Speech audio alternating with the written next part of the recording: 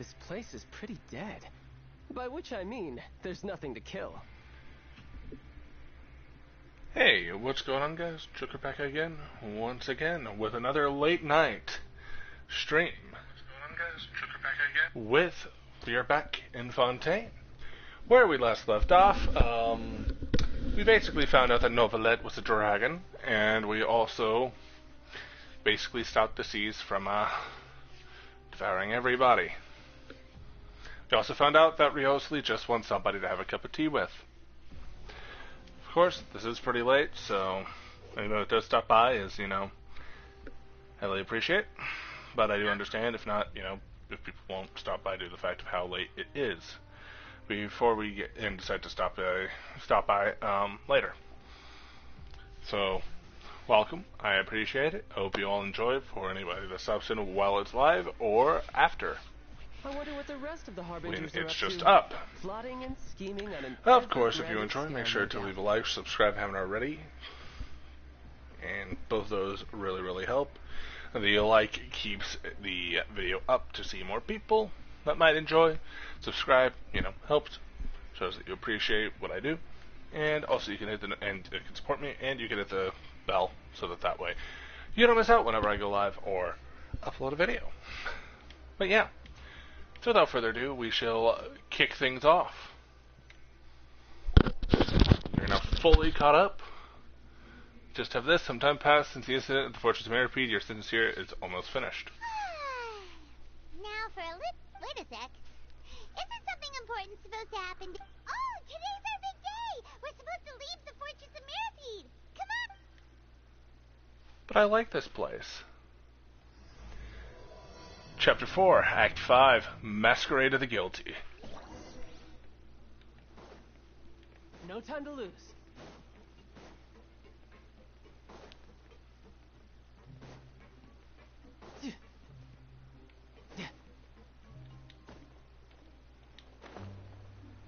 Bum, bum, bum. Ba-da-dum. Is she gonna be like a jerk to us? Please, sign here. This document will be effective immediately upon signing, and you two may exit the Fortress of Maripede via the regular channels. It's been so long since we've been to the surface. Let's hurry up and... Huh? Oh. What's happening? Are you okay? I'm fine, thanks. But I wonder what that tremor was just... Let's go! Oh, you're the nice person. You're the nice person. You're not the one that's like at the top where it's just like, oh, it's you. I do like how the Fortress of Maripede is literally like they wear their own uniforms and stuff that is like similar to Realistly, and like they do their own stuff. I find that very, very cool. Very cool indeed.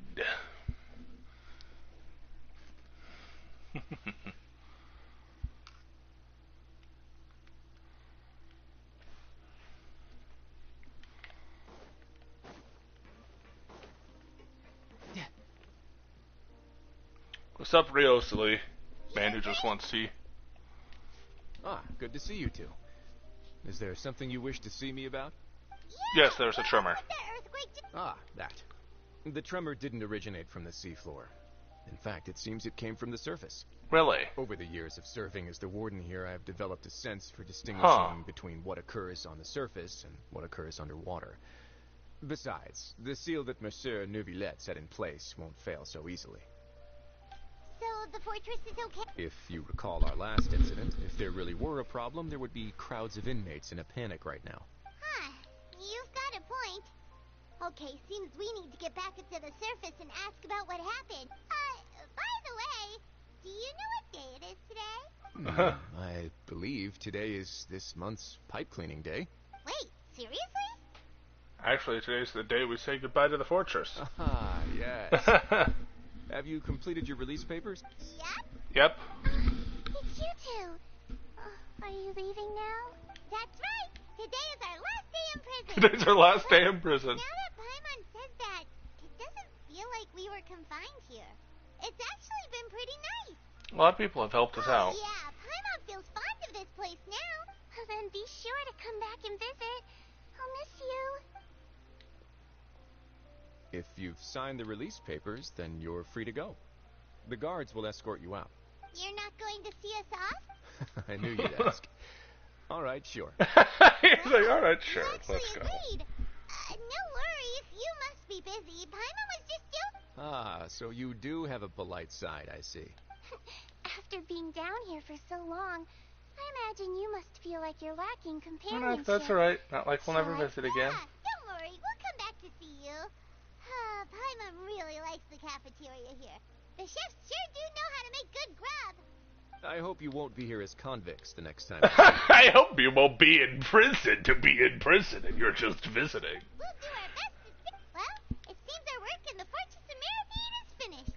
That's I enjoy that. Just hopefully, you know, you're not a prisoner. I was the one who asked us to come here. We should probably go. You're going to see Monsieur Nervillette? Please pass on our kind regards. I'm sure just your regards will do, no? I believe it would be the polite thing to do. You're right. I've heard the palais I has love been this terribly voice. busy these days. Tell him that I hope he hasn't been overwhelmed by the recent string of troubles. You're right. I heard the palace has been terribly busy these days. Tell him that I hope he hasn't been overwhelmed by the recent string of troubles. I like the way he talks. I like his voice. I kind of wish I pulled for him. Because I actually like the character. This is one of the moments where if I had played catch-up, I would have understood, you know, like, because at this point I'm pulling for characters that I like, or if they're an Archon, or a Harbinger. But even then, you know, Farina's still iffy, and I haven't pulled Nahida, so... And I physically cannot pull for La Senora because she is dead. She has turned into, not evolved, turned into ash. She has ascended, there we go, into a pile of ash.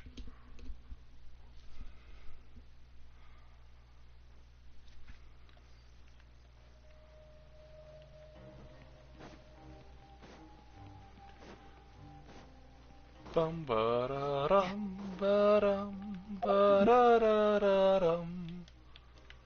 I need to go all the way over to here. Bum bum bum bum ba da da bum bum bum bum bum ba da bum bum bum bum ba da dum.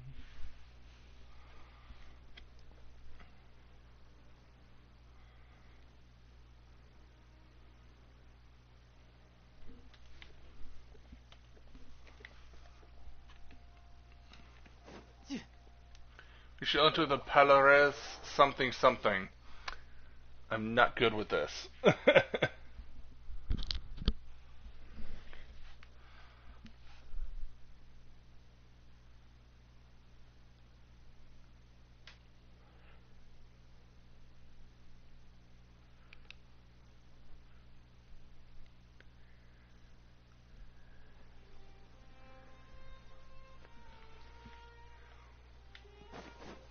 Then I need to go to Monsieur Nervillette. But never mind. The Palais Mermonia sure is buzzing with activity today. Halt! Huh? Oh, it's you two. Apologies. Monsieur Nervillette did say you'd be welcome at... Excuse me. Would you mind helping me take a look at this report? I'll be right there. Sorry, I've got my hands full here. You can see yourselves in. Halt! Oh wait, yeah, you can come in. Busy. What is happening though? Oh, there's the beautiful flowers. I forget exactly what they're called. Okay, that was clean. That was clean. You've come at the right time, but you'll have to wait for just a moment, as there are some urgent matters I must tend to first. In the meantime, please, have a seat.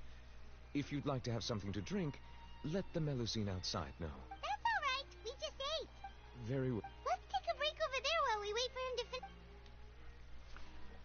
Do do do do do do do. These shots are pretty good. What is the issue, my guy? All right. That should wrap things up for now. Are you done with your work? Yes, sorry to keep you waiting. Elmine's favorite character in this story so far. Take your time. It appears that you've managed to complete all the release paperwork. That's right, and we came here to see you right away. Implemento Novelette, everything that's happened since that primordial sea incident as well as your dream regarding child. Massive whale. Judging from your description, that cannot have occurred in any ordinary waters, but rather something like the primordial sea. A whale of that size and shape cannot usually be found in the waters of Tevat. Therefore, we can only assume that child is presently immersed in primordial seawater. Immersed in primordial seawater? What the hell? Is he okay? He won't be dissolved. He's not from Most Fontaine. people wouldn't be capable of entering in the first place. I'm not completely sure how he could have gotten there. There's himself. something we'd like to ask you about, though. What is it? What was that tremor earlier? Oh, right. We asked the Duke, and he said it wasn't from underwater, so we figured you might know something about it. It turns out that I've just received a report about this particular matter. In fact, that's exactly what I was busy with a moment ago. The source of the tremor was here on the surface near Poisson. After the shaking stopped, the water levels in the Poisson area rose. Oh. The water levels rose? Oh, no. What about all the people there? Fortunately, the water levels only rose for a short period of time, and have already returned to normal now.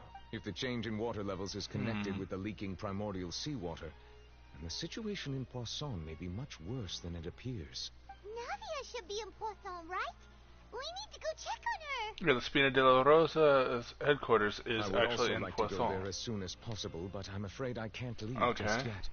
We must immediately formulate disaster prevention plans for the surrounding coastal areas to avoid potential catastrophes. I'll have to ask you two to go to Poisson first. I'll meet you there All to right. check on the situation Yep. once I finish things here. There's no time to lose. Let's get going. Please be careful. I enjoy Novelette. Novelette is just a character that I enjoy. I enjoy him a lot.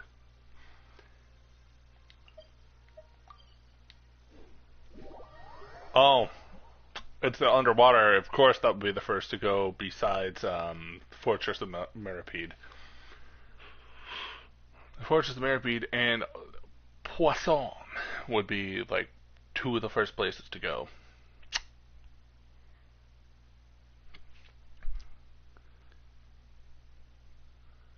I also think, last I checked, Samara won't get touched by this due to the fact that, well, one, it's specifically targeting the people of Fontaine, but still, also, I'm pretty sure Fontaine is like, the connection is a cliff. So, I think they're good? Oh. Immediately into a cutscene. Oh, no. What happened here? Well, the buildings seem to be in pretty rough shape. There's nobody around. Were they all dissolved? No, let's not assume the worst She's yet. around here, right? We need to make sure she's still... I know means we need to check on her. I don't remember if this was the normal music. Oh no. Oh no. We haven't seen a single soul all the way here. Oh, this is getting scary. What will I ever do now? Look, there's someone on the roof. Just stay put. We're coming up. Watch your balance. All right, just hurry.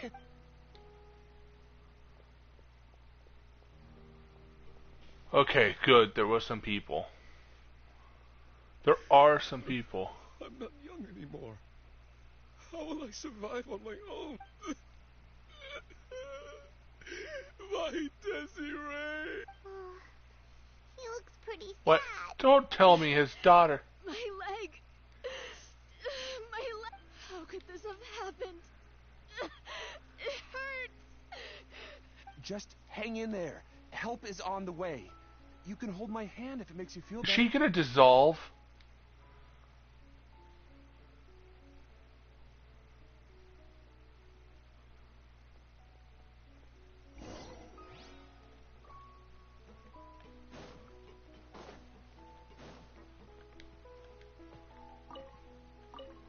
I don't like this.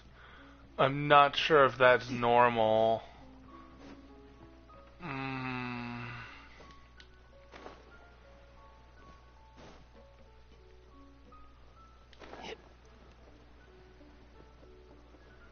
I don't like this at all. Oh, it's Navia. She's over there. Okay, so she's Hey, okay. Navia, are you okay? She doesn't look happy. You're here. We heard there was a situation in Poisson, so we came as quickly as we could. Yes. As you can see, the water level suddenly rose. It caused quite the disturbance, in fact. Some people were lost, weren't they? Demoiselle! There was a wounded resident next to a building southeast of here. We've already transported him to... He's wounded? How bad? He fell, so it's probably a broken leg. He's pretty shaken up. When the water level rose, he desperately climbed up to the roof. Once the water receded and he saw the ground, he became terrified and eventually... He jumped down then. Find the leader of Squad 1 and tell him to take the wounded resident to see a doctor. He should know where to go. Understood. I'll take over his search and rescue mission in the meantime. All right. You'll be in... I'm sorry. Where were we? The situation in Poisson? Ah, right. Allow me to explain. A little earlier, we suddenly heard a loud noise. At first, everyone thought that something might have exploded in the waterways. But before we knew it, water started pouring out from everywhere. The rushing water seemed a little odd, almost like the unique color of primordial seawater. Some people didn't realize the danger and thought it was just ordinary water. Everyone on the street who happened to be close to the water didn't have a chance to escape. Oh. As the water levels rose, they suddenly disappeared. They were all dissolved. Those who realized what was happening started to flee in a panic, desperately trying to get to higher ground. Many were injured in the stampede, and some people fell from significant height. The Spina di Rosula initiated rescue operations as quickly as possible, but there have been... The water that flooded the area contained primordial seawater, so the lower levels of Poisson are still hazardous. To ensure everyone's safety, I've asked the people there to leave as soon as possible. No one knows if this could happen again. All we can do for now is try our best to help evacuate the residents. We still haven't completed the head count, but we'll have some numbers soon. How awful. And all of this just came out of nowhere. Just out of nowhere. So many people just gone. It was quite And the frightening music indeed. doesn't help. I only wish that everything that just happened... So that guy probably lost his daughter. Is there any way we can help, Navia? Put us to work. Thank you for being so willing to help in a moment of crisis like this. You don't know how much it means to me. I really can't express how grateful I am. Wait, we're missing some people, aren't we? Don't be bad, Navia. That's what friends are for. By the way, we're... Oh no. Oh no! Demoiselle! We've got a situation here. Oh no! Sorry. I need to go for now. Oh no! And off she goes. Seems it might be a while before she... Surrounding talking people, organizing various matters, her decisions are clear and reasonable. Her face is marred by a sober expression The throughout. wounded are being tended to, and we finished a preliminary head count. Of course, we should remain ready for anything, and continue doing our best to rescue others. I'll be sure to have everyone at the Spina di Rosula ready to render assistance. Traveler, Paimon, would... Huh? Right now? Thank you. Sure.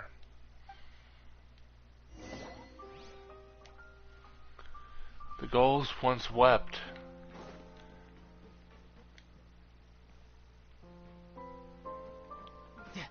This was a place of merriment that I took for granted.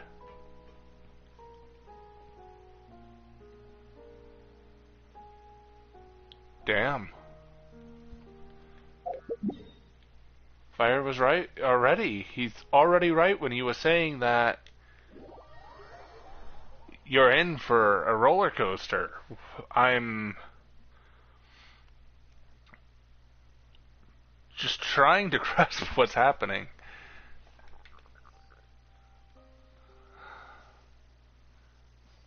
And it's still playing that. Okay, it I stopped. can get used to this. Okay.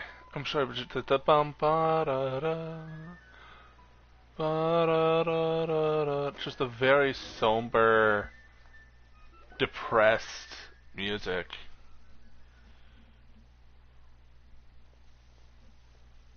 Not a lot of people here, huh? Well, given the time of day and the whole situation in Poisson, Paimon doesn't think there'd be a ton of people here visiting graves. Right. That's how things are now. The living are so exhausted that they've no strength to spare any words for the dead. Nadia? Are you okay? Don't push yourself so. Oh my gosh, she is just like done with everything and does not know what to do. Nadia, what's wrong? Sorry. I just... Malus and Silver, they won't ever come They back. did. What should They we do? did. Huh?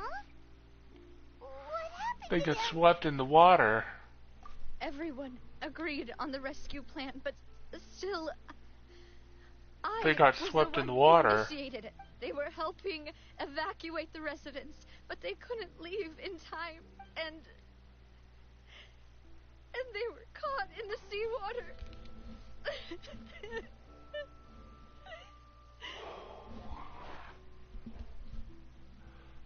I did not even properly know those two. Crying over a character that,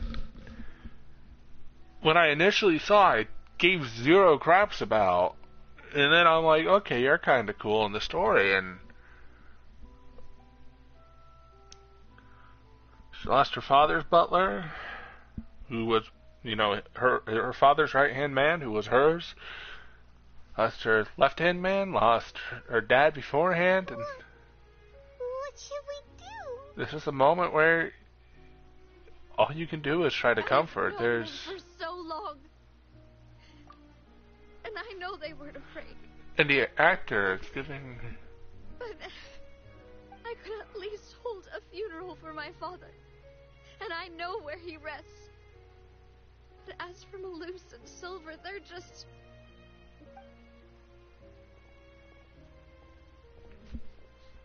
Everything looks so clean after it rains. Even the gravestones. I didn't expect that you'd enjoy a glass of red wine in front of Master Callus's grave. I can understand. Besides, the scenery here isn't half bad. See, it's not just me. I always want to bring something when I visit Papa. Perhaps we might even have a picnic. He wouldn't be angry, would he? How could Master ever be upset with you, Demoiselle? Yet the cemetery is the home of those who have passed, is it not? Everyone ends up here sooner or later, no matter who you are. But she can't Planning yourself properly... a plot in advance, are you? No need yet. But when I do, I hope you'll let me be buried beside Master And she Callus, can't do Demoiselle. that. Hey, stop joking around. I'm quite serious. That way, it'll save us both the trip to see each other whenever you visit your father's grave. That makes sense. In that case, could I be buried on his other side? After all, besides you, And she Demoiselle, can't do that. two of us could certainly be considered Master's closest companions, no? Personally, I believe we fill those shoes just fine. Damn it. Why are you bringing this up all of a sudden? Seriously. All right. I'll remember your requests. But I'd really prefer not to talk about this stuff. And what do you mean by saving me a trip? I'd make the journey even if I had to visit you two somewhere else. I promise to let them rest in peace here. But she can't. Here I am breaking that promise. I'm sorry for letting you see me in a mess like this. I don't usually cry. Paimon doesn't know how to help you feel better. But, well, she understands how you feel. I'd always thought I could make my wishes come true. But now that I think about it, that never solely relied on me. Many things can only be accomplished with someone else's help. Malus and Silver have helped me so much. But by contrast, I could do nothing for them. I'm so sorry. You can spend as much time as you need here, Navia. We'll stay with you. Thank you. Right now, you don't know how much that means. By the way, you can have a look at this. It's a list of victims from the incident that took place here. And the guy's daughter's probably gone too. Khan. Yeah. Burnett. Giverny. Francine. Karina. Daisy Ray. Joinville. Julianne. Esson. As well as Malus and Silver. So, everyone else is safe. But still. It's okay. I know what you're thinking. And you're right. We lost Malus and Silver. But we were able to save more than we anticipated. The overall outcome indicates that the cost was worth it. No one's sacrifice is truly necessary, though. Don't think that way, Navia. One person might be saved at the expense of another, sure, but that isn't something we should ever consider a trade. Malus and Silver were not the price for saving anyone. They're heroes. You're right. Thank you, Paimon. What you said just now was pretty amazing, actually. I'll remember your words. Oh, really? Seems you've become more eloquent in the time since we last met. Please don't ruin this. Please don't ruin this. Okay. Please. Please. Is everything going well on your side? Okay, she's helping. My people are carrying out the mission according to your request. All the residents of Poisson have been evacuated, and we're preparing to relocate them to higher ground. As for these supplies, we have everything taken care of. There is no need to worry. Thank you. Wait, do you two know each other? We just met recently. Right, Miss Navia? Usually, I would call this a coincidental encounter. That doesn't quite fit this time. Besides, it never even crossed my mind that a Fatui Harbinger would come looking for me. Thanks to the Knave, Sfina di Rosula received generous support from the Fatui, which allowed us to complete the rescue and evacuation work so quickly. Mutual aid is essential to fostering positive developments. We were already in the area, in any case, so it was nothing. That said, I must say that you're a lot sharper than you let on. I'm sure you understand what I mean. I apologize for all the ways in which I tested you previously. We've never worked with a Fatui before, and it's extremely important for us to know who we're working with. My subordinates have reported that Fatui soldiers have been observing water levels and taking head counts in various locations. I hear that they've also prepared a large amount of emergency supplies. I'm quite surprised. This is nothing to brag about, nor do I intend to. It is simply the way of powerful organizations to act forcefully, whether they are doing good or ill. As I've told this traveler before, I know of the prophecy, and I intend to prevent the impending disaster. Lending your organization a hand was a natural first step in accomplishing that. As such, do not be troubled by this token of our sincerity. Perhaps one day, you'll also I just have more respect for Arlecchino. Without your help, there would have been many more casualties. I won't forget your kindness. Furthermore, I sincerely regret what happened to Malus and Silver. I only wish that my people could have arrived a little earlier to prevent this from happening. Don't say that. You and your subordinates did everything you could. As Paimon said, Malus and Silver didn't choose to sacrifice themselves for any specific person. And they weren't the price paid for others' salvation. They chose to become heroes themselves. I've never liked hearing people put it that way. It's like trying to relieve pain by saying some noble-sounding words. But right now, there's nothing more suitable. They really did become heroes. You're right. I'm sorry for your loss, Miss Navia.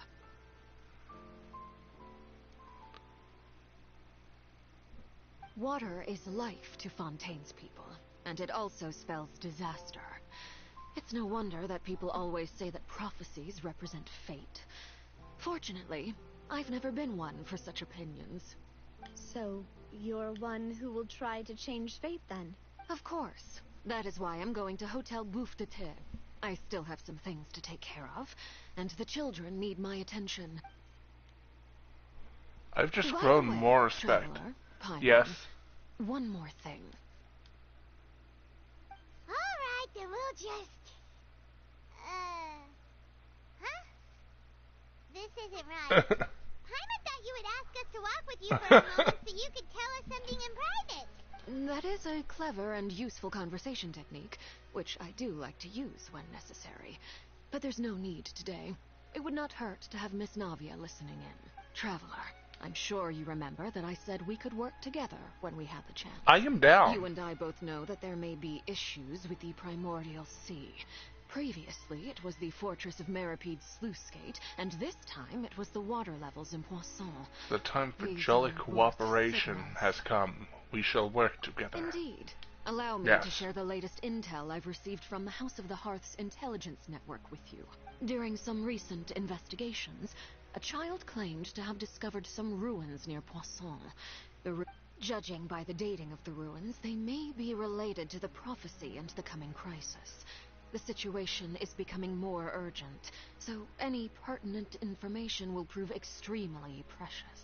My people initially came to prepare for ruin exploration. Unexpectedly, this disaster struck. And at present, we're all busy prioritizing the rescue effort. So that's why the Fatui were already in Poisson. I wanted to take the children along, but unfortunately, Linny, Lynette, and Fremine have all been dispatched to higher ground to assist affected residents. Linny told me that outside of the house, the person they trust most is you. Which is why I want to give you this task. Yes! The House of the Hearth's members see each other as family, but Linny, Lynette, and Fremine said that they also see you as such, even though you are not from the house. I'm sure you already understand how earnest they consider their friendship with you to be. Oh, that somehow makes Paimon feel kind of happy. The intel I just shared about the ruins could fetch a high price. But since the children consider you family, it's only natural that I freely share it with you. Got it! So all we gotta do is go to some ruins, right? We can handle that. And she trusts Navia, too. May I tag along? You wish to join, Miss Navia? But are you sure you're up to exploring some ruins? You need to rest. Yeah. Well, I'm sad, yes. But I can't just go back and plop myself into a chair by the roadside and do nothing. There's no point in being depressed while we still have a disaster on our hands. As my father's successor, I must live up to the hopes he had in me. Besides, I'm also doing this for myself. I need something, a distraction, to keep my mind off Malus and Silver. Navia's strong, but she needs company right now. We can be that company if she goes to explore the ruins with us. That way, I have no objections. What do you say, traveler? We'll go to the ruins together. The ruins are to the south of Poisson. Here's the map. Okay, the three of us will handle it. Come on, let's pack up and get going. There's 4 by technicality.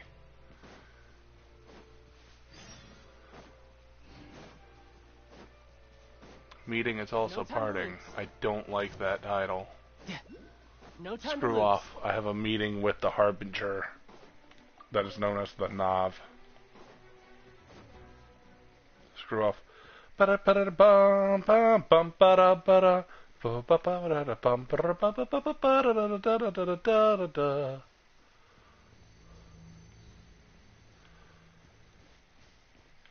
Where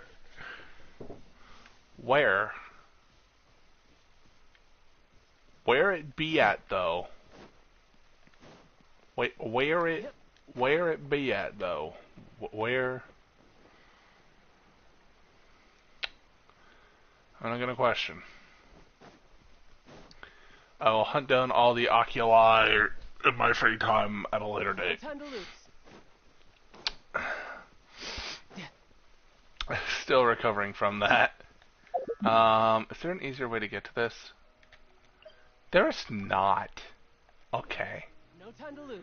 I am just going over. I'm just going over here. Oh, that fucked with me so much. No time to lose. I think I need these. Yeah, I do. Lemio spells. I need those for Lynette.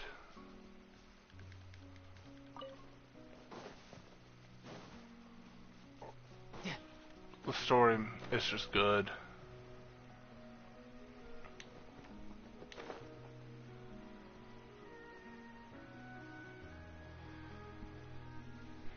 Fontaine's story is banger so far. The knave was talking? They seem to be pretty ancient already. Let's go in and just speak. So wait, so she's not coming? I thought Place of Secrets.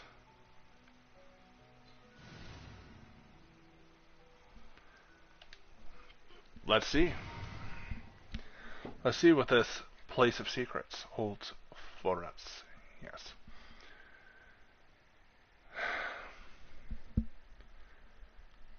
Having the knave show up like that, having Arlencino show up like that at that point in time was definitely needed to sort of change the pace of the story. So something needed to happen, otherwise just everybody's depressed. So...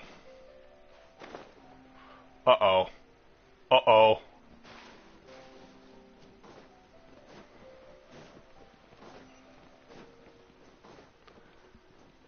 There's Hilly Trails here. Teamwork is dreamwork. One with nature. Don't get too close. I got you covered. Huh?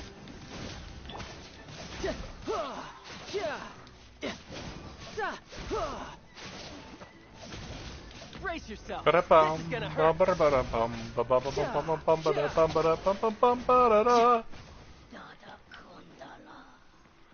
Natakundala.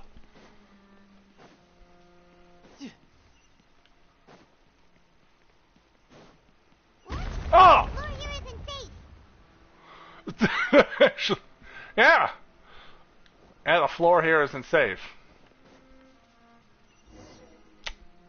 I wonder why the floor isn't safe. This place has also been contaminated by primordial seawater. Yeah. And a lot of it, too.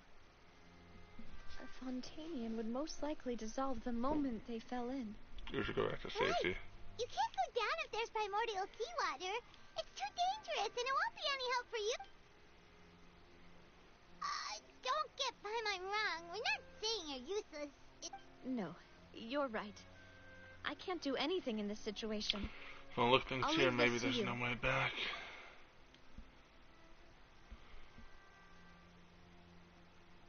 That complicates things. Maybe the only way left is forward. In that case, do you want to wait? The water levels here are unstable, and there's a chance the water will... I'll go together with you. Perhaps we'll find the exit just up ahead. If there's any other option. Right. Oh no. Go with us for now then, but... Please don't. Oh no, it's a dead end! Oh. Let's try climbing over from the side. Love how the water just immediately kills you.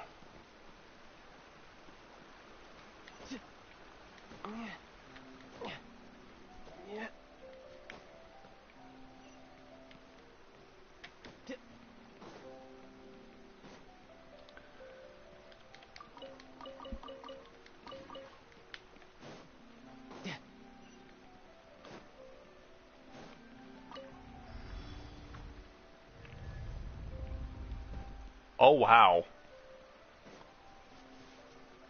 Oh wow. Okay.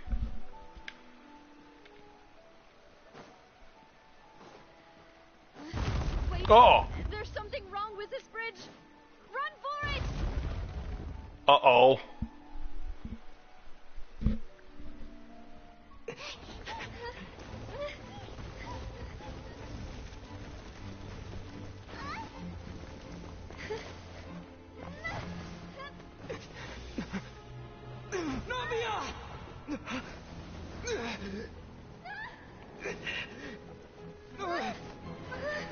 No!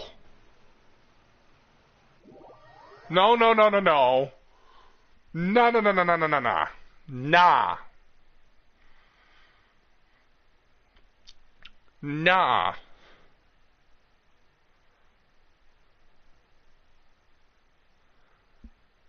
You can't do that. You can't.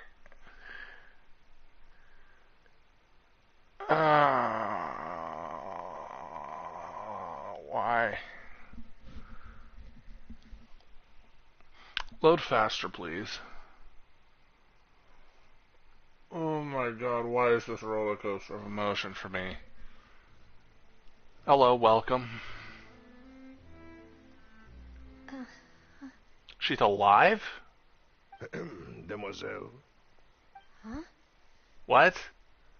Is she in the afterlife? What are you doing here by yourself? Would you be standing here till dark if I hadn't come to get you? Maybe she just wants some time to herself, Malus. Or are they gonna save her?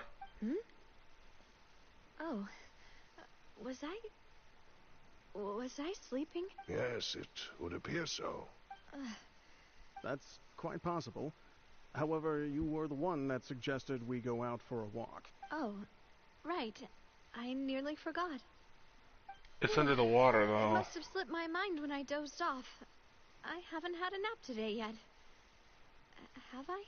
This is a familiar feeling, yet something's a little... Is something the matter, Demoiselle? Oh, no. No, I'm fine. I was just trying to recall why we came out for a walk. Do you remember Mr. Giverny? He'd requested our help before with foreign merchants who had a debt dispute with him, and we'd resolved the matter not long ago. We were headed to see how things person. were going with him at the moment. Ah, right. Oh, Miss Navia. Ah, Mr. Malus. And Mr. Silver, too. It's good to see all of you. I've been great. Thanks to your help, those bothersome merchants finally realized that I wasn't the one they were looking for. Why, I wasn't even the guarantor for that person. They were knocking at my door day and night. Even my neighbor Obina was getting fed up with them. Sometimes force is required to calm someone down and get them to listen to what you have. That's right. Oh, by the way, Burnett, what was it that you wanted to give to Miss Navia? Is she dead too? Oh, yes. One moment, I have it. Miss Navia, these are some flower seeds that I prepared. Please take them. I don't know what we would have done without your help. So this is a little token. Is this a memory, or is this them trying to save her? Did you cultivate them yourself? Thank you so much. I'll certainly take them. Malus, we do still have some empty flower pots at home. Why, we can have as many pots as you'd like, demoiselle. Perfect. In that case, we'll swap out some of the decorative plants for some of Mrs. Burnett's flowers. Very well. Wait. Something seems to be off here. Excuse me, madam. If I'm not mistaken, your name is Burnett. That's right. Is something wrong? No, it's nothing. This is the first time we've ever met, but your name seemed familiar to me. I've heard this name before. And why are there so few people around here? We must mind the time, Demoiselle. We still have important... Huh? We do? Like what? Well, now, did you forget? Miss Navia, here you are. I've been looking for you. Please, come to the Opera House. Your trial is about to begin. My trial? Wait, what? Yes, she's right, Demoiselle. It's just about time now, so we should get going. Oh? I'm so confused on what's happening. Because she fell in the water. Is this a trial to see whether she should stay in the sea or if... I'm so confused. I'm intrigued but confused. When the Opera de Look, it's Nadia. Elicles. She's here. And her two attendants are with her. Goodness. Everyone's finally here. There sure are a lot of people here to see the trial. And they all seemed... Karina, Desiree, Joyville, Jolien, Essen. All the people that died. And as for the judge... huh?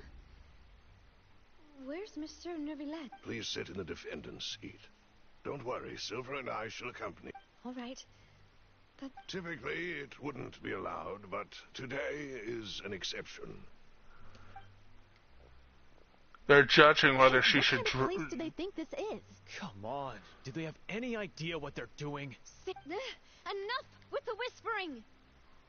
My dear Miss Navia, have you not yet realized what you've done?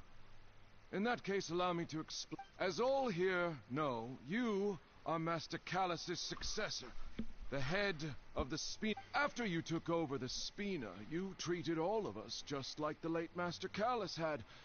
If anyone in need reached out to you for help, you responded. Not only you, but your butler, your subordinates, nearly... Wait a moment. Aren't you just proving that I'm a good person? Yes, correct. Absolutely right.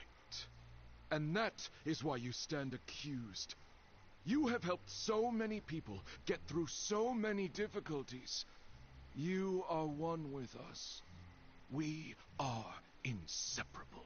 We are one big family, all of us who are from Poisson, inextricably linked. And with you being so important, we couldn't possibly do without you. Therefore, this fair and honorable court shall declare you guilty, and you shall stay here. You will be together with us forever. Huh? What are you saying? Everything you have said is correct. I have indeed done a lot for my hometown, and I would be willing to be with you all. That has a trial to whether she stays or not. Having me stand here like this. Ah, well, if that's what you think, then I have no further comments. How wonderful, Miss...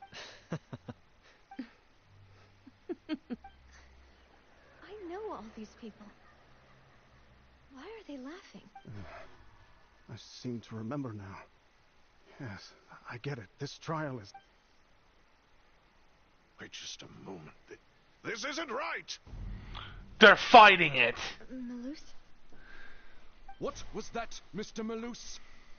Our conclusion is very clear and unanimous. Let the court judge her now. She's guilty! Stay here, Navia! You're one of us! Demoiselle, don't admit guilt. This trial means to keep you here forever. I wish to exercise my right to defend Our Lady. Mr. Joinville, you only know of Navia's goodness, but nothing of her utterly independent mind. She was born a free and independent spirit. She has never been tied down by anything. Her actions cannot serve as proof that she identifies herself as part of any group. She merely acted as an individual, extending her hand to help others. Please do not mistake her actions as being otherwise. Really? As an individual, you say? Don't forget, we are all Fontainians here. This is the nation of justice, the nation of Hydra. Even if Miss Navia only voluntarily rendered her assistance, that doesn't change the fact that her beautiful soul must return to everyone. Water accepts all, blends with all. It will surely accept her. Everything is measured here in the nation of Hydro. And in the end, everyone shall meld together. Thus, when a unanimous opinion emerges, that opinion represents justice. Now, I speak for everyone. Our opinion is consistent. Navia should stay. We and Navia are one. And you would call this justice? Preposterous. You are merely jealous that Demoiselle still has a chance to exist as an individual. There we go. Have you forgotten how much you all once longed to become individuals, to become independent? Do you mean to defy our justice? If your justice is flawed, then why should we acknowledge it? As you said, we can also have our own justice. Silver and I shall defend, and that is how we will enforce justice. My head... Demoiselle. Silver, it hurts. My head is spinning. All I can see is stars swirl... I remember now. Everything that seemed odd from the Carina, Desiree, Joyville, Jolien, Essen, and Mr. Giverny and Mrs. Burnett, who we met earlier. Even Malouse and Silver. I don't want to admit it, but they're all dead.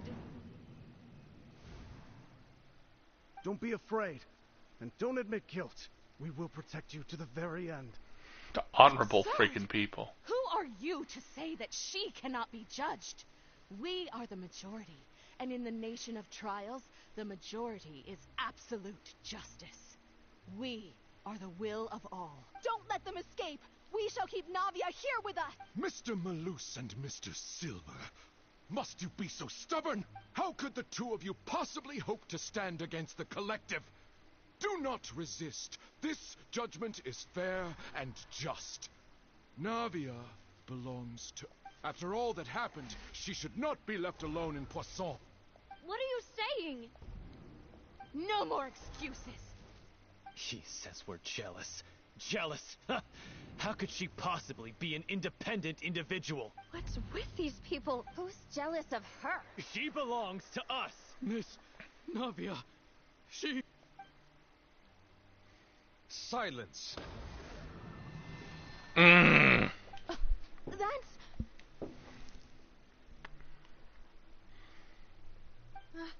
Monsieur Neuvillette! Such commotion is prohibited in the court. The accusations you just presented are nonsense and cannot constitute a proper trial. The court will adjourn for the rest of the day. In this, I shall hear no objections from any unauthorized party. Our thanks, Monsieur Neuvillette. Please leave with me, Miss Navia, while there is still time. But... Go on now, demoiselle. This is your only chance to lead this place. What, can't bear to leave us behind or something? Malouse. My apologies. I couldn't resist making one little joke once I realized that... She's getting some closure. This shall be our last goodbye. Malouse. Silver. Quickly, you must come now. Goodbye, demoiselle. Farewell. Damn it! This is just a roller coaster. This is a genuine roller coaster of emotion.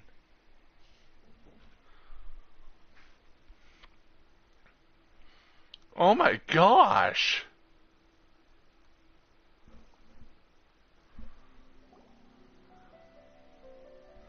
No, wait! Just a second! Hey, Navia? You're awake? Good. I must have been dreaming. Malouse and Silver were still alive, and they were defending me at some insane... It looks like you're all right. Did all the sad feelings cause you to have a nightmare? The ruins you were exploring suffered a cave-in. When I arrived, I found you falling toward the water. You were just about to be dissolved within, but I... What is it? I think I saw 2 Oceanids protecting you. It was only for a moment, perhaps even a fraction of a second. But they gave me the chance to retrieve you. Were it not for their intervention, I would not have been able to rescue you before your consciousness dissipated. Wait, did you say Oceanids? You mean like what happened with Vache? The people that are dissolved become Perhaps Oceanids. those 2 Oceanids were the people you saw in your dream. I always told them that they didn't have to protect me. To think that they'd keep doing so even after death. Please come with me.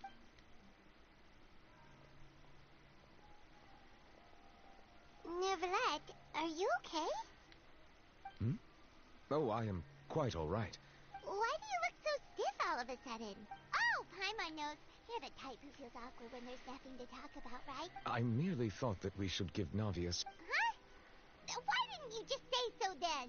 Don't you think it's even more awkward to call us over like this and have nothing to talk about? I suppose so. By the way, Citrine sends her regards. Citrine. I hope all is well with her these days. Her work in the Fortress of Meropide has not been too much for her, has it? No way, don't worry. She's doing fine down there. She's an amazing head nurse. I see. Well, that is good. I have always worried that Sigewinne would need a lot of time to understand the world of humanity, just as I have. Oh, and the Duke also says hi. Even though Sigewinne made him do that.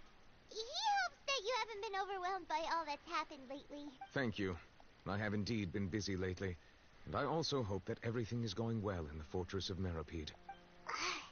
He still doesn't know what to talk about. Let's chat about something else. You're really good at talking. What shall we talk about? Oh my god. Yes, of course. This isn't going anywhere. Yes, in fact. I had arranged to meet you in Poisson, but when I arrived, I discovered that the Fatui were helping the residents evacuate.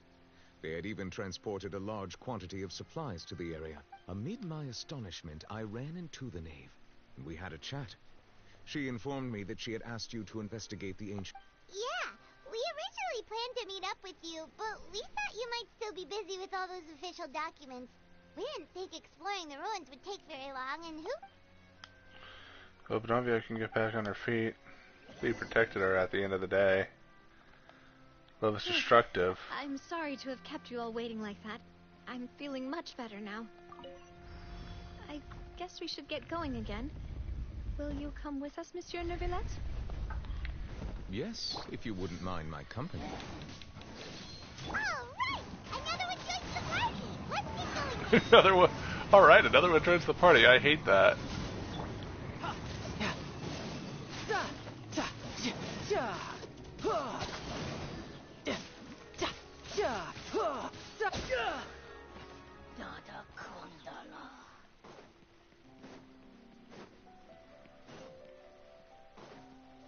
No time to lose. Oh no, another unstable path. Watch your step.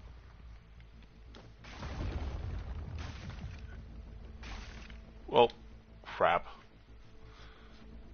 Like, what was I gonna do? No time to lose.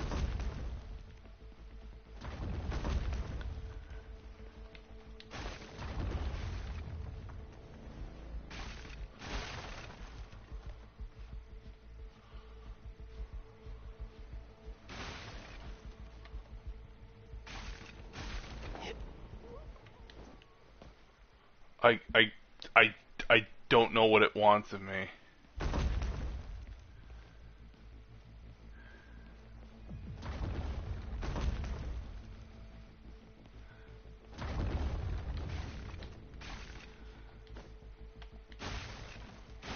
What? I could get used What to this. the hell? How am I?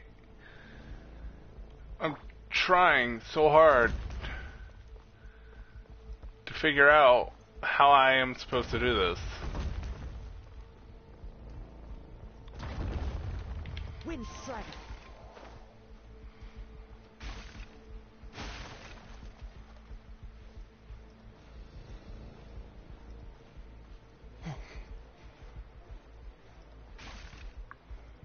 Oh, lovely.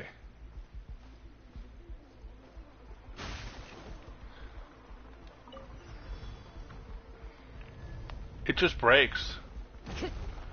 It.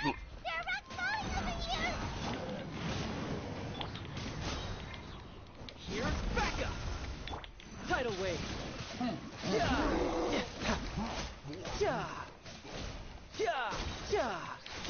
Shouldn't let your guard down.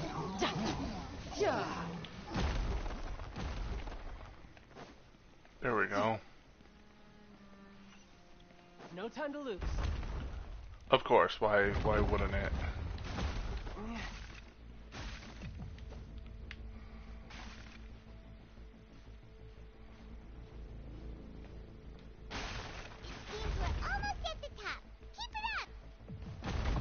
Why? Why? Why? Why?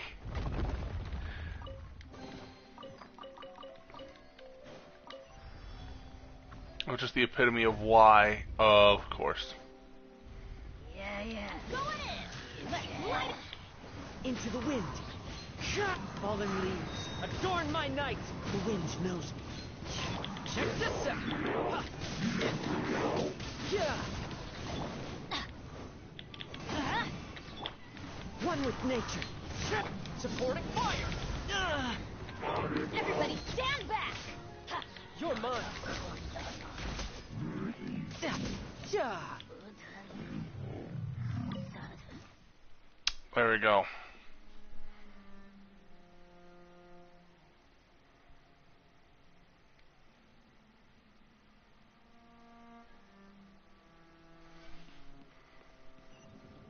We now can go up.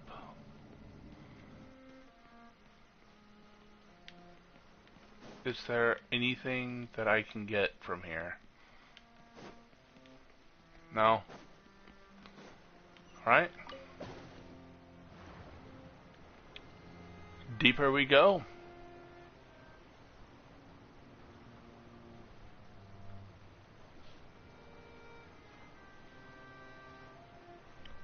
Deeper into the fold we go.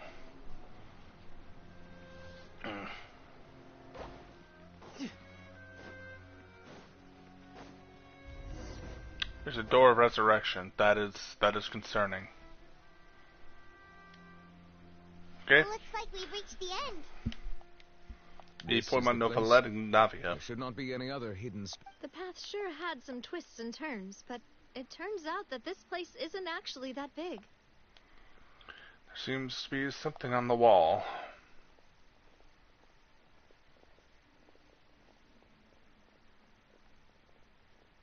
Stone. That's the prophecy. It seems like they were put here as an Perhaps we should just leave them be. There are 4 locations in total, but only 3 stone slates. The slate that should be in the first empty spot is missing. The surrounding walls also show signs of damage. Not my cat. Hello, kitty. Something written below. Let Paimon see.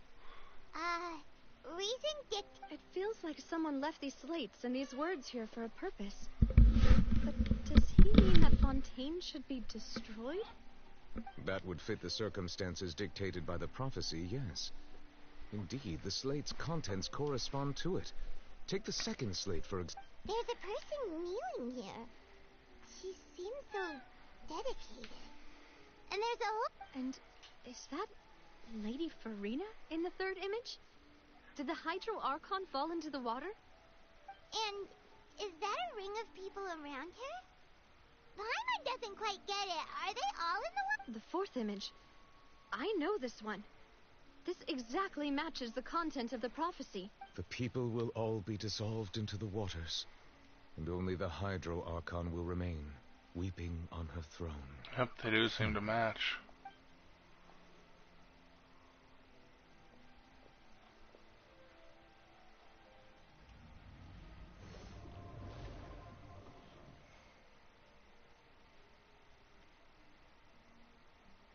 More information should be hidden in these slates, but I fear I cannot easily uncover it. Don't blame yourself, Monsieur Neuvillette. Deciphering ancient stone slates isn't one of your duties. Ooh, Paimon's getting the chills just looking at these slates. This says that it's the history of the future, right? That means the prophecy's sure to come true. I really hope... Still, Paimon feels like these images are kind of...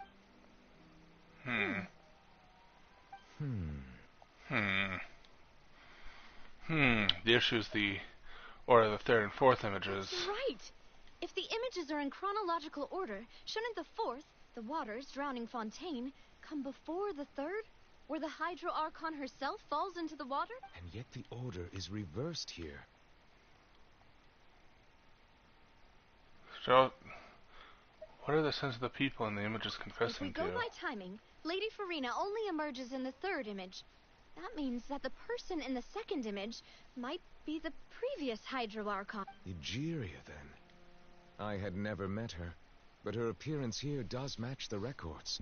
The previous Archon kneeling before the floating island in the skies, as if confessing a sin. Did she herself commit that sin? Also, I'm still wondering why these ancient stone slates are here at all. Judging from their contents... But who would have created these slates and left these words here? It seems that any further clues will have to come from... We're gonna have to talk to Farina. There's nothing else. Yeah, we better get somewhere safe for now. Honestly, you created this place as a meta now. The real question is whether things will truly play out as the prophecy foretells or not. Huh.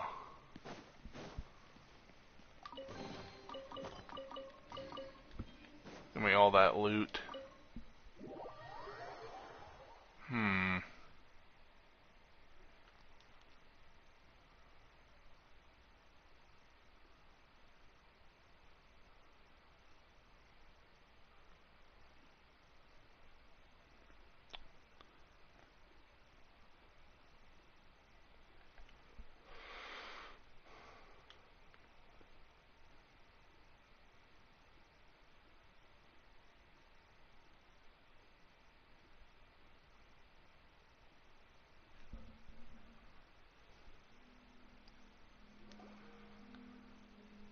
Let's split up here. I'm going to check on what's happening with the Spina. You know how it is. There's some things you just need to be there for yourself. You still have energy for that, Navia? Paimon's already beat. Just head back to the Fleuve Cendre and have a rest then. Thanks for keeping me company all this time. I'll depart as well. Thanks for your hard work today. Rest well, everyone. Traveler, I will go talk to Farina tomorrow morning to ask about the stone slates. I'm sure that you're concerned about this matter as well. If you have time, drop by my... Yep. She has long been harbor. Alright, I will be carefully Traveler, Paimon, our safe house at the Fleuve Cendre is always open to you, as ever. So please don't think you're an imposition. Alright. I'll be on... Okay.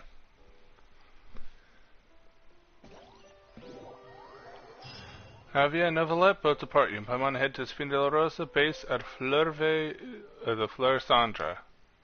Fleur Cendre is what it's called, I'm pretty sure.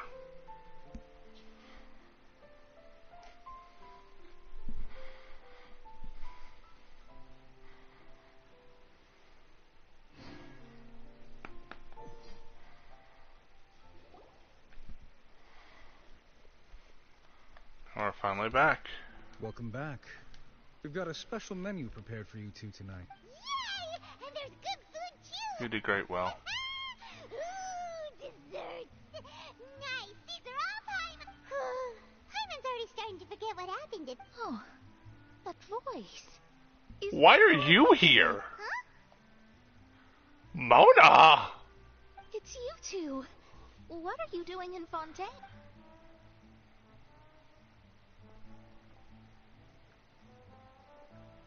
Why are you here? I'm so confused. Lady Magistus.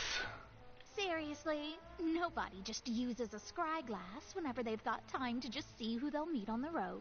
Still, we didn't expect to see you here. Wait, you're not a Fontainian, are you, Mona? Well, I have some business to attend to here, so I booked a hotel in the city. Why did you think I was from Fontaine, though? Is that because Magistus doesn't sound much like a Mondstatter surname?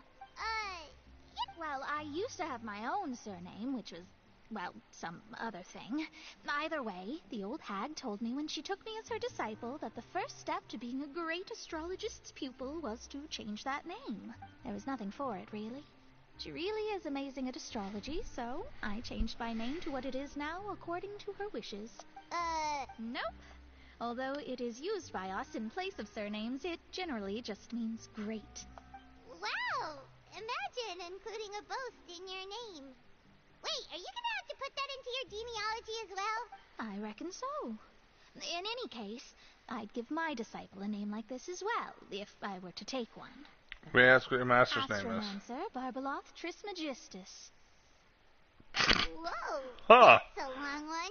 My name means Mona the Great Astrologist.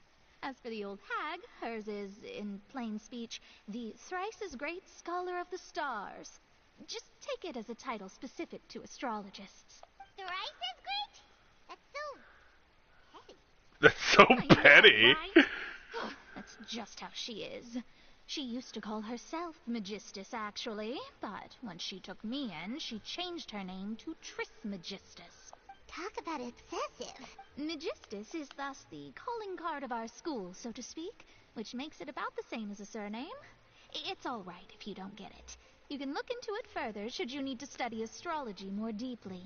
How about the triple strength traveler? Or the triple appetite Paimon? Terrible!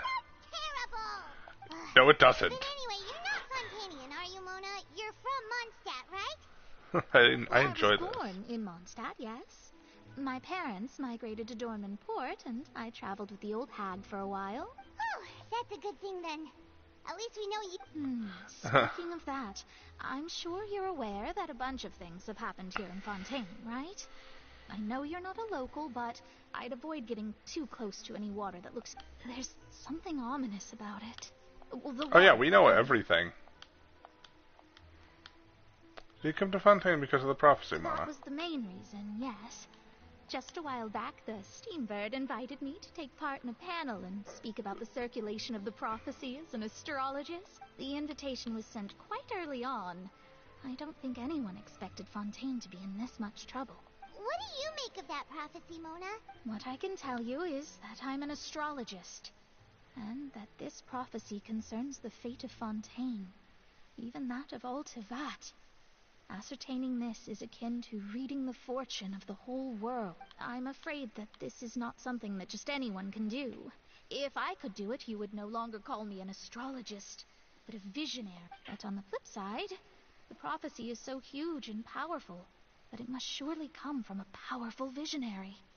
Its contents involve the fate of the world. Disregarding it? A visionary? Sounds really powerful and all, but... Of course. The old hag could do it, and I'd bet there are others amongst those Hexenzirkel colleagues of hers who could do something similar. Hey, to sustain the accuracy of the prophecy, could you help me get in touch with your master? Are you sure? Yes. Thanks, Mona. Oh, well, this is something only I can do after all. So yes, your praises are quite welcome. That's the greatest of astrologists for you. Of all the people we know, you know the stars the best. Indeed, indeed. Oh, sorry. I came to see what all the commotion was about. If there's anything you need, do not hesitate to inform the Spina di Rosula. Oh, whoops. Guess we were getting a little too carried away there. Well, I'll go tend to my own business. And there she goes. We are basically parts of and Spina. Here we are with the Spina guy giving us suspicious looks. Well, we were making a ruckus. Try to keep it down next time. But we were able to recruit Mona's help, didn't we? After the conversation, you said to get a good night's sleep and replenish your energy. Good morning. To be honest, I'm still feeling kind of sleepy. But it's time to get up, traveler. We agreed to go see Novelette, so let's pack it up and get going.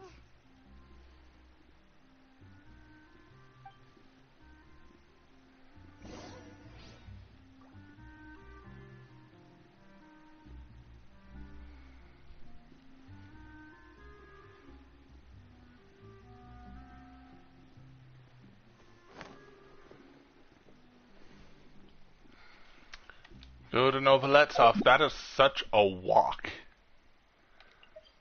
That is a freaking walk and a half. That is a walk and a freaking half, man. Wow. That is a walk and a half.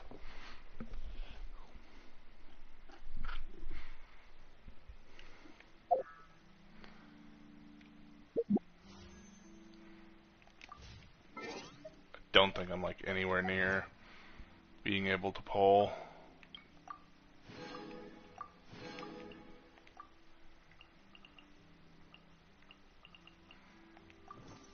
Yeah, I'm nowhere near.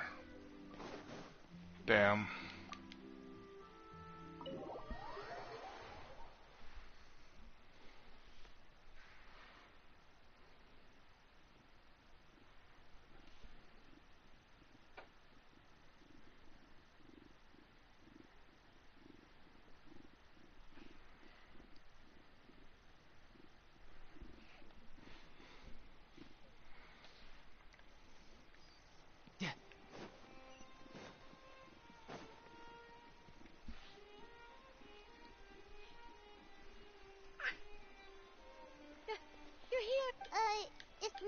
Neuvillette and Lady Farina, they seem to have gotten into a dispute. What the hell? What the hell? That transition. Like I said, I've already explained everything. And yet the problem has not been properly solved. There is little space for excuses between us. It is not my intention to offend you, but please, tell me where you stand. You are the Hydro Archon Focalor, are you not? Look at this. This is a list of the victims from the recent Poisson incident.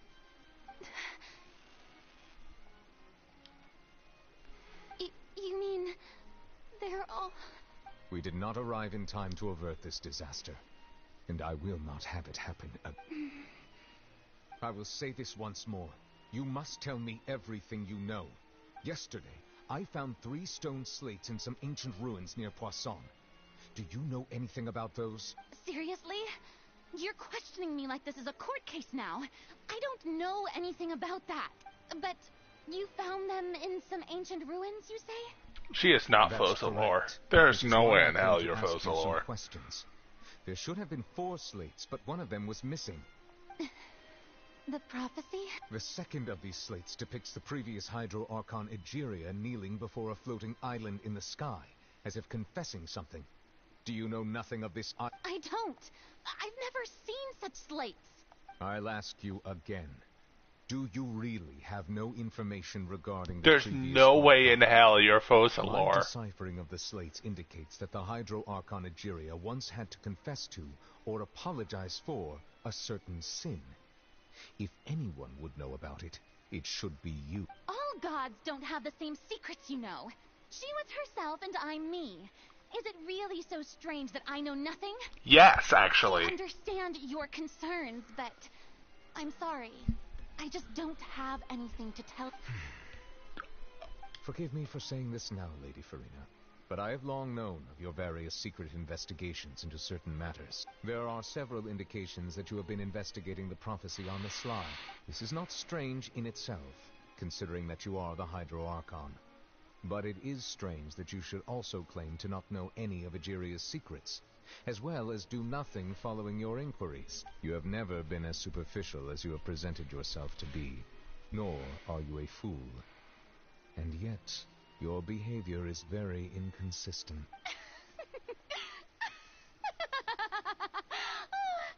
So you've been watching me all this time, have you? I didn't think you were that type. Well, since you know about my secret investigations, then you should know I'm actually working to take care of it. Shut up. There's no point questioning or suspecting me. You're the Eudix, but you're still my subordinate. You should be following my lead. Shut up. Just trust in me. You're Archon, and do as I say. Never mind whether you can truly convince yourself to or not. It'll all turn out. That's all I have to say. We do not discuss this matter again. Oh, the opera's about to start. Yeah, he's not happy either.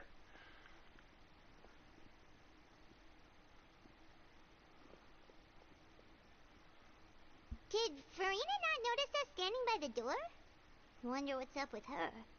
She was smiling. She seems to deliberately be hiding something. I assume you've been outside for a... Oh, you noticed. Seems Farina didn't even realize we were here. She was in a great panic, though I cannot discern the reason. Our discussion reached impasses time and again, a state of affairs that we cannot allow. Still, I do not understand.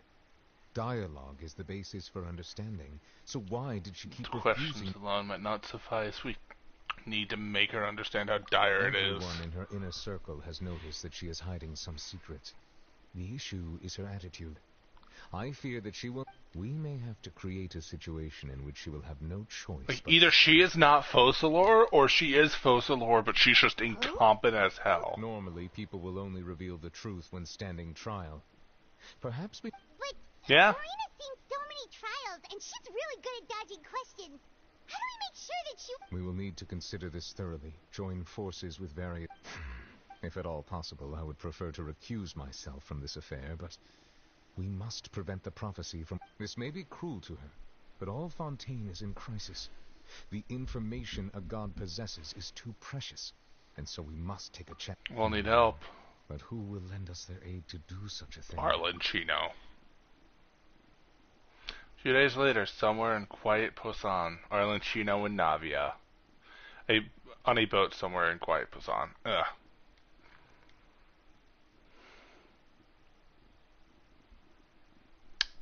We're gonna take her to trial. She's either gonna be revealed as not knowing anything, not being Fothalor, or knowing a bunch of stuff, but not telling everybody, when this is a scenario where literally an entire nation could be wiped out overnight.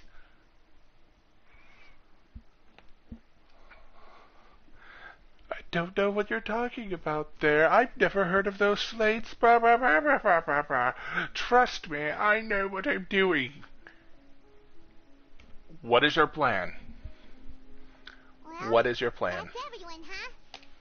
Speaking of which, it was pretty smart of you to think of hiding here. Poisson was just involved in a disaster. Oh, so it's Lenny and presently Lynette. devoid of people. That naturally makes it the best choice. And here you are drinking tea like it's the most natural thing in the world, huh? That's what families should do. Sit and enjoy a leisurely time together. It's nice to enjoy tea here, you know. Care for a cup? Lend me your ears, Yep. everyone. Or perhaps one of you might like to start us off. How about you, friend? Me? We got the siblings, we got Navia, we got me, and I guess Pion's here. How about you, good... And Novelette. Everybody is here. All we need is Arlenchino, but I think Arlenchino is being represented by Lenny, Lynette, and Fremine. Guess we're lucky we've got a local like me to Yep. organize things. Wonderful. The spotlight at last. I guess I'll be facilitating things from here. And even Clorinde. Don't you think? Oh, you might be right. Anyway, to cut to the chase, as Yep. for what that is, well, let's start by saying that we'll be pooling our efforts together to create a series of traps. Oh, how intriguing. Well, it's just an expression, really. One that I just learned from Clorinde and use on the spot. So, let's invite her to explain in detail. Huh? Didn't you say that? Oh, come now. Your work doesn't involve much public speaking, right? This is a good chance to practice. You might even pick up some fancy oratory tricks to impress your boss with in the future. I see. And what does my boss say? He is glad that you consider him your boss. Do I like that. He is glad you consider him your boss. Proceed. In that case, do any of you have experience hunting? Not that I recall. Fremine and I once used a wooden stick in a basket to catch wild rabbits when we were younger. As for Lynette, oh, right. You were sick that day, weren't you? I've also gone diving to catch some fish before. Does that count? I'm afraid not. You may or may not have heard, but Fontaine once played host to a group known as the Marechaussee Hunters. Yes, though that was we their have name. the They macaroni did and cheese not hunt hunters. animals, but rather various monsters left behind by the ancient dynasty of King Remus. Today, Fontaine's monster population has already thinned greatly, so the hunters have blended back into society, taking up arms in other lines of... A trap comprises of the following components. Bait, trigger, and a trigger, containment device. and a containment device. Sometimes a lethal implement will also be necessary to deal. So, if we were to build a trap together, right now, what would you choose to build it with? For me, I would prefer something basket-shaped. Pigeons and rabbits will see the bait and naturally enter the snare. Our line of work requires a deft hand, and we're some of the best in the industry, so you can count on our techniques. You used some of those techniques while moving the people of Poisson, didn't you? My subordinates mentioned that you even performed some magic for the bawling children. Aww. Yes, and I even managed to gather some intelligence in the meantime. I'm quite the multitasker if I do say so myself. I'm afraid I can't claim that as my strong suit. I prefer more stable methods, like placing bait in the water and waiting for the fish to come within reach. We don't have the time for that, That's the kind of method I would count on. Calm and steady. Exactly the kind of person who would catch loads of fish. And I can be with discretion, I'm sure. I'd probably use some sort of mechanical animal. Papa once bought me some small clockwork squirrels, mice, and such. I remember that you liked those too, didn't you? I did. And that would be a good way to go about it. If they're realistic enough. What about you, Monsieur Neuvillette? I fear I do not have any related experience. That makes sense. You usually solve problems directly, without the use of any such tricks. But I do have one more question for you, Monsieur. If we were to create a trap now, how would you design it? I would like for it to be effective, but bring no harm to the prey. A more gentle trap would be ideal. Kind, as always. However, our intention doesn't necessarily change the containment device and the type of implement we need. If we wanted to kill the prey in one strike, we would need a powerful implement. However, that also goes for prey that must be captured and safely contained. Wait, why's that? Only a hunter who's a true expert at subduing their prey can snare it without harming it. The line that divides life and death is often exceedingly thin. So, are we going hunting together? We are hunting the Hydro Archon. We hadn't thought of seeing ourselves as hunters. If our means of capturing and dealing with our prey is to put them on trial, then the hunting metaphor is actually quite accurate. But we shall require much more courage than any hunter to judge a god. A being whose seat is an exalted... Oh, so that's what's going on. Sounds very interesting. Green's hunting metaphor was just a metaphor. It will not call this a hunt because it's not what you should do at present, nor has the relationship between you and Farina reached such a dire stage. What you need is simply the secrets she is keeping. Attempting to take the secrets is an act of sacrilegious disrespect, but must be done to prevent Fontaine from sinking into the waters as foretold as from the prophecy. There is neither hunter nor prey, but there must be a trap.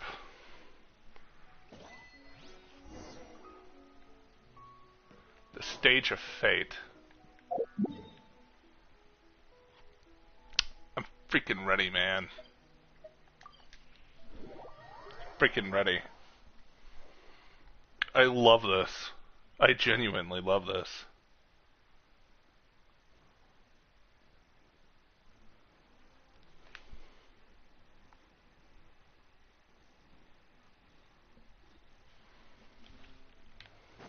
We got like all the homies. And then we got homies representing other homies. I consider Arlenchino one of the homies. Because I've grown so much respect for this character, and this character has been played, and like, not played, but has been presented in a way that I did not expect her to be presented, and I like it. Paimon didn't think that... Paimon thought they'd be at least a little frightened. Well, Fremine was, now that Paimon thinks about it, but everyone else just looked a little surprised. You feel more confident after the meeting. It's hard to say. Paimon doesn't have any experience with this sort of thing. But with you around, Paimon after all, you're the most reliable person in the Thank world, you. aren't you? Is something wrong? Did you just pour some tea? Paimon didn't notice you doing that at all. No. Then what's that? Paimon's never seen that cup before. Don't be frightened. I'm just joining you two for tea. I merely refrained from saying anything till now. Is this Mona's master? Who? Ah, have you forgotten me already? Wait, you are familiar. You're the voice we heard from the sky in Sumeru. The voice from the sky, Who the hell are you? I don't remember you. You're feeling lost now, just as you were feeling previously. I sensed that confusion and thus came to you. Who are you? Consider me a passerby, just accepting a commission from my friend's disciple on a whim. Yeah, you are. Allow me to ask you, will the prophecy come true? Yes, what has been prophesied will be fulfilled. You may view such things as the history of the future. What?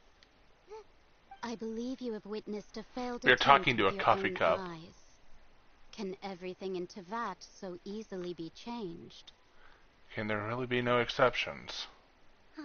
Just as prophecies are usually only the future as seen from the perspectives of the gods, Could things be happening in hidden corners where the god's gaze does not fall? Are the things that you shall see different from the fate that the gods perceive? What is she talking about? Tea in the teacup is just about gone I believe as well. that you understand, right? She's Some communicating things through are the teacup. insignificant, but others you must reach out to change. Ultimately, fate shall serve as your only guide, no matter what will happen in Tevat's future. All you need to do is to play your part. This was good tea, by the way. Thank you for your hospitality. Well, that'll be all for today. The voice. It's gone. Lieutenant, is that the clue you're leaving for us? Unexpected news led to complicated feelings. When you wake up, someone seems to be outside. Navia, maybe? Alright. Be more diligent. It's you who's getting lazy. Well, No, it's Mona. I've walked in on some lively banter. Have you been these past few days? Just fine. I went to take part in that Steambird panel. Not all Fontainians are pessimistic about this. One journalist mentioned that sitting around and waiting for the end to come would be wrong, and that they should make their own. Did she have pink hair by any chance? Why, yes. It was Charlotte. I assume you've heard. I'm in full support of her view. Prophecies are very important, but how can people allow... That's right! Paimon's glad to... Yes. About what we had discussed before. I did try, but I'm afraid I couldn't reach the old hag. I'll try again. Actually, somebody came over. Tell Mona about the mysterious guest. Goodness gracious. Are you serious? I believe she came to pass the message to us. The god's gaze has blind spots. Pretty bold if you ask Paimon. Most people... The Hexen Circle members are certainly anything but ordinary. As for the mage named N, the old hag has mentioned her a few times. She said that N's sense of direction is incredible, and that she loves guiding those who are lost. But I've never met her, and if she were still alive, she'd be... well, suffice it to say that... Whoa, the Hexen Circle sounds like a scary Yeah. group. But they must really stay... Their abilities alone are pretty terrifying. If she came to see you personally, then the problem you're... Well, it's not like Paimon could understand anything she said. Yes, she was quite cryptic, but I suspect she means that there is still a way to... Perhaps it is something that you cannot know right now. True, her words were meant as a helpful hint, but when will we realize their value? Was this the best answer to my questions that I could have gotten? Are you... Oh, we're fine. We're just a little down. I see. I feel that same sense of desperation, too. I guess you could consider me someone who has often witnessed fate. So far as I have seen, it cannot be swayed. But even so, I still hope for, and believe in, miracles. Astrology is eternal and rational, but fate may not be. It is cruel, but it can also be beautiful. Perhaps that's what N was trying to tell you. I did originally think of steering clear of all this, but I couldn't. Even if this is all futile, I still wish to help everyone. If we don't... You do have a point. There I go, talking about astrological principles again. Sorry about that. The moment I start talking about work-related stuff... I need to get going. Don't worry about it, Mona, and It's thank worth you. trying to comfort you, even if only a little. I suppose that might be why we always seem to meet by coincidence. Adios. Back to trapping a god. By what Mona said. Hey, traveler. Paimon suddenly feels... Let's walk around the city, shall we? There's a few spots we always like to walk by.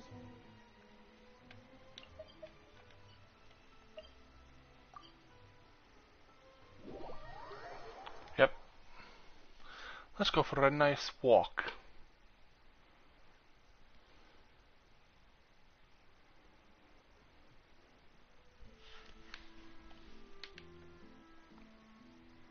No time to lose.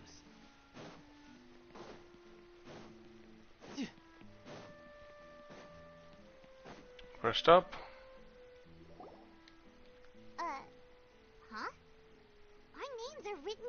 Maybe we're famous. The underwater stronghold, the Fortress of Meripede, has continued in its noble autonomy. But that does not mean that others cannot interact with it. My recent attempts to enter the fortress bore little fruit.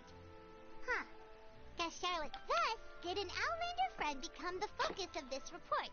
A blonde adventurer with their white fairy trailing in their wake. It is said that this mysterious traveler once visited the underwater fortress. So while the fortress's interior remains a mystery behind closed doors, journalist Charlotte's biggest scoop yet. The Traveler's Trail, World Walker. Huh. Charlotte took so many awesome photos. She hasn't been able to get a hold of anything at the fortress, so since we're easier to find, she's using us as the subject matter instead? That sure seems to be the case. Seriously? Well, fine. Right? I'm assuming the Hearth is the Children of the Hearth's home is one of the places. I forget this place. This is where we had some food, I'm pretty sure.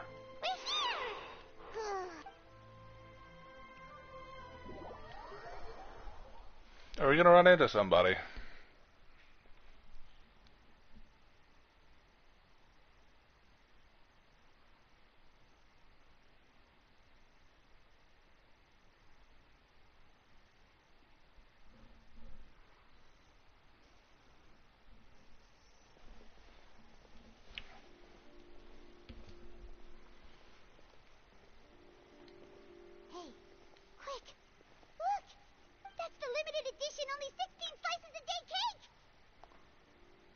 Hasn't already sold out for the day. Delicious the last time we tried it. Just like We need the one cake. slice of cake, please. No. Someone showed up after all. Oh, wait, you're the one from the Palais Mermonia. Oh, are you here to buy cake too? It seems Monsieur Nervalette was right. You really can eat. Wait, did he really say something like that? That's right. Even he has his own preferences when it comes to food. As for me, I love the cake and coffee here. Do you come here often? Usually every day. Every day? It's part of my daily schedule, apart from work. I shall have my cake and coffee. Then what if someone told you one day that this place would be closing soon, and you wouldn't get to eat cake here anymore? What would you think? But why would it close? Well, Paimon doesn't know either, but maybe... Oh, the prophecy. To be honest, I haven't paid much attention to that. No, still, even if there'd be no more cake tomorrow, that wouldn't keep me from having some today. No, it's the same for eating in general. You might not be able to eat tomorrow, but if you can do so today, then you should carry on. That's what people call living, you know. Huh. Don't be sad. Excuse me, could I have 2 more slices of cake to go? These 2 slices are for you. Sijuin said that this kind of expression you're making is what humans call being sad. Oh, you know Sijuin? I sure do. She was born before me, and she sometimes comes to the surface to teach us things about humans. She said that humans are creatures that are saddened easily. Yes, and you can only lift their spirits. I've got something else to do, so I'll be going now. You two try to stay in a good mood after eating, all right? Bye.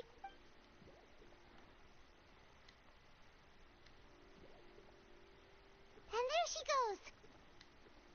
All right, let's dig in. I just want to point out the text and the vocals were off. Delicious than last time, and the flavor gets even better with the sip of tea. Sure would be nice if we could always eat delicious.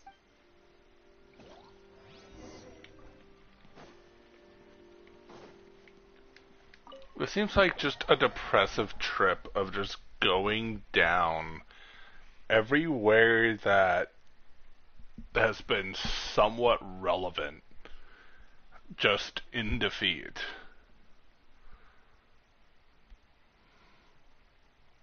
Come on, we have a god to capture. Well, not really capture, more like just put on trial because she's keeping secrets from us and might not actually be a god this whole time.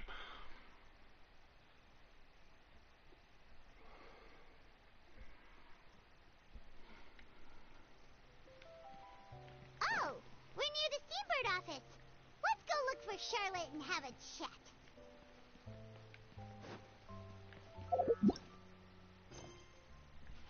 Quest locations involved in other... What other quests?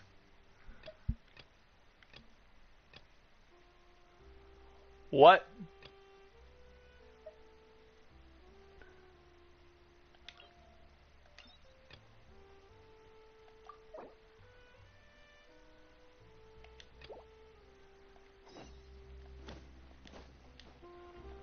What the hell?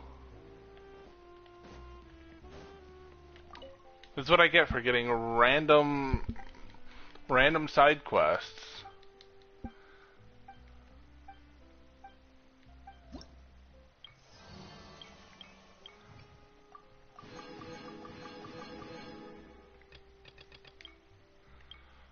Oh, this is the person I go to for... Okay.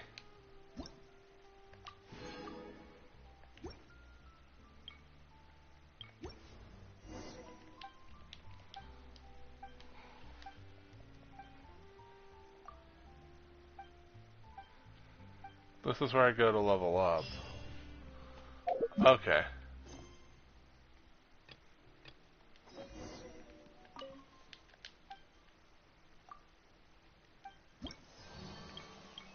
Still on the level 2.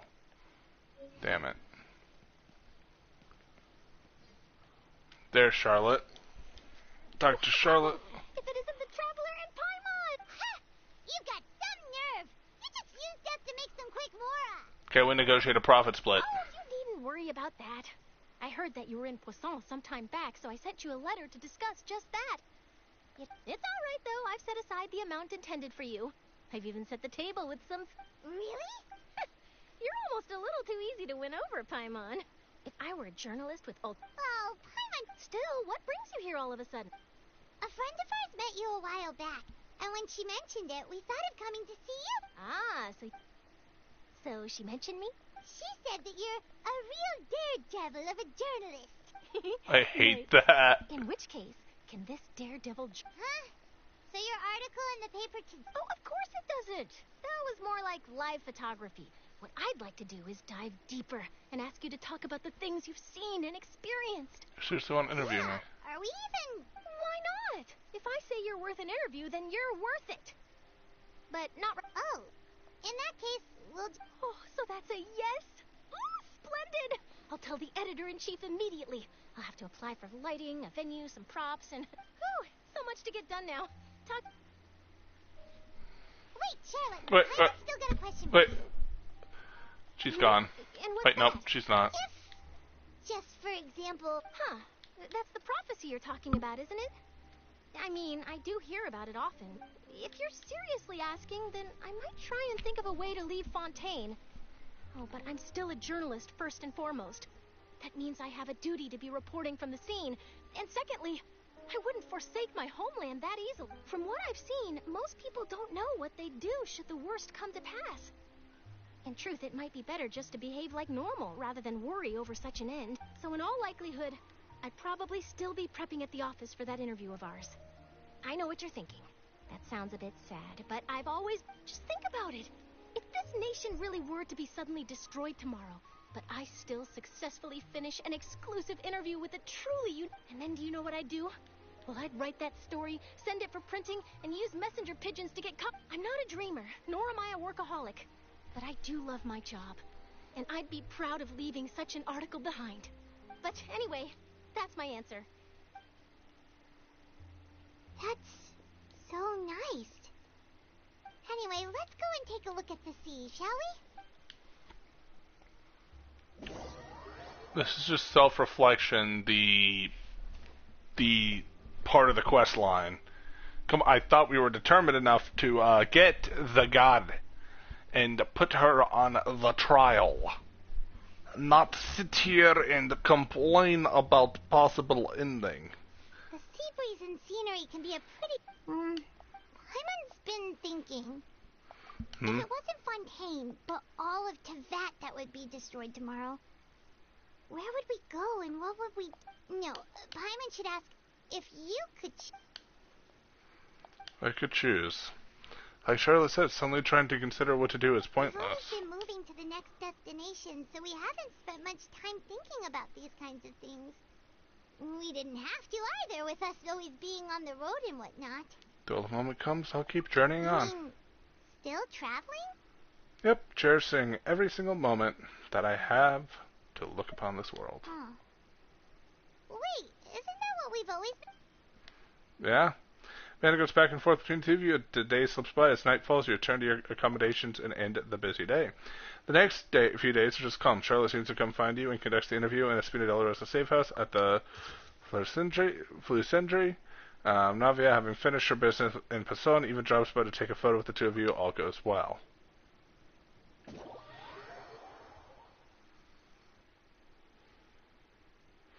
I mean, I guess we can't immediately go after her because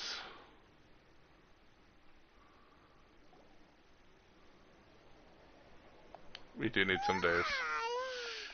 Feels like it'll grow mold if you... But it's still better than the Fortress of Mirapede, that's for sure. Not only damp there... Ah, so the two of you are still here. Wonderful. Oh, Isadora? Harmonia, aren't you? Yes, I'm Isadora. Monsieur Nervillet... Okay, so are you under the impression that we might be wanted criminals? Not at all. I'm well aware that you're friends of his. Actually, I'm here to pass a... Yes, okay. Inside the Opera House. The Maréchaussée Phantom has declared the incident a small-scale riot. A riot? Well, that said, I don't personally think it was that serious.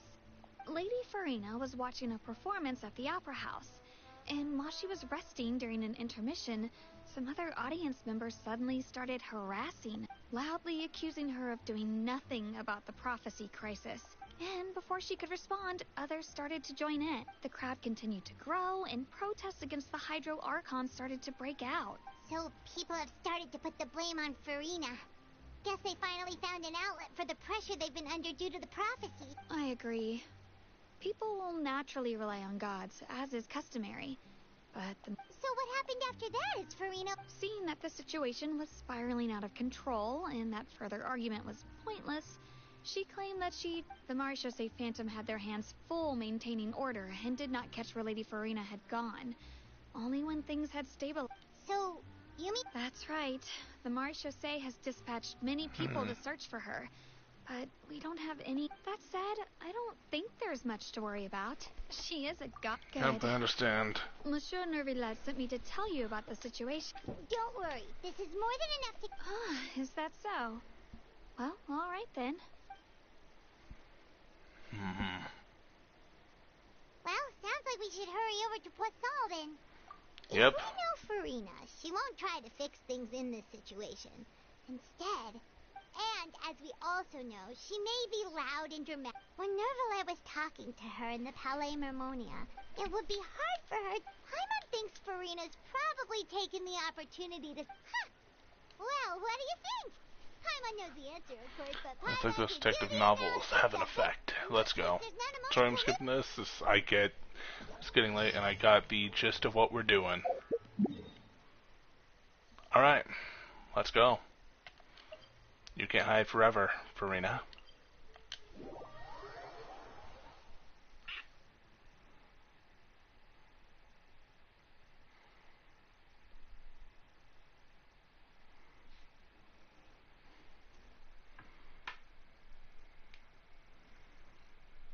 This place looks deserted. Guess all the survivors must have evacuated already. All that's left here are signs of devastation. Could Farina really be here? Let's try to find her as soon as possible.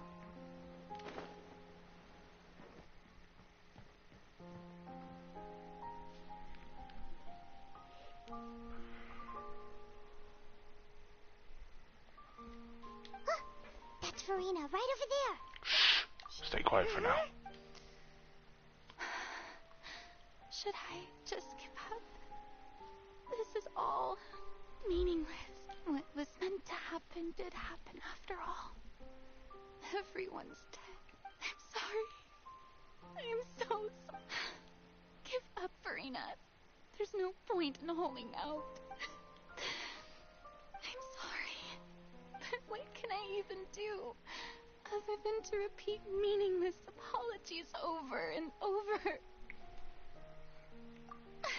Who's that? Don't worry, Farina. It's just us. So it is you, blonde traveler from another land. Why, I almost thought you were someone from that mob of my ignorant Drop the subjects. act. Come to me. Farina, you were crying just now, weren't you? The tear stains on your face are obvious. What do you mean, tear stains? Who did that uncivilized rabble think they were, disturbing my enjoyment of the arts? They even dare to tout their Archon. I must teach them a lesson. Oh, and I'm sure Nouvellette and those people from the Marche Sauce Phantom are freaking out right next to them, too. Stop. Of course not. Hey, there she is! The Hydro Archon's over there! Quick, after her! Farina, those people seem to be after you. They are? They're just some rabid fans who want to... that's against the rules. Farina just ran off. Quick, we have to catch up with... This is an act. At least right now, she genuinely does not know what to do.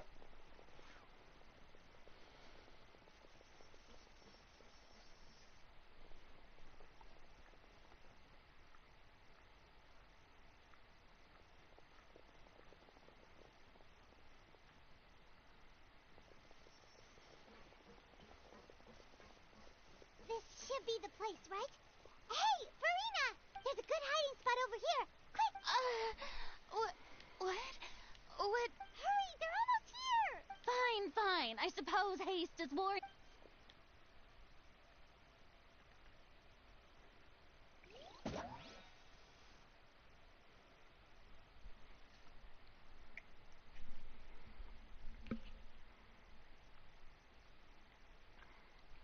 I'm just letting things happen. With the text sometimes, I'm sorry, if I go quiet, I'm getting something that I'm not expecting. So, plus it is pretty late.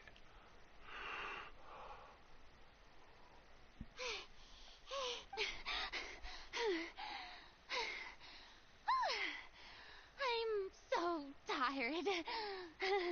I totally thought they had caught me. No, I mean, I merely gave in to the sheer enthusiasm they displayed.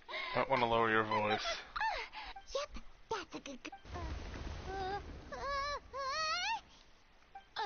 What's happening? The ground's And that shaking. disaster just struck. Yeah, a quake of this kind preceded the flooding in Poisson, did... It can't be.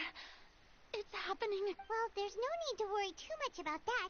Nouvellette's made some emergency plans, so the... Yeah, I hope you're right. But the people of Poisson, they've already... Serena finally reached her limit. Now she's talking about her actual feelings. She's starting to... Yeah, it's... talk amongst herself as she slowly calms down. It's true. I've been investigating the prophecy for hundreds of years. I once had informants all over Tevat, searching for clues and feeding information back to me. I've tried all kinds of ways, too, to hold back the sea. Anything to keep the coastline from advancing. But all my efforts proved to be futile in the end. Really, the truth has been clear to me for a very long time. We cannot make an enemy of the divine. No matter what we do, the will of the heavenly principles will have its way, and the prophecy shall be fulfilled. You still haven't given up, though, right? Give up. I do love the sound of that phrase. It would mean finally coming to terms with fate, but also for me to finally be free. It also mean all hope would Indeed. disappear. I've thought about giving up so many times, especially after we almost lost Poisson. Fate is really unreasonable, isn't it? It has no heart and obeys no rules. The prophecy has only just started to come true, and so many people have already lost their lives. But just now, it all became clear to me. I still don't have the right to come to terms with fate on behalf of everyone else. As long as the final moment hasn't come, it's still not too late. Don't worry. I will keep hope alive for everyone until the very end. Well, that's enough for now. I got the impulse to play the stricken maiden, but honestly, considering my rank and station, that wasn't a good fit at all. Don't take any of what I just said seriously. How could I possibly let Fontaine fall to the whims of trivial prophecy? Come on! Paimon could have sworn you were actually being honest just now. Running out of time, can't go to square one, I have to get information. Farina, you might not have to shoulder this alone. I don't know what might be keeping everybody. You might be keeping from everybody. Your people are more than willing to share your burden with you. My burden. That's impossible. It was fated right from the start that this would be my duty alone. Even if your burden doesn't need to be shared, you can still choose to confide in somebody. Share it with me. A witness. Yes. I've heard that you came to Tevat from beyond the stars, yes. In other words, you never belonged here. And if Tevat is, in its entirety, a show on a stage, then you're just a spectator, aren't you? If that's the case... Please. What do we have to do?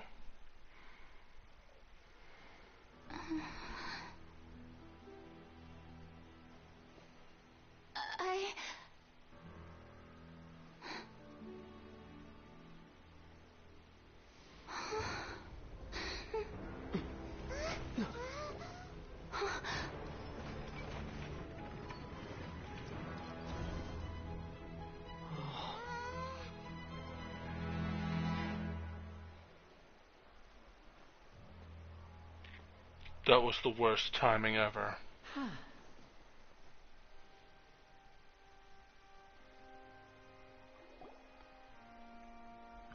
The sound was the moving of the... Bravo, Lenny. Ladies and gentlemen, this concludes my opening performance. Now, without further ado, we may proceed to the trial of our god. So this is what it is. Yes, you deserve praise for the effort you took to raise the dramatic stakes. Do not forget, however, that I am Focalor, the god of justice. May I interpret these words as your refusal to stand trial? In that case, you will have the opportunity to defend your honor through a duel. You would draw your blade against a god? We're done. I see. It seems like you have made up your...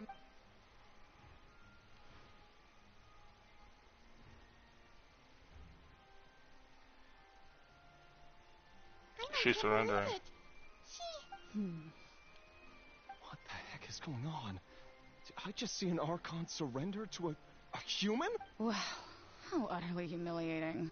Lady Farina, what is the meaning of this?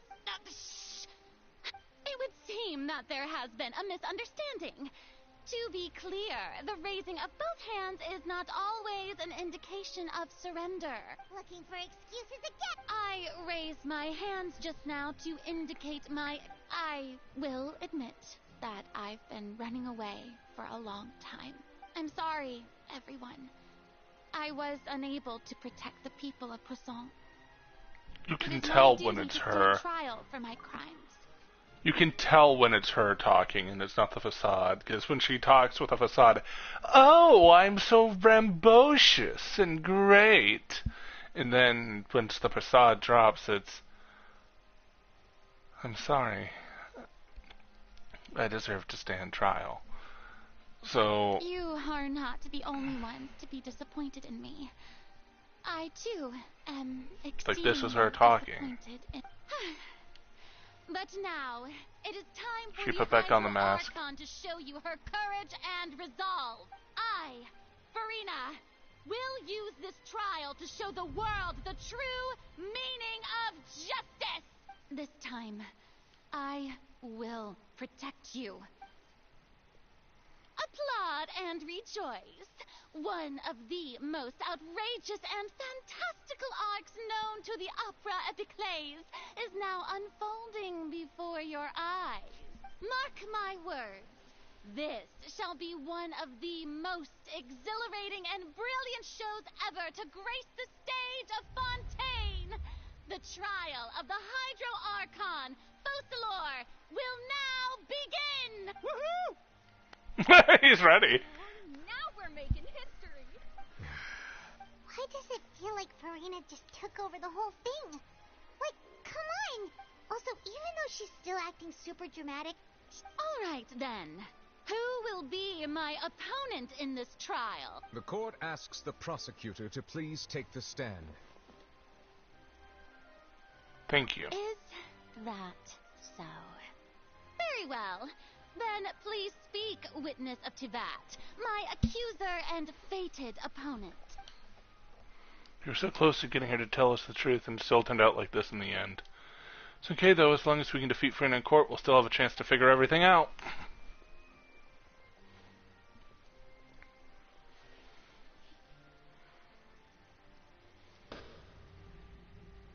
Also, please allow me to ask, as a final question before the trial begins, just how much work did you do to force me onto this stage? Well, we did do a lot of prep after the meeting that day. I can go over the tasks assigned to the Spina di Rosula, since they were rather straightforward and easy. Navia, the president of the Spina di Rosula. Most of the people who participated in the disturbance this morning were my subordinates. They changed into plain clothes and came to the Opera House as regular audience members, waiting for the perfect opportunity to incite insurrection against you. The people's resentment against their Archon has been building as more and more of the prophecy is fulfilled. A spark was all we needed to turn smoldering anger into a flame.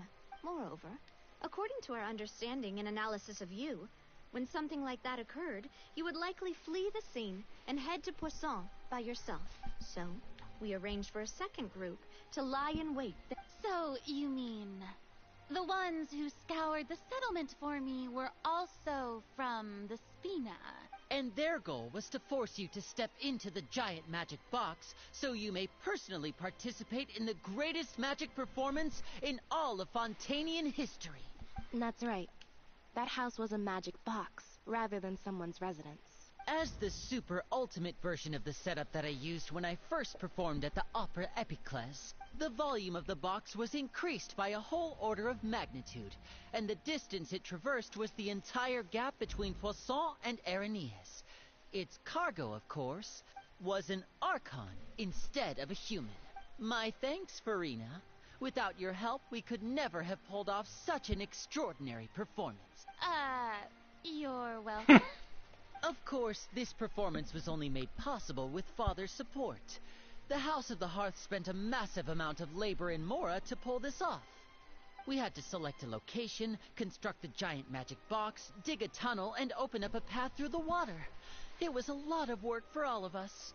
So, in other words, the earthquake that we felt within the giant magic box was just a normal tremor from the transportation of the whole house? That's right. It wasn't a sign of another disaster to come. Sorry about that, we received you back there.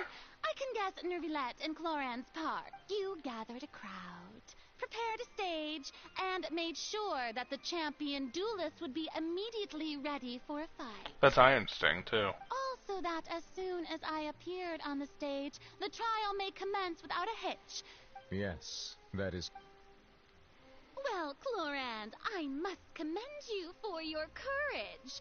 Only... As for you, traveler, I suppose your role was to keep me distracted with conversation once you found me in Poisson. You'd make sure that I didn't notice anything amiss before revealing yourself as my prosecutor once we'd arrived onto the stage. You guessed wrong. Oh? My mission was to give you one last chance. We hoped that you'd share your secret with us before the magic box arrived on the stage. Is that so? Then I suppose I must have missed my final chance. It's fine. It matters not. What's done is done. The stage is already set, so there's no reason to disappoint the audience. Let's see this trial through to the very end. The only thing we do now is judge the Hydro Archon. Still, I can't help but be a little bothered by the conversation earlier. What did Farina want to say to me right before we arrived? Prosecutor, please allow me to pass this along. This is a document that Miss Charlotte applied for and received permission to share with you during the trial. Huh? Charlotte wanted to give us something? Oh, so she's here too! Hey, Charlotte! Oh, let's Hyman see. Isn't this... Wait, then that means this document is a perfect timeline of everything that's happened ever since we stepped... So in other words, we can refer to this anthology of evidence every time we want to use something from our journey as evidence for an argument. Never would have thought of using it this way. Let's confirm the information in it. Just think of it as a refresher, alright? You defeated the Hydro Archon in the very first duel you took part in at the Opera House. I didn't think that you'd wind up getting to the bottom of the case. This is the first conviction. time Monsieur Nervilette had a difference of opinion with the The meeting of the Knave. The intrusion of the primordial sea in the fortress of Meripede. The whale. Mallet falling into seawater. The Teton. Okay. We got a decent amount of stuff. Beating her at trial, she was wrong. The prosecution and the defense are both in position. The trial shall now begin. Oh, come on, Nervilette. There's no need to repeat all the important legalese. Just fast forward to the part where the prosecution lays out my offenses. As the defendant and the lead actress of this performance, I still haven't even been informed of my supposed guilt in all of this. All right. It is only natural for humans to struggle to understand the actions of a god. However, you will need more than that to convict me of a crime. All right. That's true. But my charge here is unrelated to your conduct as an Archon. Instead, I would like to charge you as a fraud who's never been the Archon in the first place. Wait, what was that? Lady Farina's a fraud? Hey, I came here thinking that we were going to try the Hydro Archon for forsaking her duty, but did I hear that right? She's not our Archon at all? Charge accepted. Lady Farina, do you plead guilty to the charge? She's not going to. Lady Farina. I plead not guilty. How can I be guilty? There is no way that I, Faucilor, otherwise known as Farina de Fontaine, a member of the Seven and the Regina of all waters, kindreds, peoples, and laws of Fontaine, could be anything other than your true Archon. Yeah.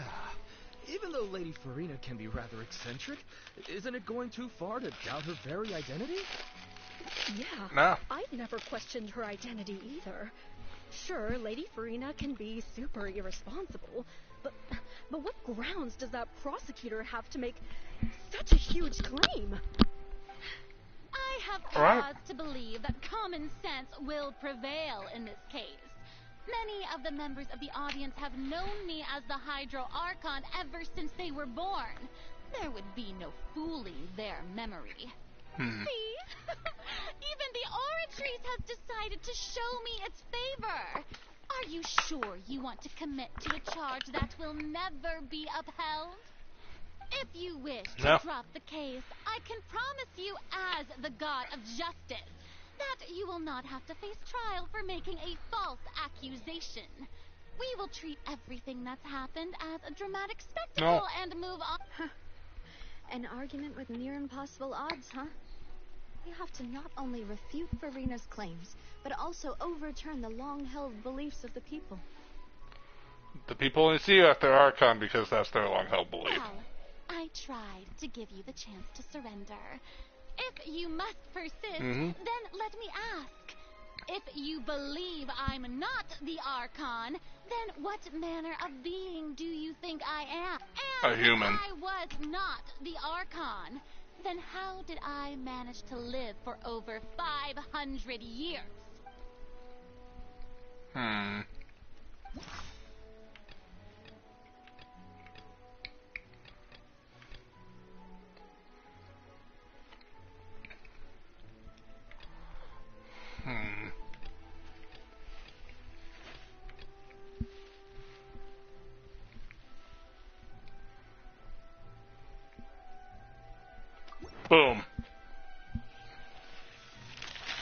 That's it.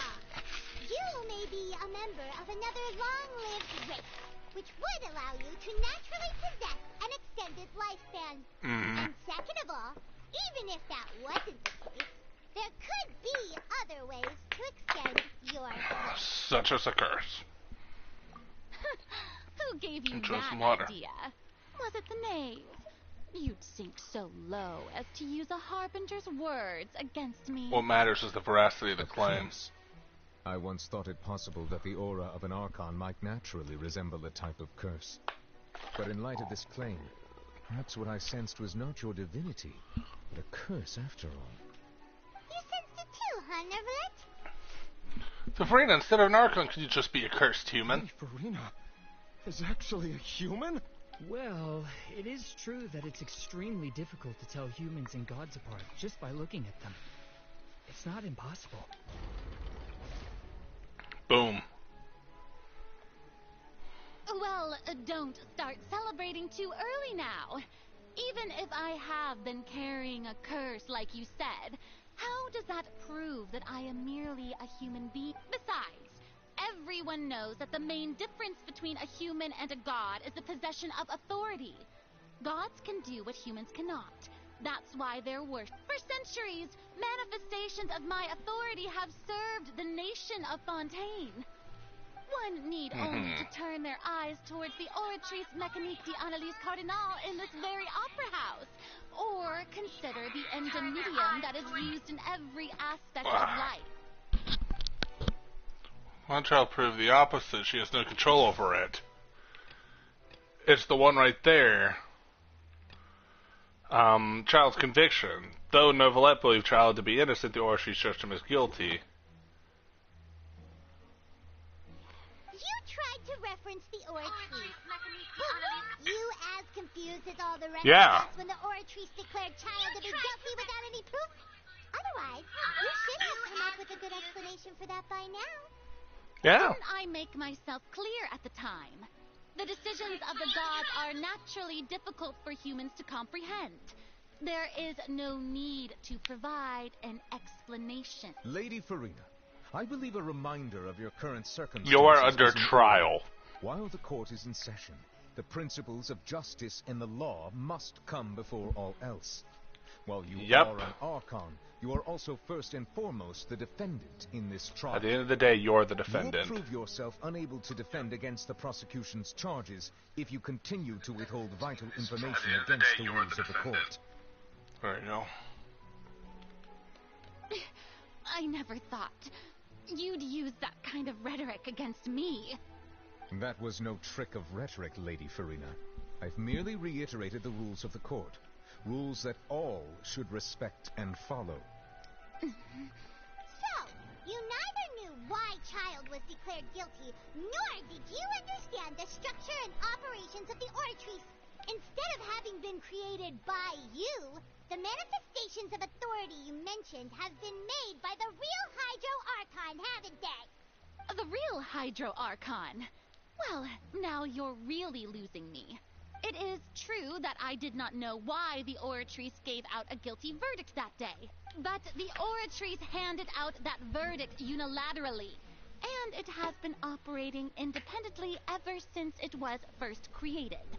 You can't argue that just because a divine creation is flawed, that the god behind it must also be no god at all. She's still throwing out all kinds of excuses. Seems like she's confident that we won't be able to produce proof that she has no power. Sure, we can put the Oratrice aside for now. But then, Miss Farina, could you give us a brief demonstration of your power? My power as an Archon. There are many ordinary citizens in the Venti has done it before. Zhongli has done it before. Raiden Shogun has done it before. Nahida has done it before. If that poses a concern, I'm prepared to extend my protection to the audience. You don't need to go. It's simple. It's very simple. Brief demonstration of your power over a Hydro should be quite harmless. Surely an Archon can at least match the capabilities of a human with a vision. Aren't you the Hydro Archon? Or is it that you can't even wield the power of Hydro, much less the authority of a god? Indemnitium! Yes! It's all because of Indemnitium! All Archons derive their power from the faith of the people, and I've converted the people's faith in justice into You're dodging. Thus did I give up all of my divine power to provide everyone with energy for their daily lives. Have you ever seen a more magnanimous god? Isn't that? Yeah. No matter how generous an Archon can be, how could they give up all their power? Can a god with no power even still be called a god? It seems like nobody's buying Farina's excuse. Hey, come now, everyone. Please don't stare at me as if I was a liar. I'm still the same Farina you knew, right? The one that you loved. Shouldn't you want to believe in me? Please? You've got to believe me. If what the prosecutor said is true, she really has committed a grave offense. Did she deceive all of us? And all of our parents and grandparents too? And all of our ancestors? Ever since they were born? Enough. That's enough. Tell me then, if I'm not the real Hydro Archon, then who is? If you have no evidence of another Hydro Archon's existence, nor can you find anyone who can back up their claim to be such, then what grounds have you to say that I'm not actually the real deal? Wow, she came up with yet another argument. How can we refute her now? You can prove that she isn't the Archon, we can try to prove that she's just human, and if she's only human...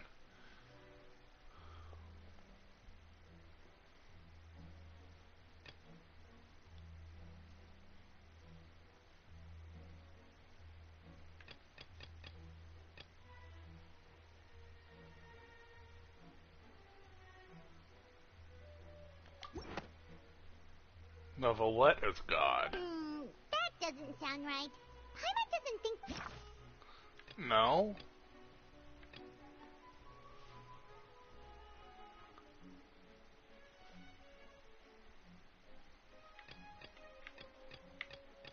Maybe the truth? It has been established Yeah. that all Fontanians can dissolve in water from the primordial sea. And that means... Since you insist on claiming to be a god and not a human, then there's a method that you can use right here and now to eliminate all suspicions of Take you a being dip the in latter. the water. Miss Navia, please apply to serve as a temporary attorney for the prosecution before addressing the court. Though you act in... Super sorry, Monsieur Chief Justice. Now, I've brought some seawater from Poisson. As everyone knows, including those of some of my closest friends. So, Miss Farina, would you dare to touch some of this seawater? If we are to believe that you are indeed the real Hydro Archon, touching this seawater would have no effect on you. All it should do is You're strengthen trapped. your case. But, if you don't dare to touch it, then we would have basically proved the reverse. Oh, and I must remind you that after the disaster at Poisson, nobody wants to see any more people dissolve. I do hope you'll act prudently and choose the simpler path of admitting guilt. Navia from the Spina di Rasula. The Spina has governed... If Lady Farina is indeed just a human, she's probably Fontanian like all the rest of us. Would she really dare to try?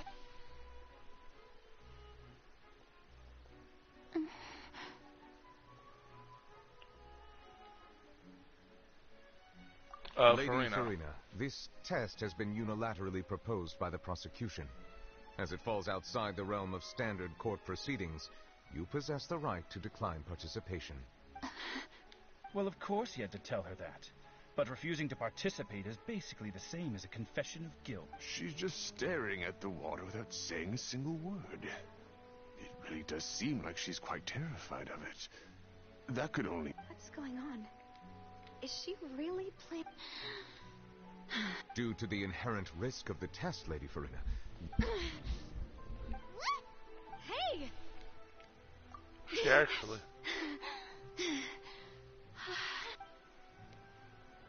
I'm fine! Look at me, everyone! My hand is still... Will you believe me now? I really am your Archon! I'm nothing like a normal human who would fall apart as soon as they touch this water. Miss Siegewin? If you are present, Miss Siegewin, please come forward and attend to the defendant. Siegewin? Don't be nervous. It'll just take a... That should be enough. Please announce the results of your evaluation to the court. As everyone doubtlessly saw, Miss Farina was displaying symptoms of hyperventilation and flushed skin. Bet she's human. These indicate that she was experiencing the adverse effects of exposure to primordial seawater. The extent to which she was affected is the same as other humans when exposed to primordial seawater of a similar concentration. Thank you, Miss Siegewin. Lady Farina. Oh, wait. What did she just say?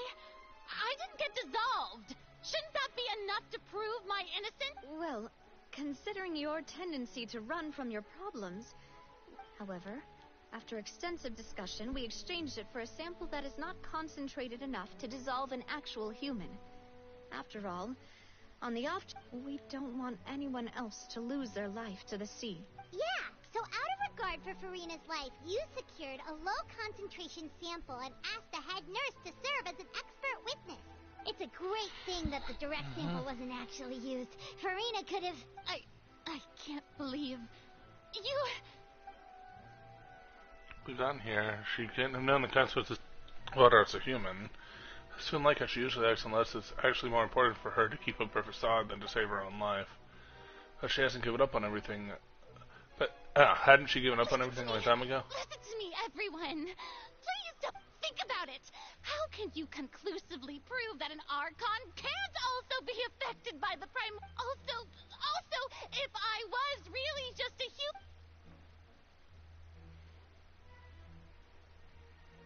I genuinely feel bad. Anyone, just listen to me. I swear, I really am your Archon.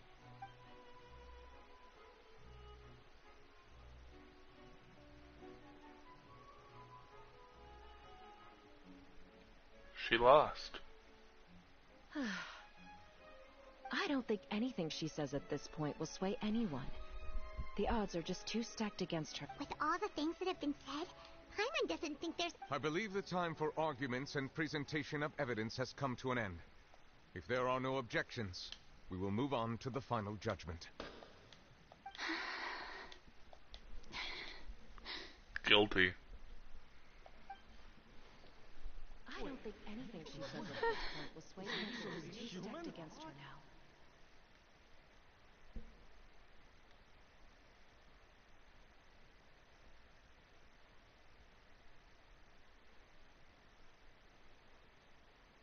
In my capacity as Chief Justice, I shall now render judgment on Farina's misrepresentation of herself as the Archon of Fontaine. As a human who knowingly deceived her fellow citizens, Farina is... guilty.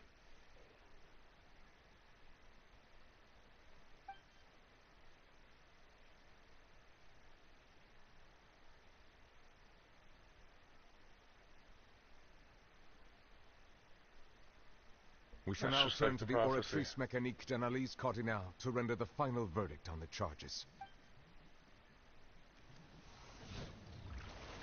She just lost everything. That was not satisfying at all.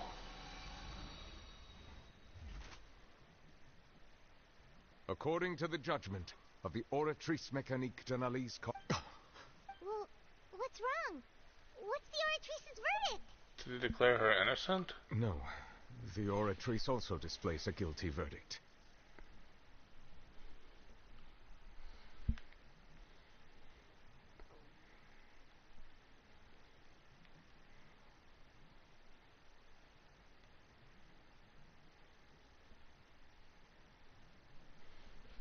Isn't that correct, then? However, the exact wording of the verdict is thus. The Hydro Archon, guilty, to be punished via the death sentence. What? The death sentence?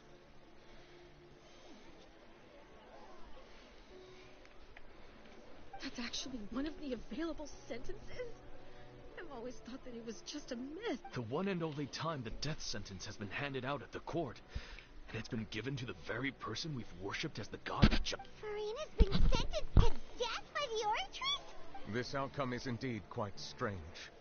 According to Fontaine's current definitions of justice, as well as its recommendations for criminal sentences, is this sentence really appropriate for the crimes that have been committed? Yeah! Even Mache wasn't sentenced to death by the Oratrice.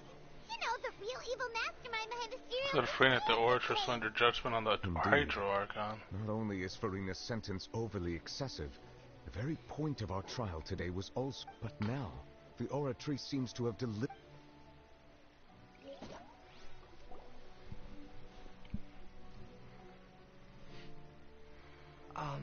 Excuse me, if I may interrupt.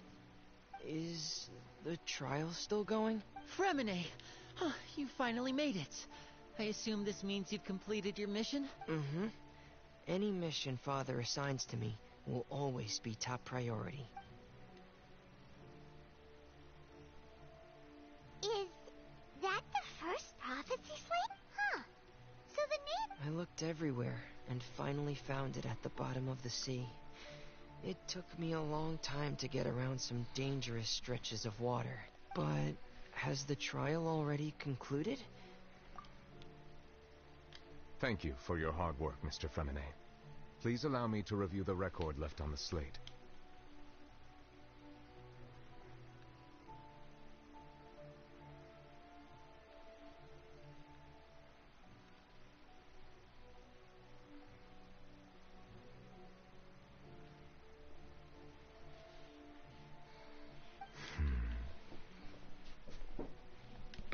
Traveler, I believe that you have already seen the other existing slates, and would like you to come here and confirm their contents.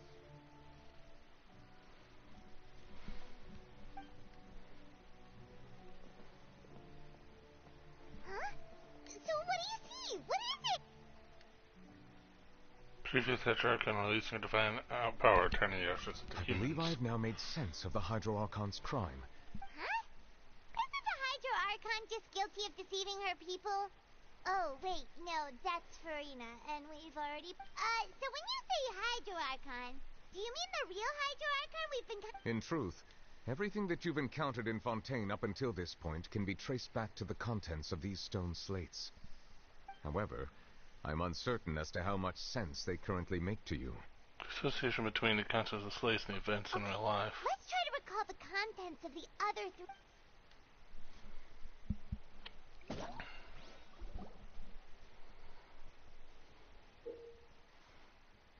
Select to check the source of the stone slates to extract key information from them. You can find scenarios related to the stone slates. Oh gosh.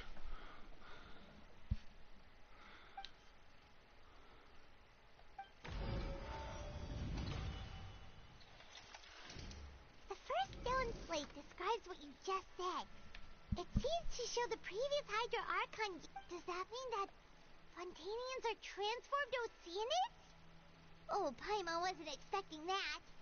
The second stone slate shows Celestia floating in the sky, and the Hydro Archon and her people worshipping it together. But the heavens still brought judgment down upon them. This must be the point when the Hydro Archon and the Fontainians were branded with their original sin. The third slate shows the Hydro Archon sinking into the sea surrounded by many people. That reminds Paimon, didn't we also watch that happen to someone else? Well, the fourth slate is the prophecy the Fontainians have been talking about. People dissolving into the sea, the Hydro Archon. We didn't believe that such a crazy disaster could happen at first, did we?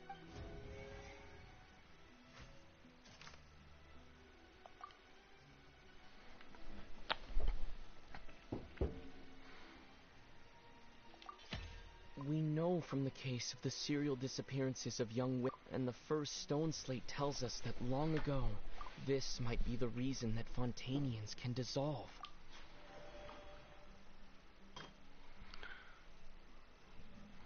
Celestia floating in the sky.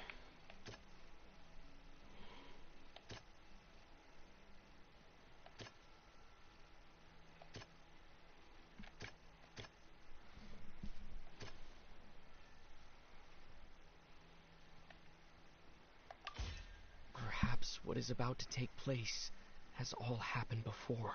The true sin of the Hydro Archon that Nervalet mentioned, and the original sin cast down on the people of Fontaine by Celestia, has recorded on the stone slates.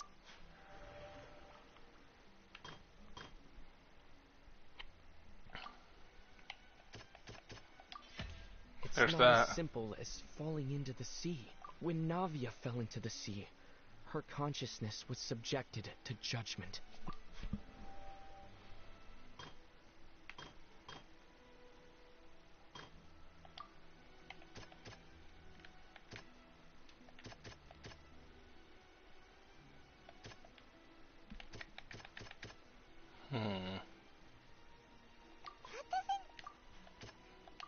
That one? The prophecy from the stone slates found its way Okay, into almost society, got 100% correct. but not many people believed it at first. The fortress of Meropide was nearly flooded with primordial seawater, which we know can cause Fontaine if we hadn't dealt with it in time. They'll dissolve into the primordial sea but won't cease to exist. Their essence will flow in the seawater, converge, and take the form of an oceanid. The Hydro Archon was sentenced to death in court, shocking everyone present. Navia fell into the water inside those ruins, and she nearly dissolved. She was surrounded by the people of Poisson in a court within her consciousness, and was forced to take part in a trial meant to make her stay. The eruption of the primordial sea at the fortress of Meropide was the surest sign that the prophecy's contents can all be verified by recent events. If we combine what we know together, loads of truth should come to light.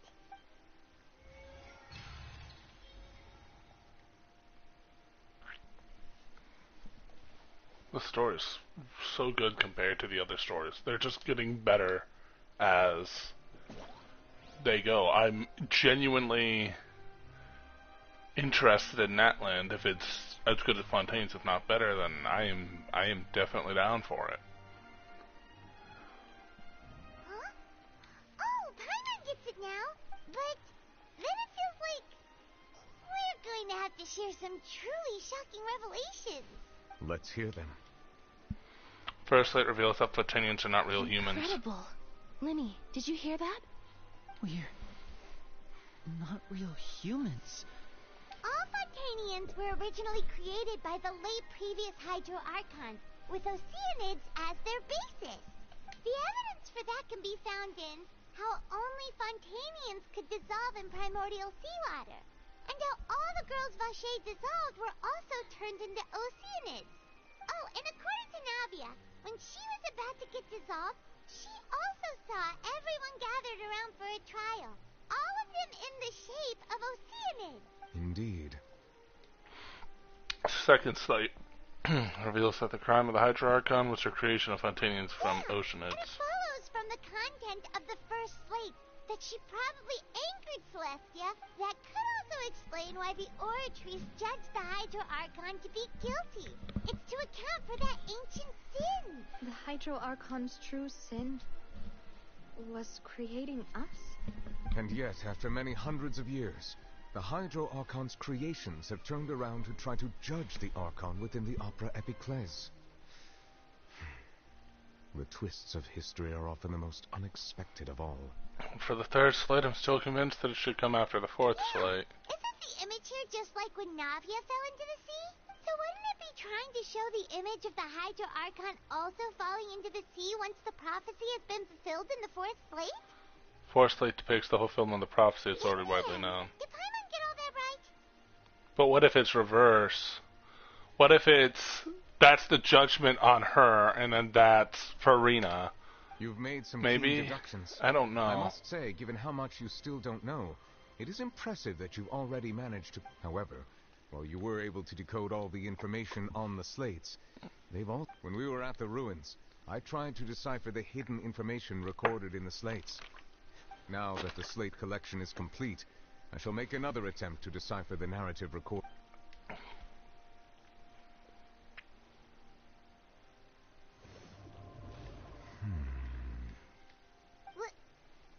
I believe I should share this truth not only with you, but with all the people of Fontaine as well. I will try to briefly summarize it for you.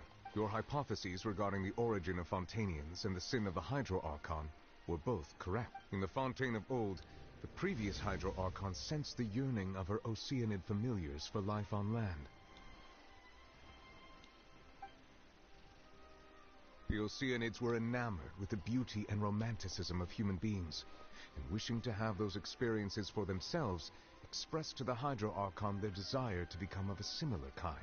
However, even though water as an element is intricately linked with the power of life, the Hydro Archon, as one of the seven, did not possess the authority to create a new form of human life. Not one to give in, she eventually found a way to create permanent humanoid bodies for her familiars by appropriating the power of this planet's primordial sea. She poured primordial seawater into the Oceanids' blood vessels, creating humanoid mimics in the process. But if Fontainians were to ever come into direct contact with water from the primordial sea, the power within their bodies would escape these artificial restraints and return to the sea. As a result, their forms would collapse, and they would be reverted to their original forms as Oceanids. Of course, the Hydro Archon never received permission from the heavenly principles to create a new human race, and thus, the Hydro Archon and all of her creations came to shoulder the original sin of appropriating the power of the primordial sea. That is the true history of how the people of Fontaine first came into being. So we were all Oceanids before we turned into human beings? That's way too much information for me. I think I'm just going to pretend that I never heard a single thing. Wait, but if that's the truth, we can't let the Hydro Archon be sentenced to death. After all, her only sin was creating us. This really might be too much information for your regular Fontainian. Alas, your hypothesis regarding the third and fourth stone slates was inaccurate. The slates' respective positions are, in fact, the third slate's supposed to represent the key point them. of the visual on the third slate is how all the individuals depicted in the water are humans. That's what I was Oceanids. thinking. It's humans judging her. They have not been dissolved, which implies that the water depicted in this slate... The nation of Fontaine is the nation of Hydro, as well as the nation of trials and justice. You may also recall Navia's experience. When she fell into the sea, her consciousness was surrounded by that of many others, who intended to hold a trial to determine her fate. Therefore, the meaning of that the people of Fontaine shall try the Hydro Archon at the court of justice. Yes. It can't be. It refers to our present situation. I think I'm following now. So, what you're saying is, even though we decided to put on this trial to avoid fulfilling the prophecy, in truth, we did. Everything we've done has happened exactly as the What should we do? Feels like there's no way out. No matter what, the prophecy will be fulfilled. Is this what it feels like to be a prisoner of fate? If that's the case, does that mean the scene in the fourth... Traveler, I would like to point out another small fallacy in your deductions about the fourth slate. You probably thought that the eruption of primordial seawater beneath the fortress of Meripede served as the surest sign that the prophecy was about to come to pass. However, I believe that rather than being a sure sign, that eruption could in fact... As for the root cause of the catastrophe, I believe you've already encountered... Wait, could it be the whale? The whale! The whale! The whale! This eruption was just a small warning of the things to come.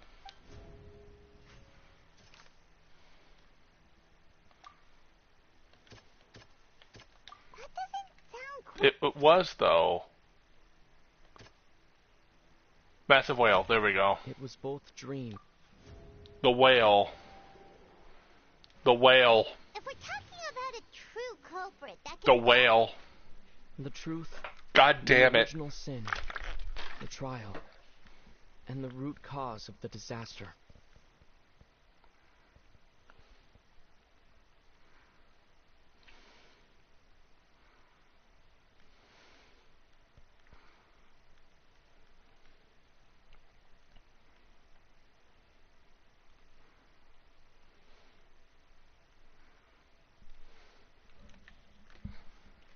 Is the giant whale.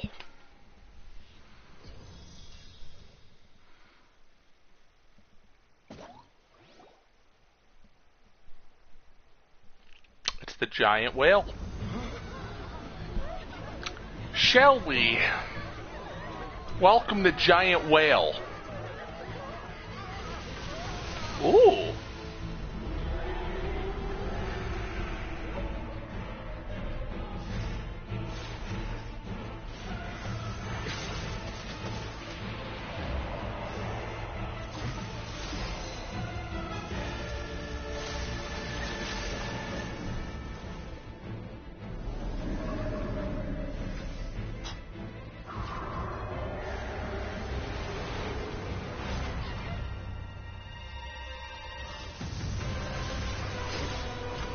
You found him.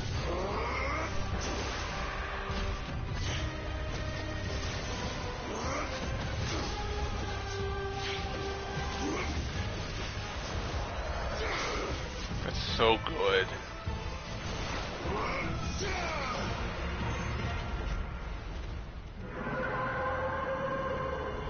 So Child's been fighting this whole time. He was made guilty to go to Maribed to escape and fight the whale.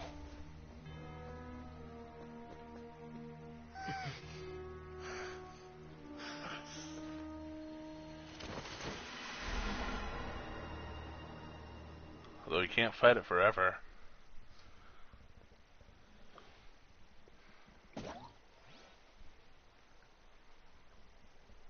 That was way too close! How did that thing just burst into the opera house? Wait, was that the huge whale Yes. you saw in your dream? So we've met it at last. I understand very well why it has chosen to make an appearance here. That whale does not belong to Tevat. It is a monster that has traversed the stars, weeping all the while. It has been greedily consuming the energy from the planet's primordial sea, using it to grow. That is the main cause for the rising sea level. And once it has finished consuming all of the energy contained within the sea, its next step will be... You said that when the Hydro Archon first created Fontainians out of Oceanids, she filled their blood vessels with primordial seawater. Precisely. That whale finds the blood of Fontainians nigh impossible to resist. Therefore, when it left the primordial sea, it decided to make its next stop a packed opera house full of food. Food in the form of Fontainians. We just barely managed to push it back, right? In that case, won't it come back to target... That is correct. Indeed, it is more accurate to say that we should thank that Harbinger for buying us some time. Without him, the whale would have likely come onto land far sooner. So that's where he's been this whole time. He must have been fighting the creature for quite a long time. That battle maniac. We've always known that he had a special connection with that whale, but we definitely didn't expect it to help us out like this.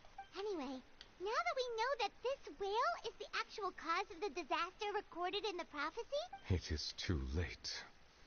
It had already absorbed too much of the primordial sea's energy before we could notice it. At this, even if the entirety of Tevat were to be destroyed, it could still survive and swim off towards some other world. That's not something I will accept. We've already done everything we can, and we even found the true culprit. We've come so far. You can't just tell me that the last hurdle is some impossible foe. Indeed. That's not how a grand performance should end. Agreed. I want to fight the whale. No matter what. So the prophecy will be fulfilled no matter what, huh?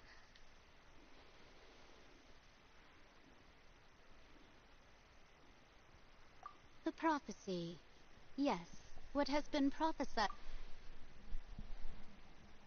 If everything had still turned out like this, we can fight against fate. But I want to fight the... What if this is all about fate? Justice prophecies are usually only the future as seen from the perspectives of the gods. Ultimately, fate shall serve as your only guide, no matter what will happen in Tevat's future.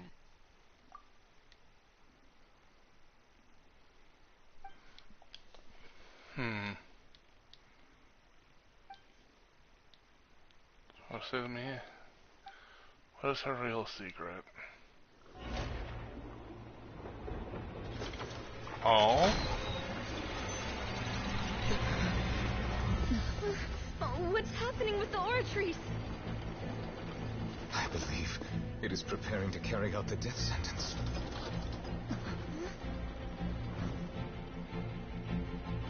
Farina!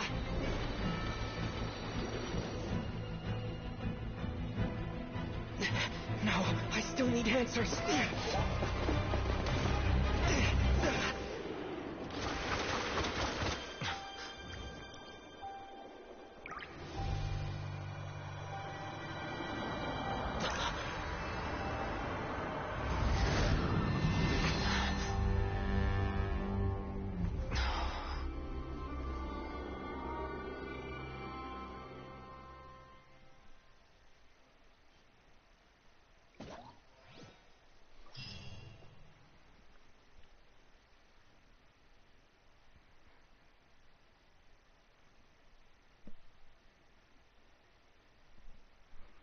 Why is this just an emotional roller coaster? Now it's at the death sentence after the cool part of child beating up the whale. And Freyna got a new outfit.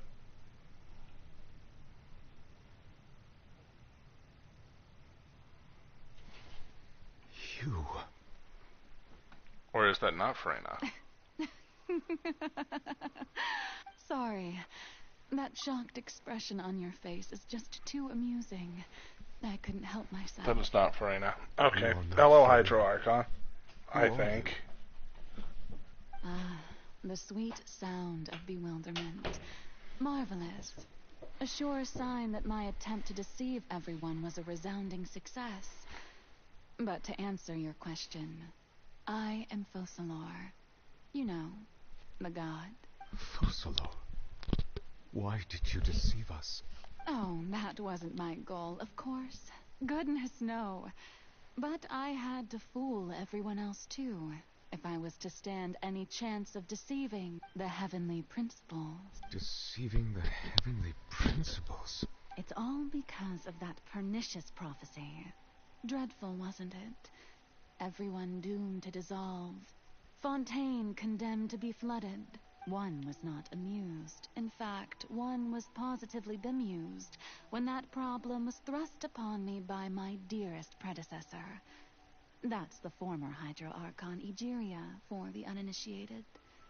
It hardly gets more disastrous than a preordained national catastrophe, now does it? She knew full well that the prophecy would surely come to pass, and as one of the seven, she also knew full well that one defies the heavenly principles at one's peril. So yes, as you have no doubt surmised, it was a rather impossible situation that I found myself in. I spent a terribly long time mulling it over, alone on the ocean floor.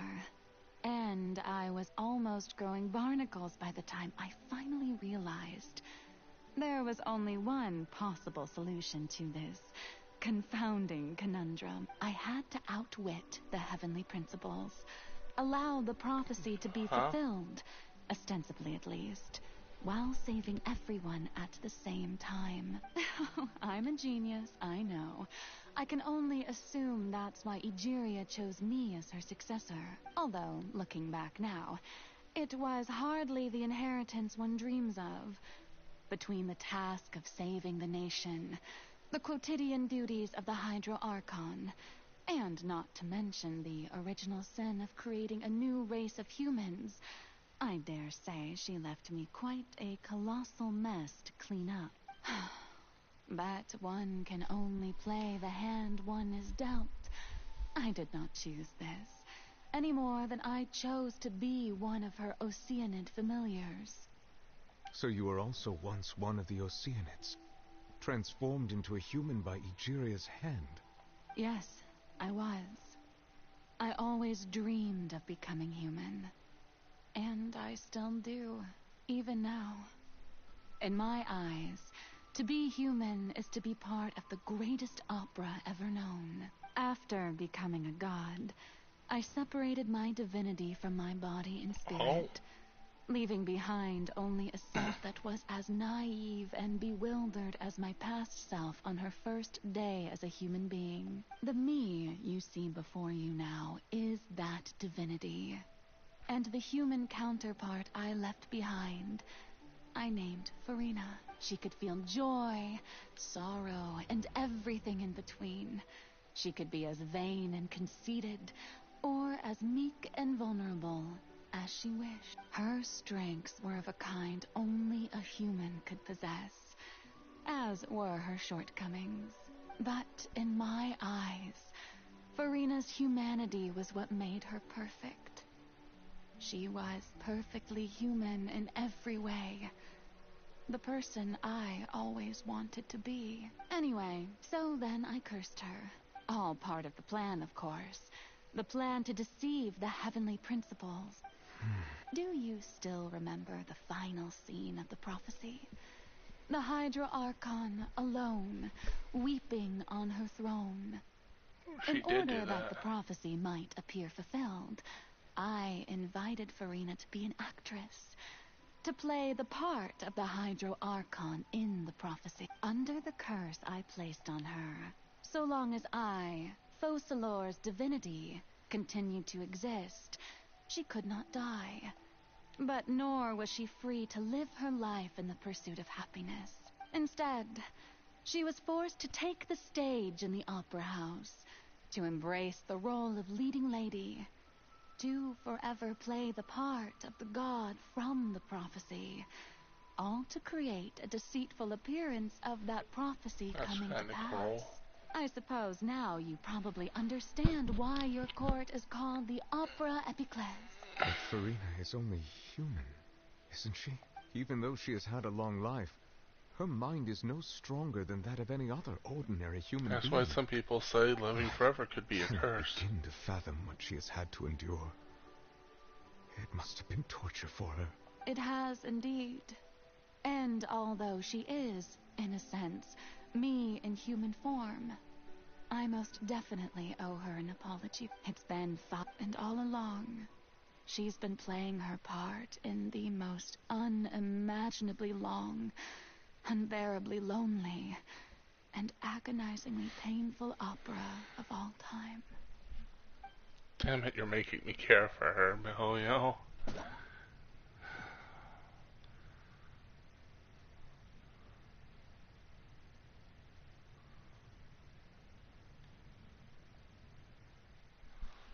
In the context of Farina's tears, if I recall correctly, the tears left contain being strongest emotions. With sufficiently strong hydrosensitivity, I could form emotional connections just like I did with the ocean at the fountain of the scene. Could this be Farina's inner world? What's she doing on stage? Wait a moment, that probably isn't Farina, that's likely a reflection of her inner self.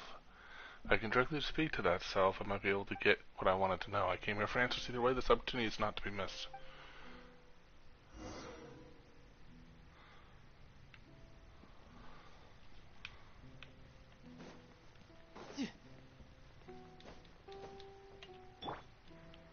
The wind knows me.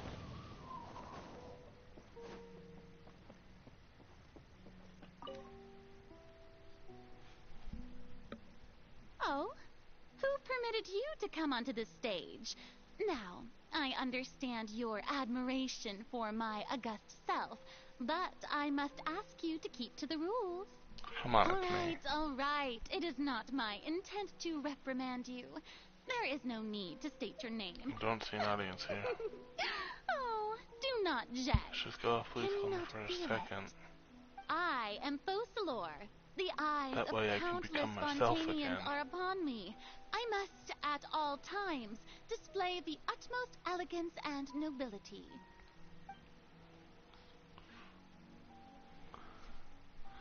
She's still playing this role.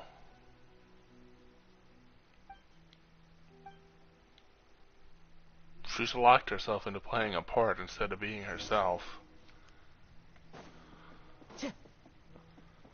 Dear audience, the performance is experiencing a technical difficulty, but worry not. The guards shall resolve it soon enough. Yeah, brace yourself. This is gonna hurt. I'm going in. Yeah. The wind knows it.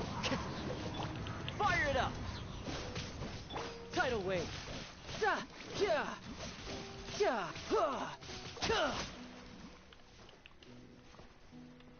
Hey, what gives? The audience is still watching me, you know. Guards? Wait, where are the guards? Guards!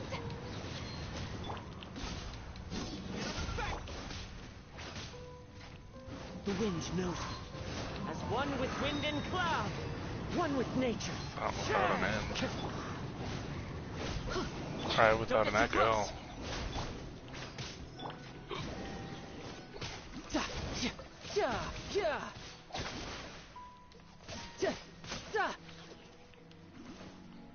Final light.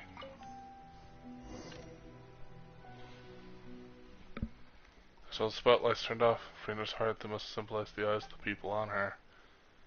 Did she see some sort of signal? Was that her true voice? Ticket, when did it end up here?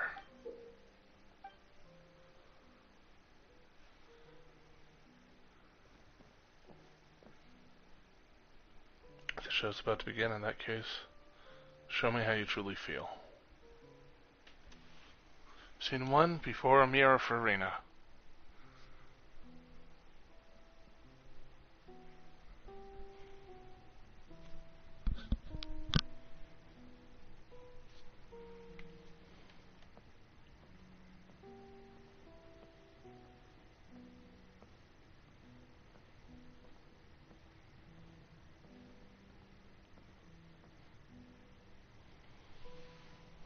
Farina. Farina. Huh? Who's that? Who's calling me? Where are you? Be not nervous. Be not afraid. I am before you. Wait a moment. You're near me? How can this... Mirror you, huh? You know what? That's not bad. Let's go with that. Mirror me. What do you wish to say? The prophecy. Have you heard of it? What prophecy? Wait. I know. I think. I don't know why, but it's in my head somehow.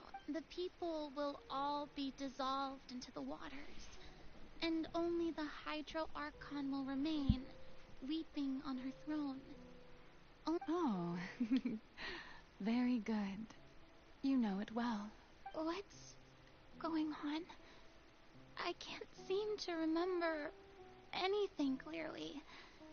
The only thing I know for sure is this prophecy. Will it really come to pass? Yes, it will. And that is why I've come to you. Disaster will come to Fontaine sooner or later. Things will develop just as the prophecy declared. There is no escaping it. But doesn't that mean everyone will die? I'm a Fontainian just like them. Will I dissolve too? Oh, don't worry.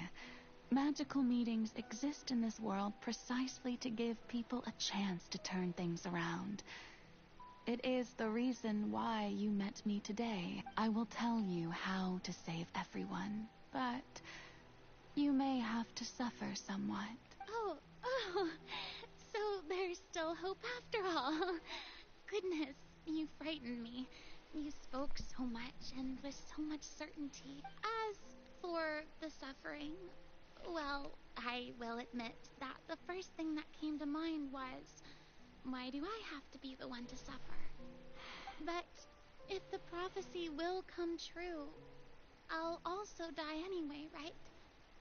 So if I've already met you as my magical meeting in this world, if there were scales, with all the people of Fontaine on one side, and my pain on the other, is it not obvious?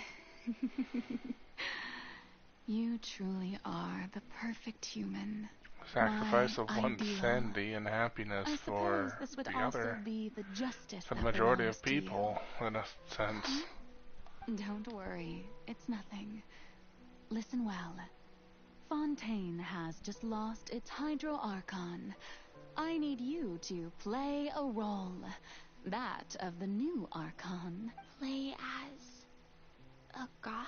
That's right.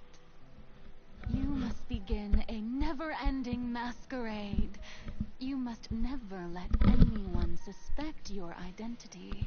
If you can keep it up, then I shall have my way of defying this prophecy. But how will I do this? A human assuming the role of a god without being exposed. Don't worry. What you must do is not to turn yourself into a real god. You simply need to play the role of a god as humans imagine. So she acts the way she does because that's what she thinks people expect her to act like. I'm sure you already know what such an entity would be like. Remember, your true challenge will not be pursuing divinity, but contending against humanity. I'm still not sure I understand, but... And she's tried for 500 years. So, how long am I going to accomplish this mission?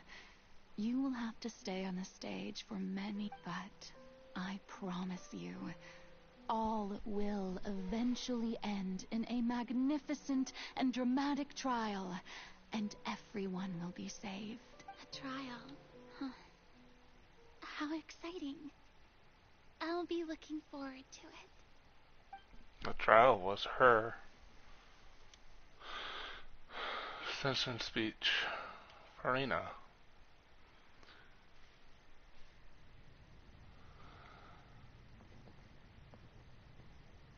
This is where she'll be on the throne, basically announced that she is Focalor, right? I've noticed the change in clothing to her other variant.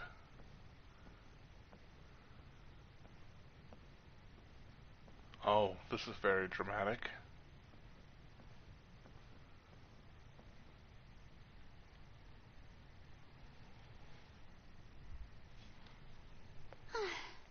The Maison Cardinalise has announced my accession, but this is my first time facing the people. What should I say to most appear like a god? To be honest, I still don't know. Perhaps I should first try to act ladies and gentlemen, good evening, and welcome to the Opera Epiclese. I'm sure you've all heard about how I have taken on the role of Hydro Archon. Indeed, I am Farina de Fontaine, your new Archon. In truth, I know little about becoming a nation's new god, but it will be my honor to guide you all as the god Focalor, the god of justice. I shall do all within my power to lead you into an age of fairness and justice. Once again, thank you all for coming. This should do it. That's a good opening. I thought I might stammer, but thankfully, I was able to convey my thoughts just fine. That's the new Hydro Archon. Is this some kind of joke by the Maison? I would have thought that a being that surpasses humanity would be a bit more assertive. She's that way because everybody forced their expectations on her. She even told us to send her suggestions there at the end. Shouldn't gods be all-powerful? She's being so modest. What's wrong with being modest? And an ordinary person, then? If you ask me, perhaps the succession didn't actually happen. She might just be a Maison-backed puppet. Wait, what's going on? Why is everyone suspecting me of being a fake? Oh, this is bad. Right. Mirmi said that I just need to play the calm down, Farina. Think. What do the people want? How would they imagine a god to speak and act? Assertive, with a strong sense of presence. One who can dispel all doubt.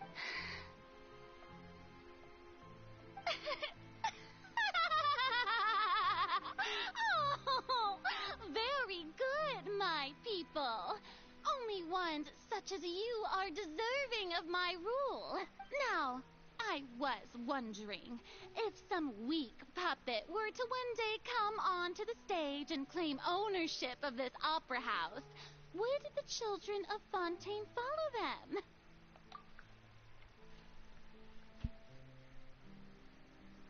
This is honestly depressing. This is a big thing of a lot of...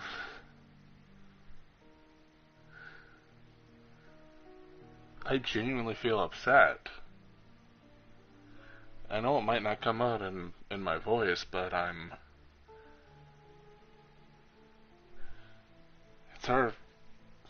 feel like an idiot. I feel kind of like a jerk. Because this whole time I've not really liked her at all, and I've hated her. I've called her a snobbish, assertive brat that has too much overconfidence and thinks she's right in everything. But that's an act because she feels like she has to, because the moment she tried to present herself just naturally, people were like, there's no way in hell that's a god.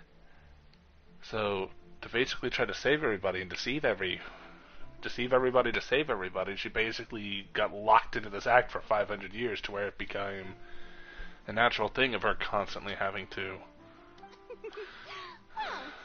This is just people forcing expectations what they think she should act. And that's cruel and honestly stupid. Wondrous trials alongside my august self.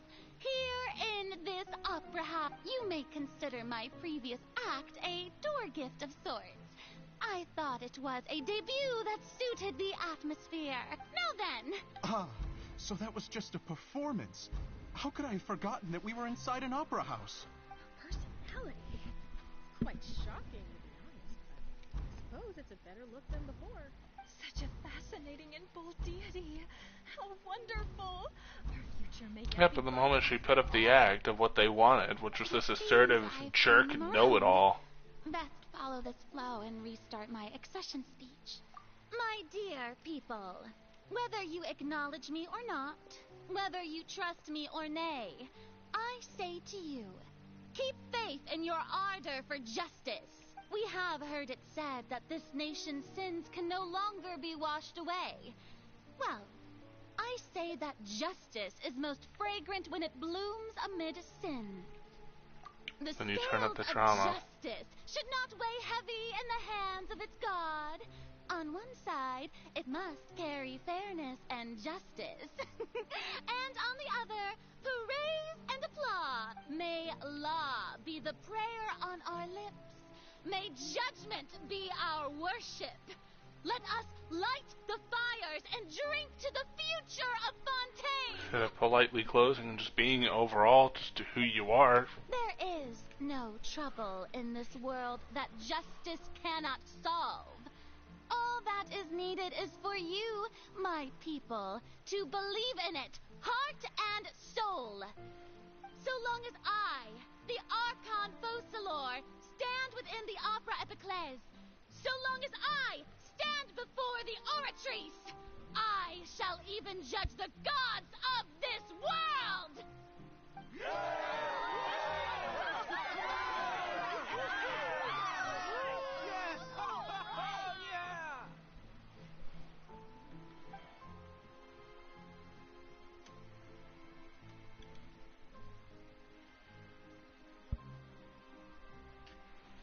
I guess that's one thing that she expected no matter what, people are never going to be happy with. People are no matter what not going to be happy, because here I am seeing her and being like, a god should show some humanity, show some respect, show some love for the people that it's guiding, when the people of Fontaine just wanted this overly dramatic god.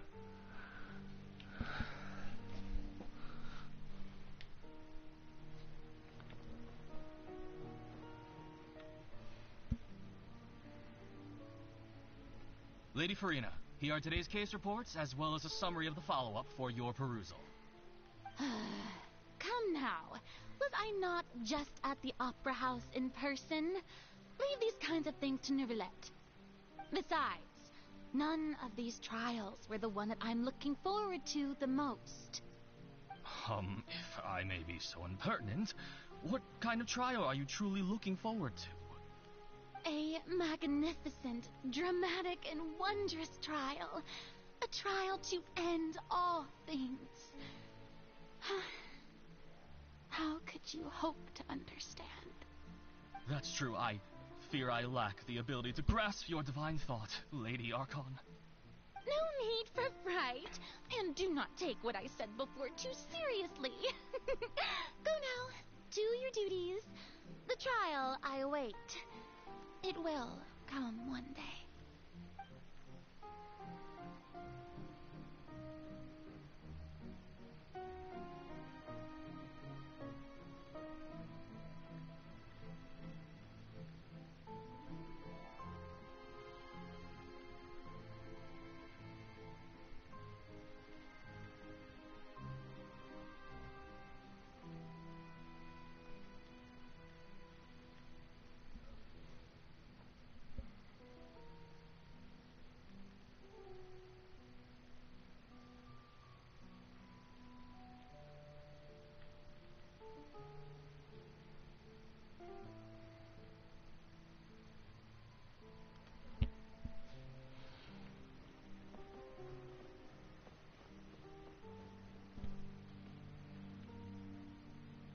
Lady Farina, I don't know what to say.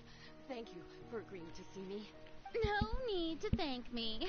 Or rather, thank your own sense of perseverance instead. Long have you stood in line to meet me, have you not? Oh, I'm afraid that's just an inevitable consequence of my divine charm. All right. Deuteria, is it? How is your son's illness? You remembered me, and you knew of my family, too. Yeah, because she's He caring. is doing much better now. In fact, he is far more of an ardent believer than I.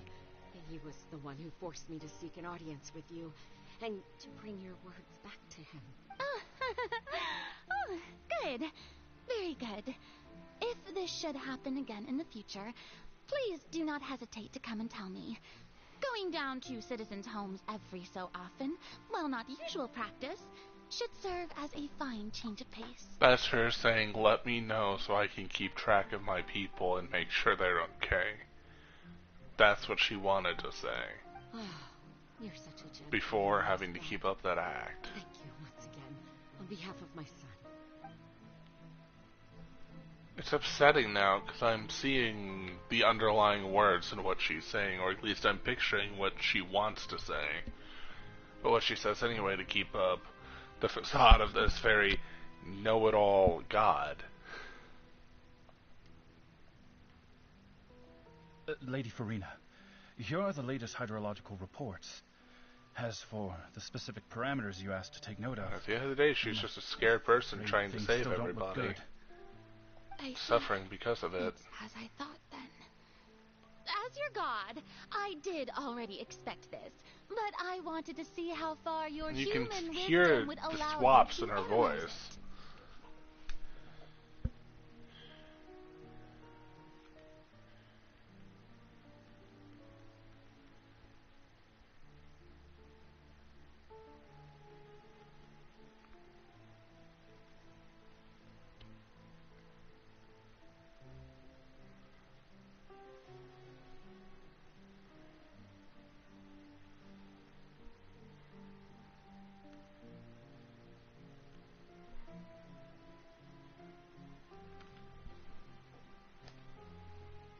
All manner of signs indicate that the prophecy will still come to pass.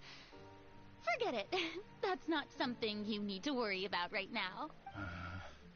Well, as I understand it, the Fontaine Research Institute is also... Really? Have they found anything? I'm afraid that they haven't found any effective solution thus far. And she puts back on the mask. Well, no wonder. This issue has reached the realm of the gods, after all. Still, their spirit is praiseworthy. You can hear the suspicion, really? They found something? And then just immediately cutting it off.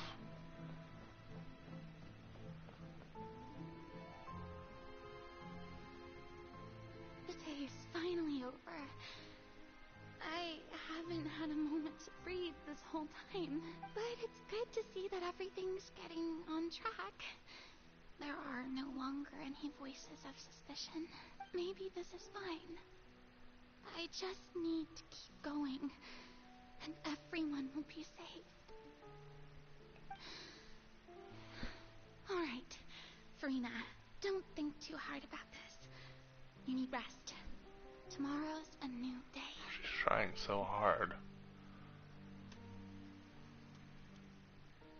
Scene 4, the Opera House. Lady Farina, here are the new trial reports for the latest cases, as well as a summary of the follow-up.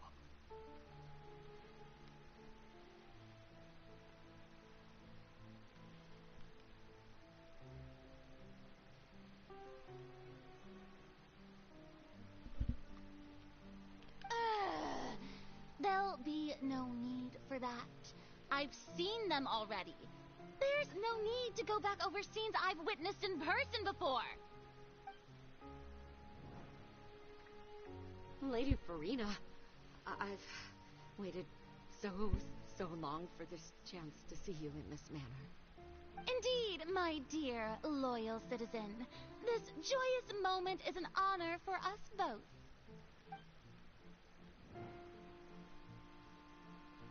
Lady Farina, we're detecting significant hydrological anomalies near Poisson. Understood. Keep monitoring. Keep me informed should anything come up at the Institute.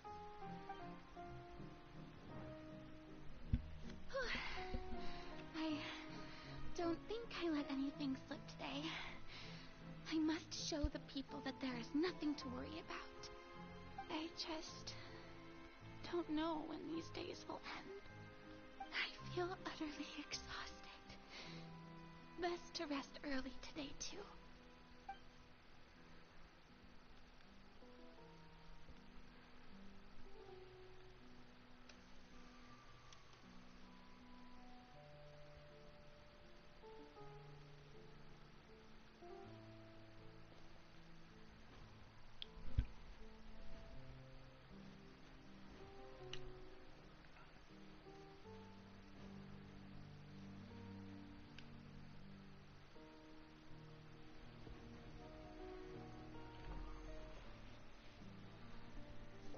Scene 182,375. It's like a dream. I've heard that the first member of our family who was honored to receive an audience with you was Madame Dioteria, almost 20 generations She was ago. genuinely kind to her. And what a fine family yours is indeed. It brings me great joy to meet such a faithful believer. A descendant of a line She's most going... ardent. She can't handle this. Surely you exaggerate, Lady Farina. What is it, good citizen? She can't handle it. Are you crying?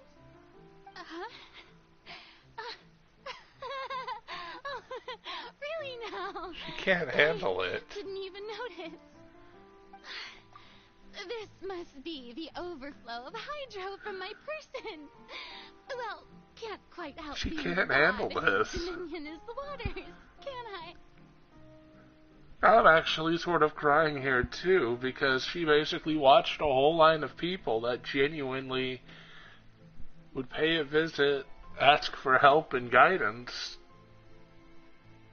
She just watched a whole generation die and a new one take its place.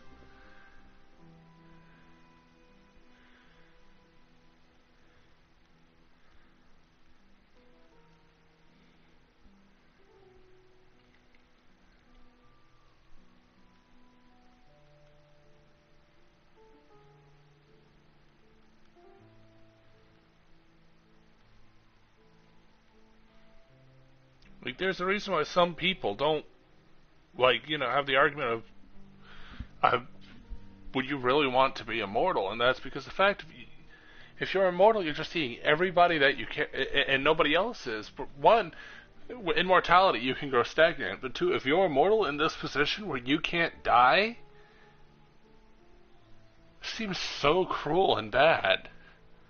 Forced to pretend to be somebody that you're not for so long, to the point where you're even seeing people that you tried to be at least somewhat of yourself they've already died, and their great-great-grandchildren are the ones talking to you right now. And all they've known is this act. That's all they've known, and...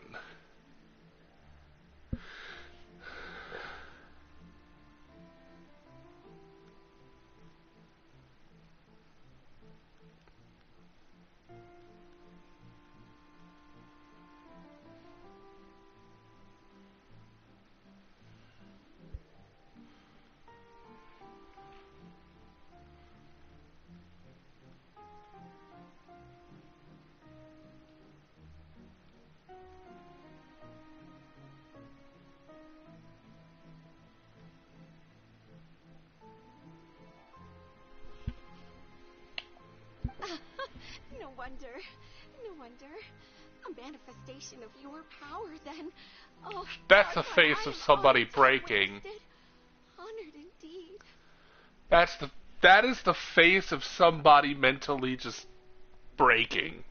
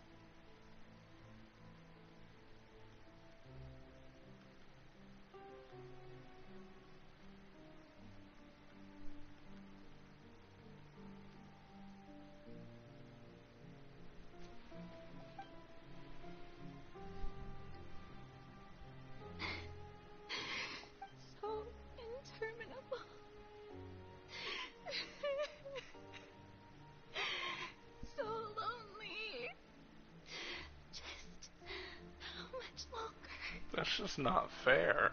Hundreds of years. That is cruel. I know. Perhaps the show must go on for hundreds more.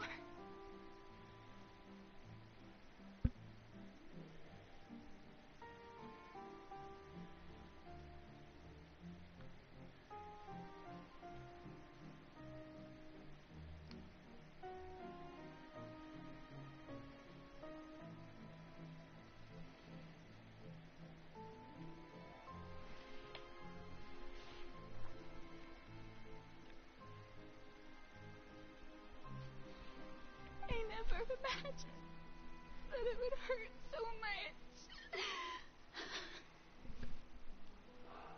Have I reached my limit? No. Perhaps I reached it long ago. Today I didn't even notice my own tears. I want to tell someone, anyone, about this. But would that not destroy all I've done so far? I've conducted so many investigations across the centuries. But there's not even a sliver of hope that we might break the prophecy. All I can do is keep heart. I must maintain this act. It is the only way to save Fontaine. Please, mirror me. You have to succeed.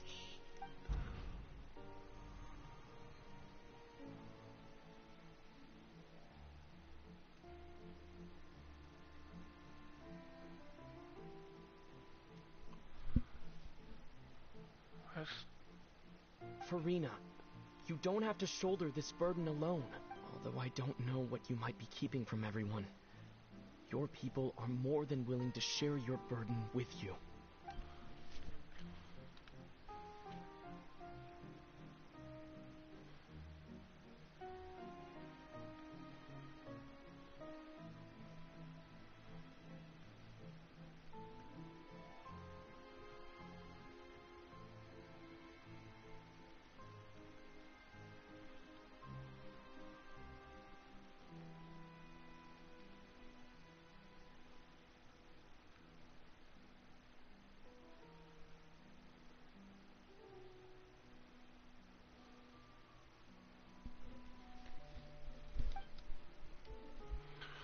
I didn't think the scene would replay in her in a world. Surely I'll find out what you want to tell me next time. My burden.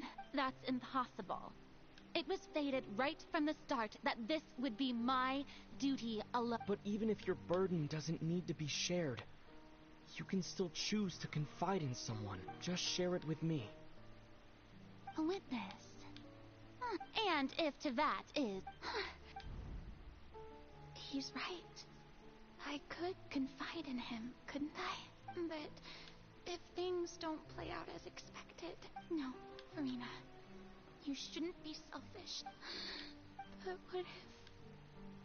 what if it's really alright? Farina, you've worked so hard for so long. Surely it would be okay to put yourself first for once. Just this once. Is it such an outrageous thing to do anyway? To find someone in whom you can confide your frustrations and sorrows? Fuck! Surely it could not hurt.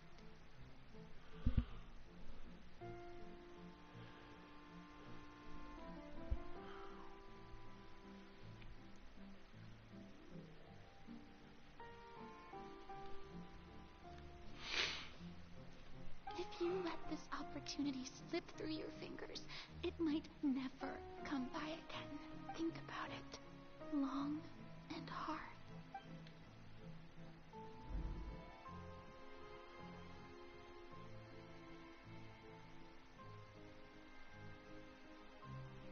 And then she's gonna feel betrayed after.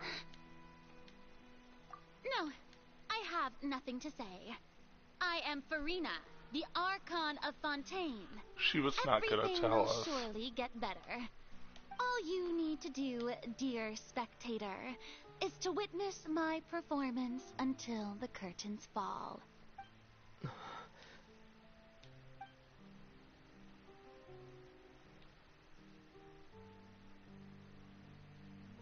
Fine.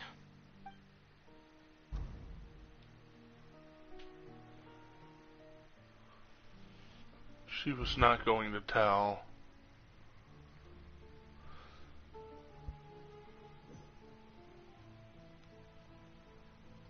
So even Farina doesn't know the truth? You've never once let her in on the full plan? Yes, it had to be done.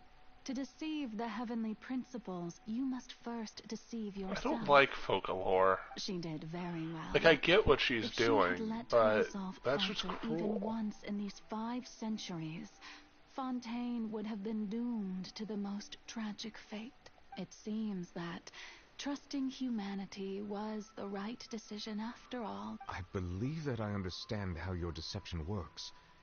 But that that's is because only I don't half like the the truth, is it not? people have to suffer for that. Like, How it's would for you the build greater on this good, just like how foundation to Farina save tried the to people of do with Fontaine? herself. That is the most important thing. Ah, good. Of course, the Iudex of Fontaine has pinpointed the crux of the issue. I'm sure you've long sensed that the Oratrice is no simple machine. I've always suspected that it had its own consciousness. And Lenny did mention that he heard a human voice within the core chamber. It now seems that that person was you, hidden within the machine all along. Am I right? And then I became one with the Oratrice, taking Fontaine's gnosis with me. Yes, it would seem so, wouldn't it? Alas, your understanding of this device still lacks sufficient depth. In truth, it is no enactor of justice. It is, in fact, a device created to kill the god of justice. Oh, you have it. And to be more precise, not only will the Oratrice take down the god of justice, it will also take down the divine throne upon which she has been placed. I mean, did you think I would be the sort to enjoy peaceful repose while Farina suffered? There we go, because that's not over justice. these last 500 years has been to constantly accumulate indemnitium within the Oratrice. But really, some have already discovered that only a small fraction of the energy generated by the device was ever used to provide power to Fontaine. The vast majority had to be, accumulated to enact this death sentence. It was all a part of your plan, then? Both the trial and the sentence? Indeed. This power, accrued over 5 centuries, could have sustained Fontainians for millennia, had it only been used for that purpose. Almost all of it has now been stored within the oratories, but only power of this magnitude could hope to destroy the Hydro Archon's divine throne, shaking the rules established She's by basically Celestia, telling the higher-ups and to go breaking screw through themselves. The institution that is the So the Oratrice's call for death was for neither Farina nor Focalor, but for the Hydro Archon. The destruction of that divine throne. If I do not misunderstand your intent, you must be... returning what's rightfully yours to you, of course. In other words, this was all done to return the authority of the Hydro Archon to the Hydro Dragon of this planet.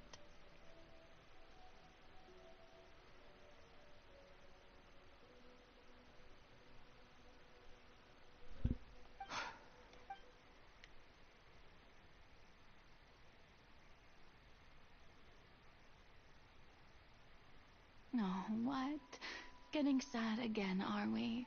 The authority of the ancient dragons shall soon be yours once more, O Hydro Dragon Sovereign. And this is the face you make. All you've done throughout the years is just so you can sacrifice yourself at the very end. I've never quite seen it that way, you know. Even now, I'm quite pleased at how well my deception worked.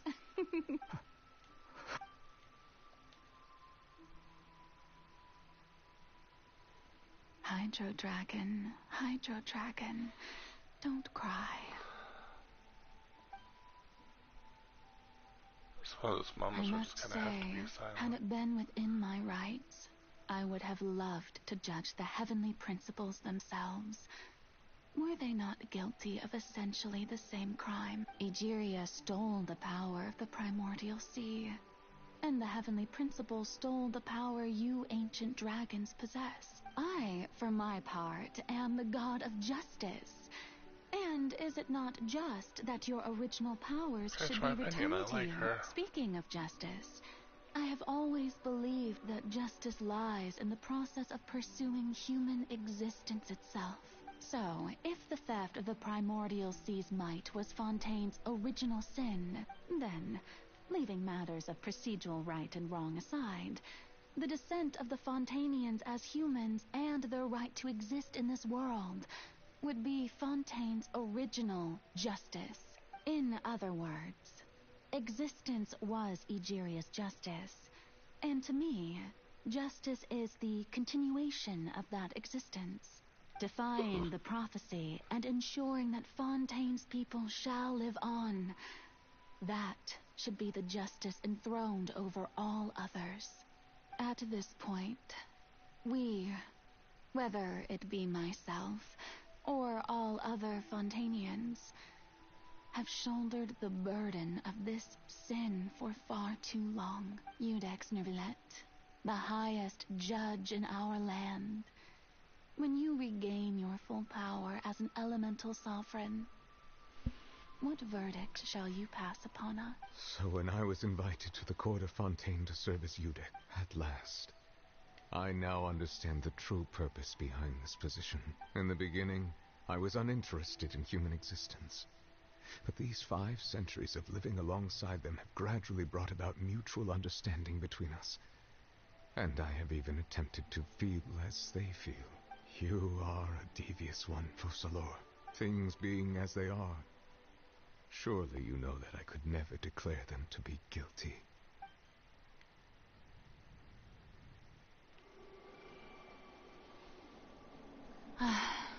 The hour of my execution is almost here. For the sinner, the curtain call has come. I know I may not sound it, but faced with death, I find myself a little afraid. Perhaps this is one thing both gods and humans have in common.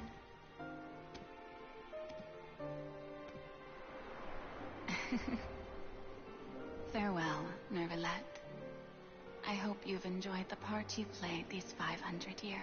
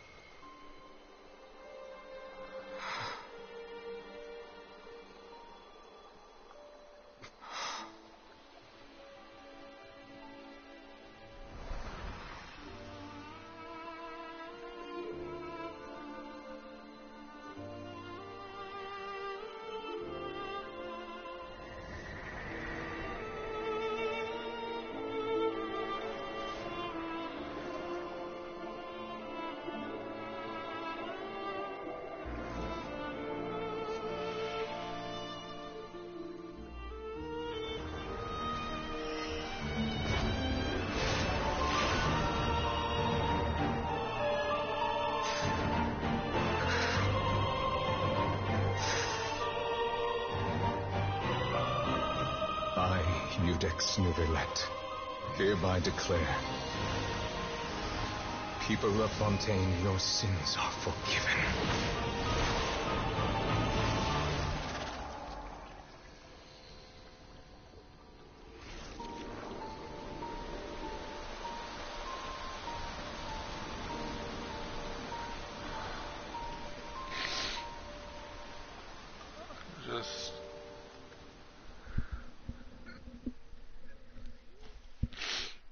I could not talk. We didn't keep.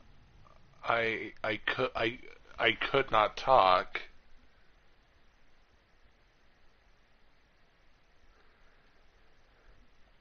The game just kind of let me just watch.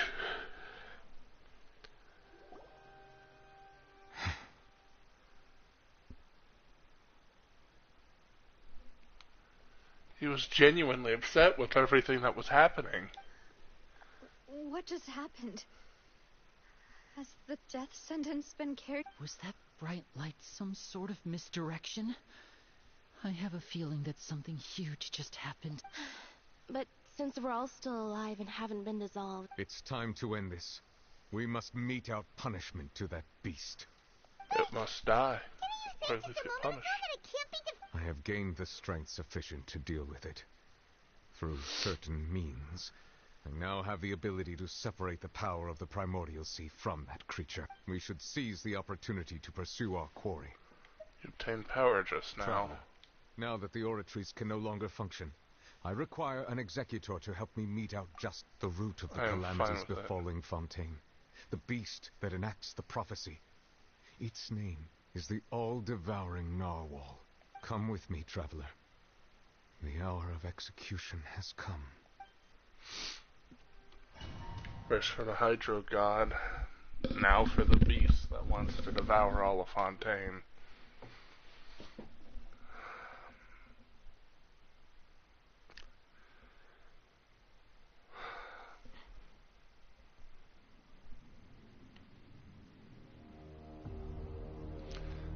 Never felt so much dislike towards a random whale.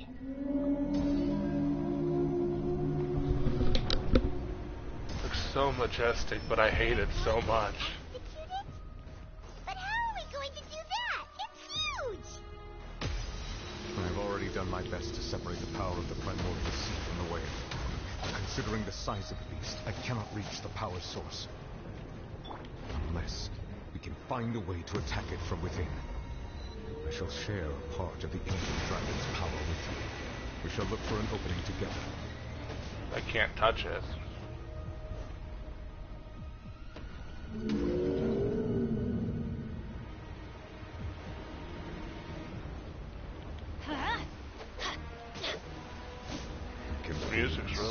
so... hostility.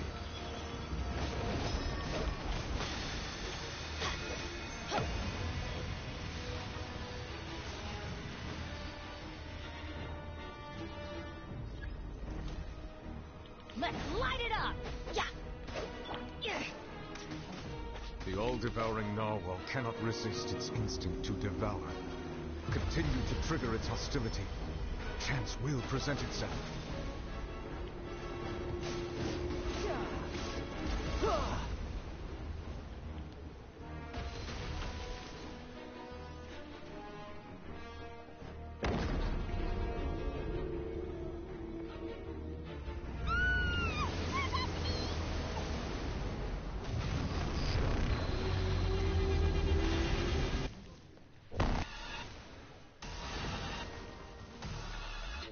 Oh. What's there a hole-looking thingy over there? Huh? Scary!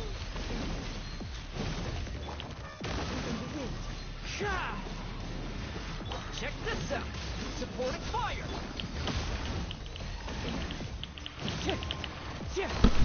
Clouds high.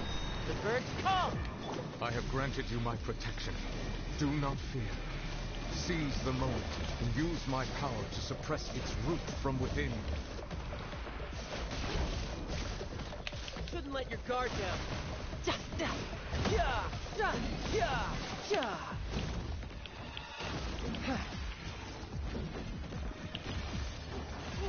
Okay, so just keep the crap out of this thing. Don't get too close. I'm going in! Let's light it up! The wind knows.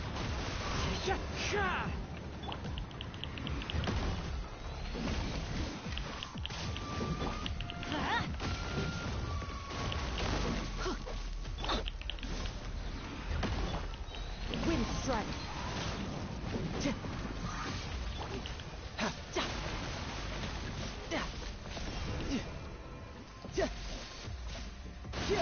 Who's next? Amateur. Let's light it up! Teamwork is dreamwork!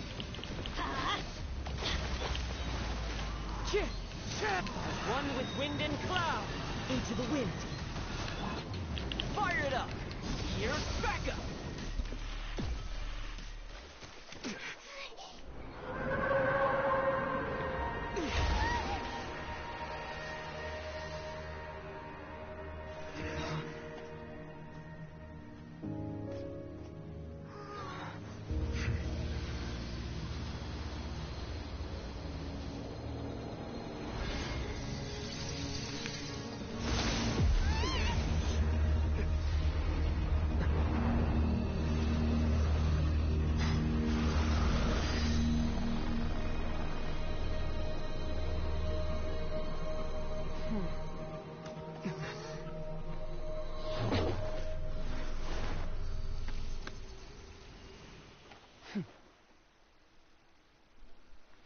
So this is the person then. Thanks for helping with the cleanup. It should have been my job, but it was just supposed to be a short private training session for me. I didn't think that my disciple and my master's pet would start brawling in the meantime. Well, actually, I had a feeling that it would happen at some point, but they bumped into one another earlier than I thought. What a blunder. I suppose I'll have to swing my sword 3 million times as penance. Disciple. That power. Who are you exactly? Hyman has an idea. From what she said earlier, she must be Child's master. It's just that he gave us the impression that she was, less talkative. I simply did not have anything to say to the weak. But you, on the other hand, managed to defeat the all-devouring narwhal without using power from beyond this world. So you may speak to me as equals. So a person would take an all-devouring narwhal I as have a to pet. agree. It's a strange use of a planet's primordial waters just to raise an all-devouring. That kind of power is wasted on it. It's not cooperative. It eats too much. And I have more important things to do with my time than pet sitting. Even The my only disciple thing has more that important things to creature do has with time. going for it is the That's not chance. I, it was even my disciple. All in all, Miss Girk? I think you might have missed the point. the point being... Well, being that this pet an entire nation. So what sort of person is your master? Well... Oh, right. So you don't know him. Sorry, I assumed you did. His name is Sir Tologi. Who? I am unfamiliar with that name. Huh. So Master is insufficiently famous. How should I describe him then? Have you heard of the name The Fowl? No. The Fowl? Still nothing? Well, how about The Visionary? Heard of the Visionary Better somewhat. familiar then? Or Gold Rhine-Daughter? Ooh, that one we've heard. Rhine-Daughter's part of the Hexen Circle. She's Albedo's mom, right? Oh, so you do know that name. To be honest, I also heard all of those names, but I suppose you understand now, yes? My master is likely a similar sort to Rhine-Daughter. They are both pursuing some form of perfection. Wait, didn't you also mention a visionary person? Paimon didn't quite catch their name. Actually, never mind that. That the all-devouring narwhal used up nearly all its strength fighting you. Such roiling hydro energies will prove difficult for the planet's deep seas to digest. As such, the Fontaine back on the surface has most likely been thrown into chaos. In other words, the prophecy that you've been fretting over should now be in full swing. What? There's all to be surprised about now. It's natural after all the prophecy will surely come true. We knew it and accepted it. Not to worry. However, Focalor has already managed to deceive the heavenly principles.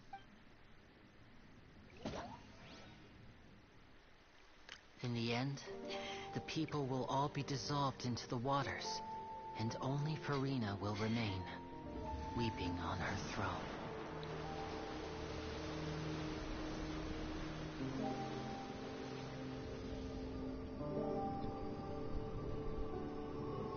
Only then will the sins of the people of Fontaine be washed away.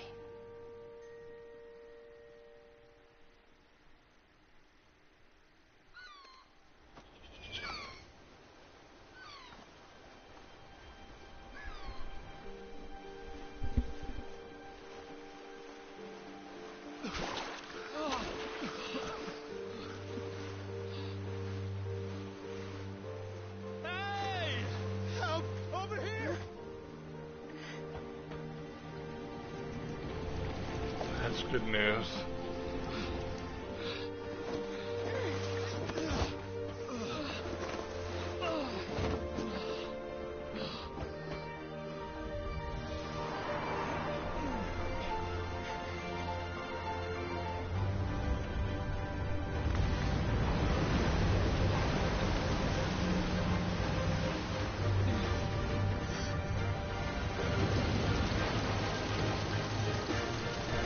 And Realfully. All hands initiate emergency rescue. Man's got a ship. This is a nice thing to see. Hurry!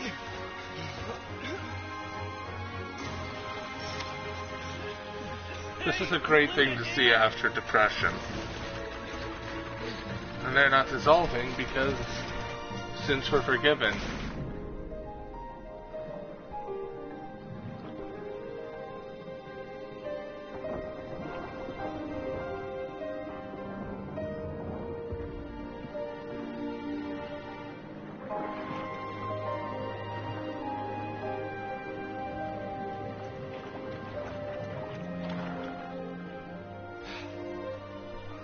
Look! The water's receding!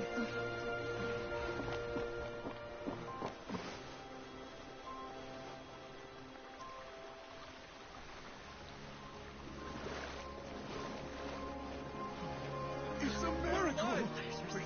We didn't dissolve. The prophecy was wrong. The prophecy was wrong. I love this.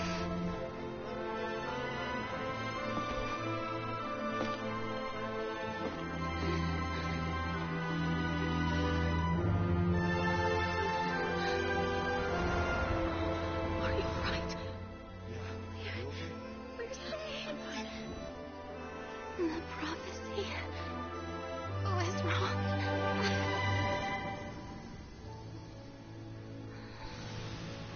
I love this.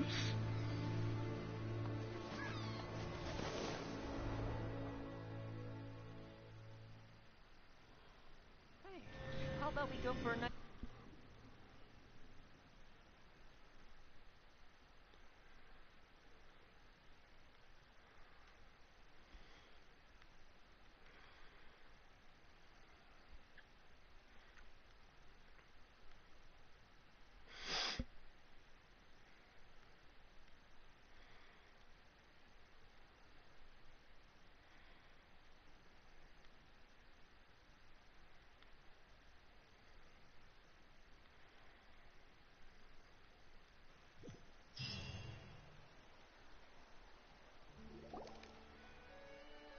The Solo renewed. The Spirit Diversilla tax post-disaster rebuilding.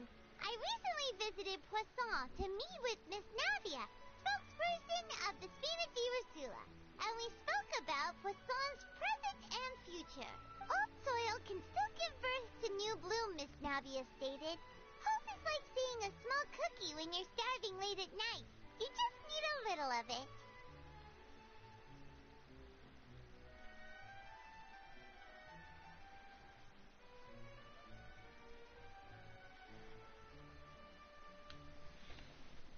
Skyship Winglet, lunar brain of the Fontaine Research Institute. The various disputes that have arisen on account of Mr. Edwin have suddenly become a shield over the Institute, with Julia turning out to be a once overlooked hidden gem. People always call the first researcher mad, but few know what to call the second. And should that latter person achieve a miracle, they would find it all the harder to find a word with which to classify him and his team.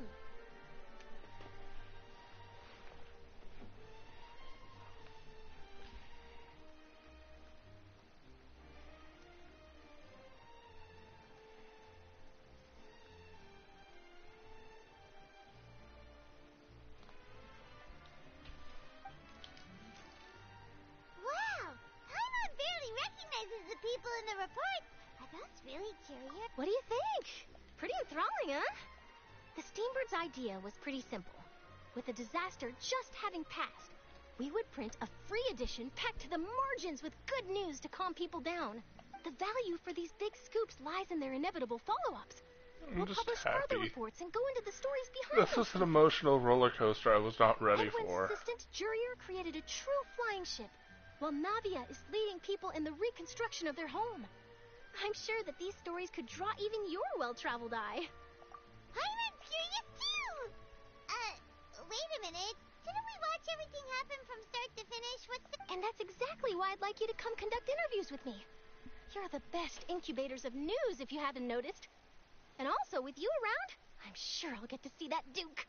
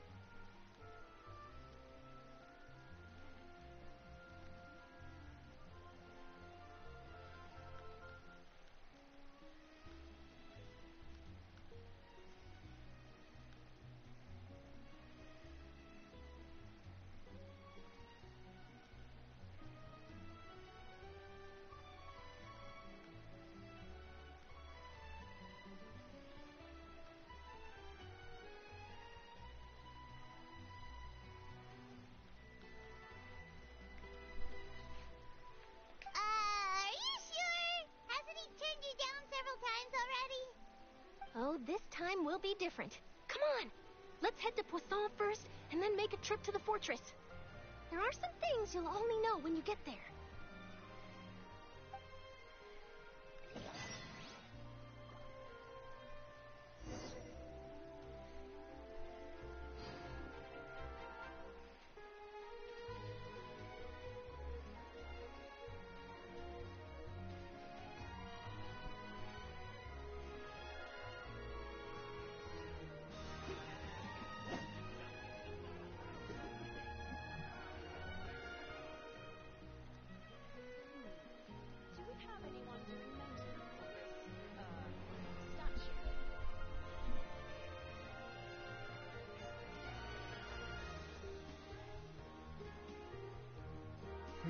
I feel like there's something I forgot to do.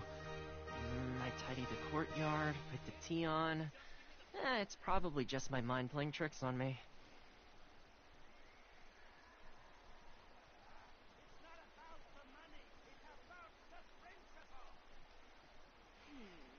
Do we have anyone doing maintenance on this, statue?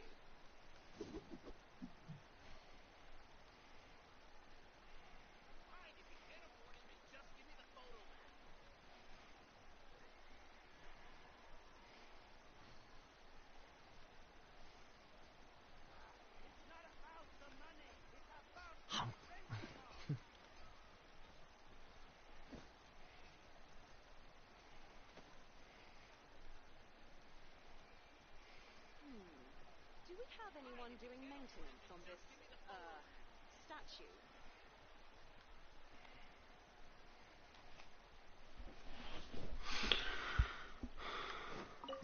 That was good.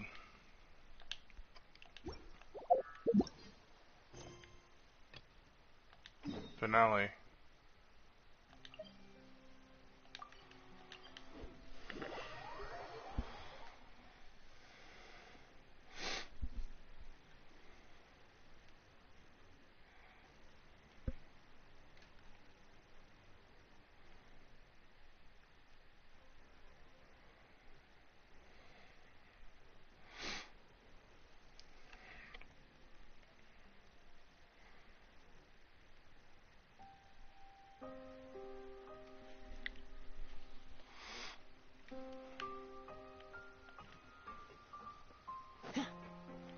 Is this just the natural music of this, or is it now permanently this? Because I don't remember if it was permanently this.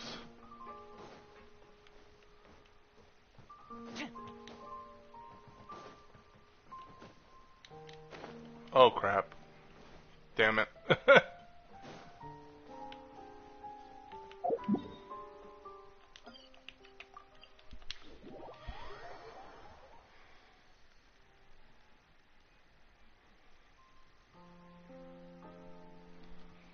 I need to find a way to get to where I need to go without randomly just falling.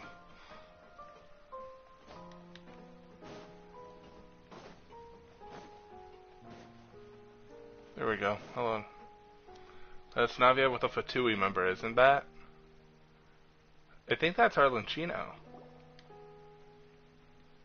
Navia! No, it's not.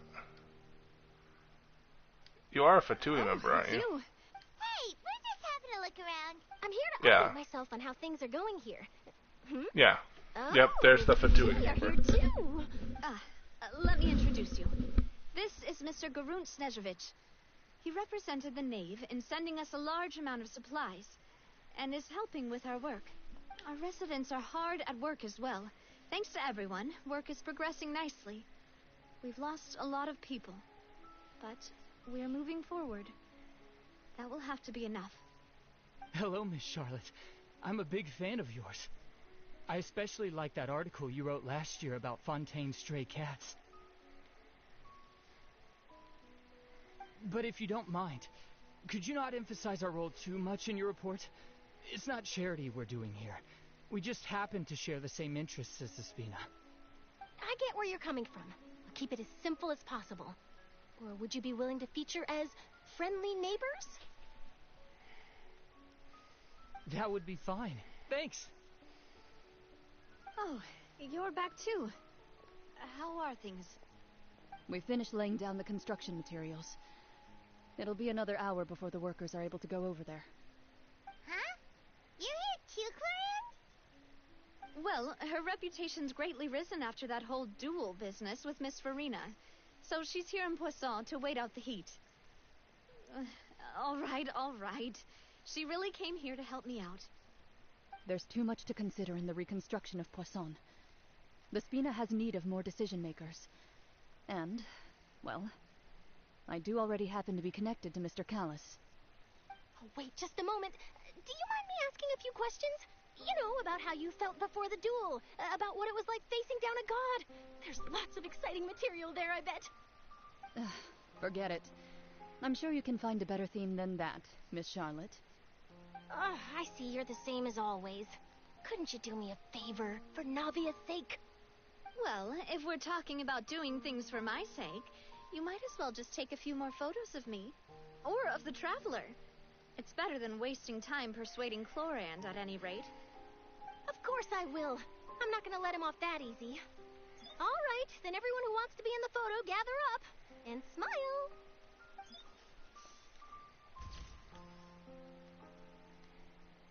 How did it go? Was it a good shot? Did Paimon look cute in it? Not bad. Your addition really helped the composition of the picture.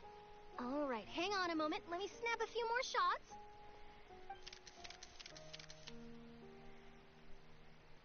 All right, that should do it. I'll be back here later anyway, so let's call it a day.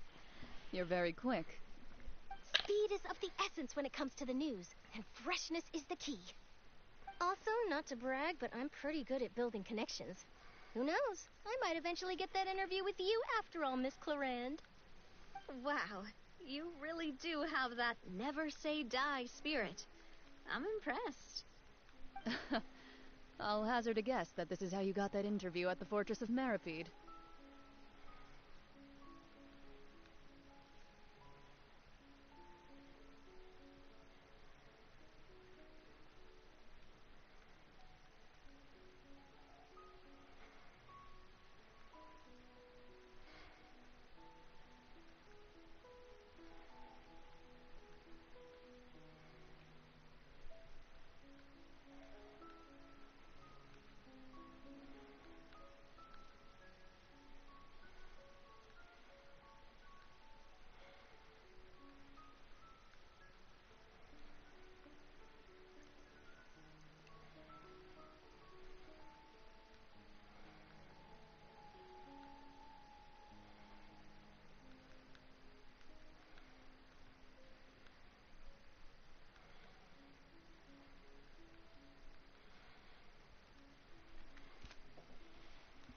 I already knew that she was going. Whoa, you're well Where she was informed. going.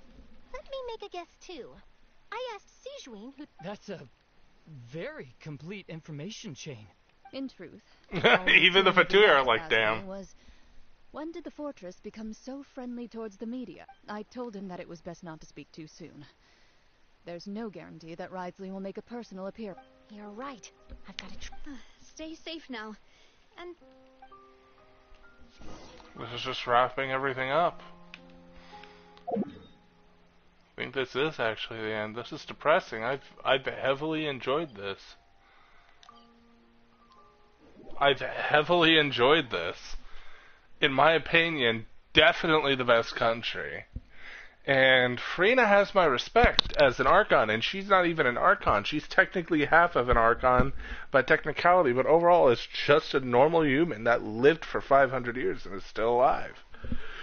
Which now she's going to age and eventually pass on since Fossilor's gone. Wow, guess we're here again, huh? There's a real nostalgia. Looks like you've been missing it. Phew! Did you come all the way to the entrance to greet us? Of course. I'm here to welcome you and our dear Miss Charlotte, whom our good head nurse recommended to me. It's an honor to finally meet the much-rumored Duke. Thank you for consenting to my visit to the fortress, sir. No need to thank me. But that said, I shouldn't be the focus of your interview. I trust you recall our agreement? Of course, of course. All right then, this way.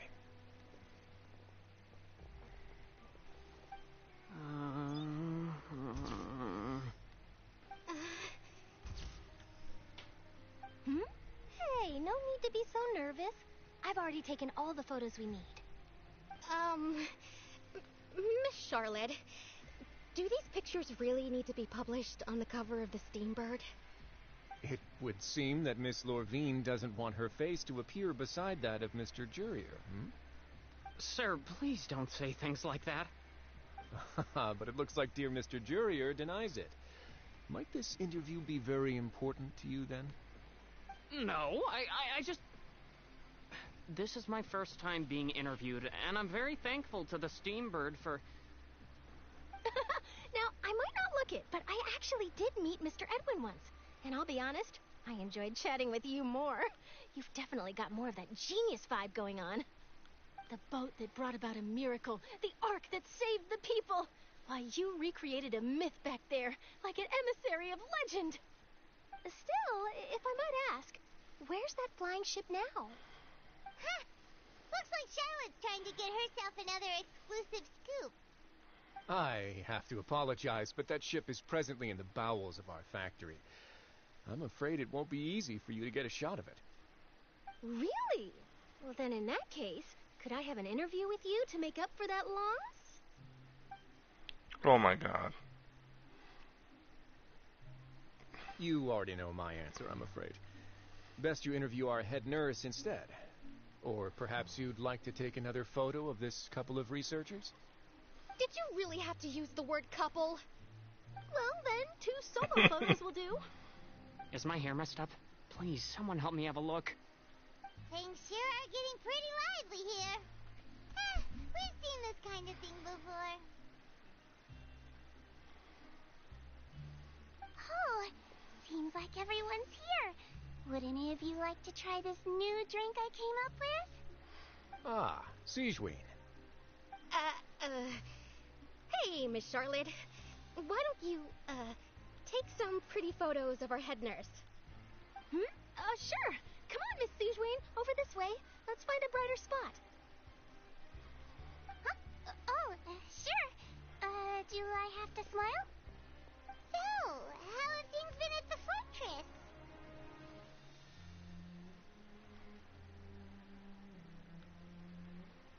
Same old, as you can see.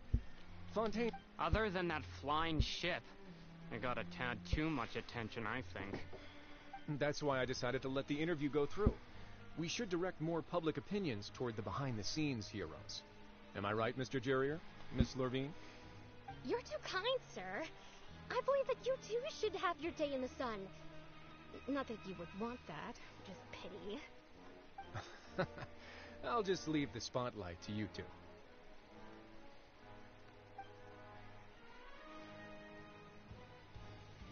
I see. Lots of things happened that day, huh? Anyway, regarding that Harbinger, I'm not sure you remember, but his 3 young followers are still waiting for his return. He sure did win them over, huh? I'll tell them that there's good news and bad news.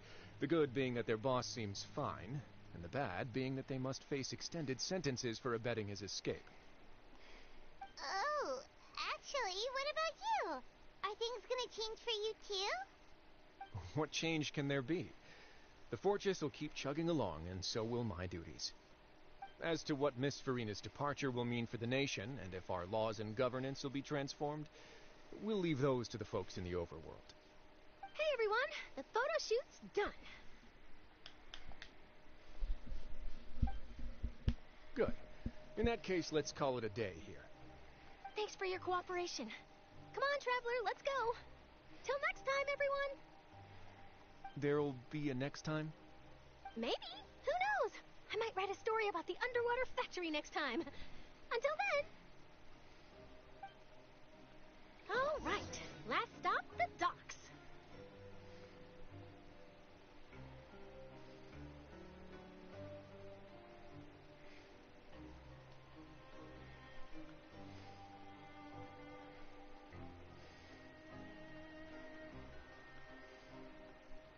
I really did spend a lot recently. Only 10 more are left. Still, 10 more is better than no more.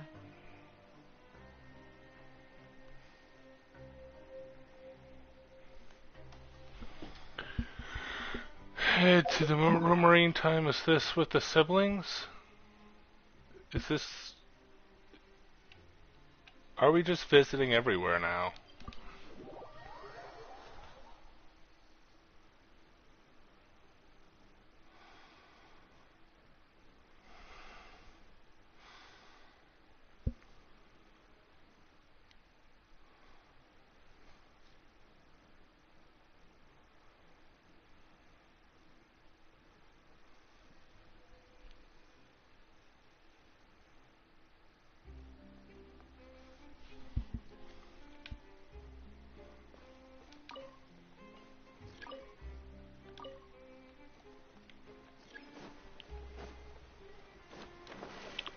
Actually, now that I think about it, they should be at the hearth. Who the hell is down here? They should be at the hearth. Like the Children of the Hearth building, their home.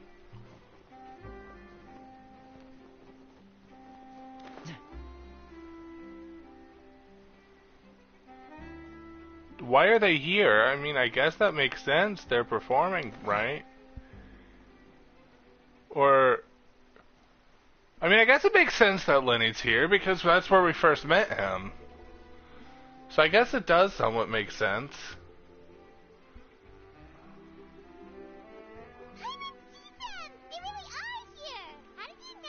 Navia mentioned that she stayed in touch with Linny and the others after working together. Apparently, they've been at the docks distributing these strange pockets the whole time since. Traveler, Paimon. Ah, and Miss Charlotte, too. Yeah. Would you like a magic pocket? What sort of gadget? It's a wondrous bag that can be used to carry many things. The water level has returned to normal, but if you see any of your things floating around, you can use this to carry them. Or you could trick a friend into doing it for you. Trick a friend? I wonder which of my friends would fall for this. No. You could just make a friend named Fremine here. Isn't that right, Fremine? Is this what you meant by, I'll help you make some more friends? To be honest, that sounds pretty sweet. Could I have your contact, please? Sure. Please, write down my address. You sure are working hard to help Fremine socialize. Yeah. He was the one who proposed it. He must socialize. He wants to assist in our magic shows. Sounds like that would suit him. I was planning to first introduce Pear as an assistant, and later Fremine himself. In the future, I think we can leave underwater escape magic to him too. That said, would anyone want to see a diver escape underwater? Oh, it'll work out. Every journey begins with the first step. He'll become a part of our show eventually. Lynette, could you come over? Miss Charlotte says she wants to take a picture Yes. of us. Got it. Yes. My, that Charlotte is rather perceptive. She got rid of everyone the moment she realized I had something to say to you. So, how have things been, Traveler? It's been great, my friend, who, like, a lot of the community thinks is gay for Aether. Father says that you did a great deal during the latest events. She's very grateful for your contributions. And I genuinely like her. As, like, she is actually a caring person. Oh, I guess you haven't heard. Well, Is she stealing the Gnosis? After Lady Farina left, Father and Monsieur Nervillet opened negotiations, during which he gave Fontaine's Gnosis to her as a... Of course. A diplomatic gift? A Gnosis? Yes, I was quite surprised at first myself. But when I thought it over, there were actually a number of things going for it. It could have been done as an apology for the incident with Lord Child, or as thanks for his help in tying the all-devouring narwhal down. Furthermore, Father did also lend significant aid to Fontaine and Poisson. That's true, but this is a Gnosis we're talking about. Doesn't this seem Yes, but doesn't it have no power since there technically can't be a Hydro Archon I anymore? would agree, but I've also heard that... It seems that Monsieur Nervulet has had a significant change of heart regarding the matter. So there's some reason for this that only Nervulet knows about? He knows that it's useless. I suspect you'll have to ask him about that yourself. He knows that it's useless, right? Yes, speaking of which, I did see him strolling around the entrance to the fortress. Isn't he real busy and stuff? Paimon didn't think he'd have the time for that. But back to the topic. The Gnosis was given to the knave, right? What about Child? They say that he's returned to Snezhnaya to recover from his wounds. I hear that the recent disaster really did a number on his health. Well, I guess I can now call him one of my war buddies. When you think about it, we've had loads of run-ins with the Fatui. To think we'd be allied with them this time. So shocked by such a simple switching of sides? Hello. Father. Well, what do you know? Come to the docks to see how my children are doing and meet the traveler by chance. Please do not pay my accomplishments in Fontaine too much mind. I would have done them regardless. Are you going to take the Gnosis back to Snezhnaya? That is our duty as harbingers, yes. Don't be too preoccupied with sides. The goal of the Fatui concerns not a single place or person, but the entire world. With such a grand goal in mind, it is inevitable that we must wear many masks. Switching my masks is something I've always done. Will you keep to your Well, position? that depends on many things. No one truly knows what the future holds. What good is honesty if you can't rely on it forever? As for you, I very much look forward to our next collaboration. Good things cannot be achieved alone, and you've proved yourselves to be great partners.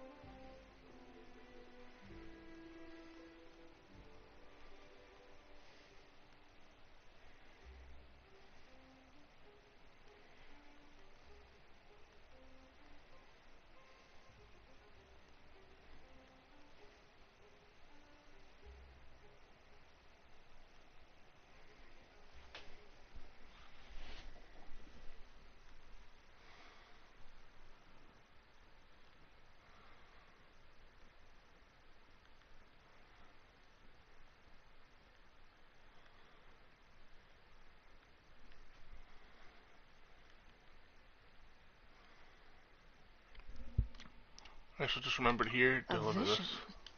All right. I'll remember to return it. Thank you for keeping it safe for him this entire time.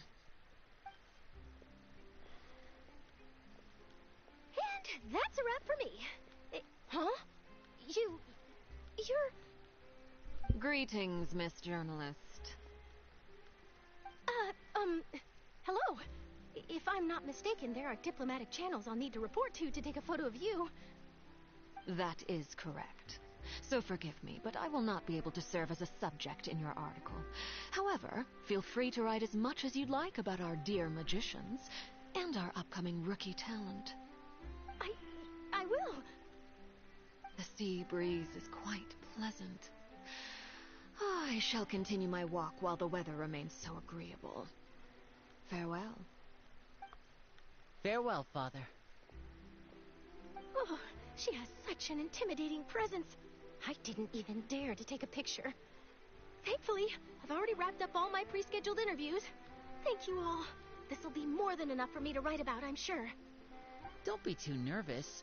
Why don't you take a magic pocket before you go? Here, Traveler, Paimon, you take one too. To move things about? That's right. Funny. I was giving out magic pockets when we first met too. And what do you know? Yeah. I'm doing the exact same thing right now. So many things have happened, but the pockets are still the pockets. I guess this must be life. We will all follow our own paths, and serendipity will lead you to your fated friends. All right then. We'll be handing out pockets in some other districts later, so we'll get going now. Have a good day, you two.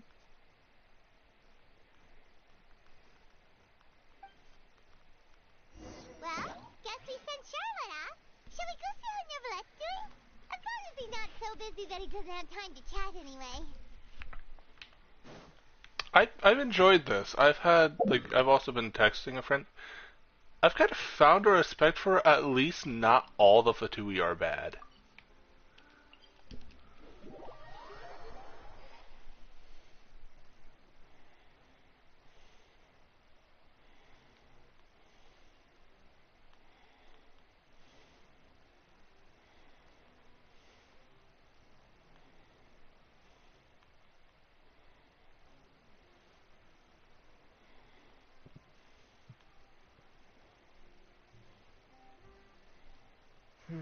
I feel like there's something I forgot to do. I tidied the courtyard, put the tea on. It's probably just my mind playing tricks on me.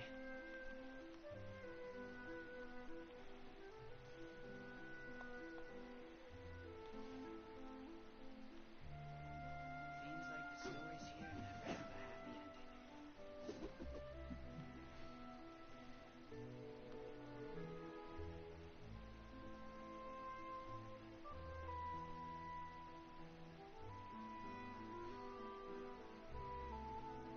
I really did spend a lot recently. Only 10 more left.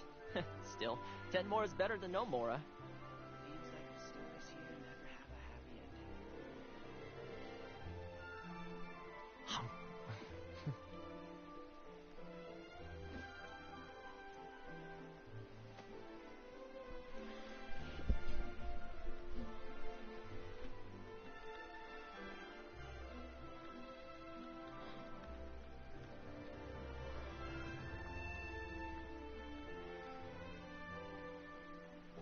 Hey, how about we go for a nice meal sometime?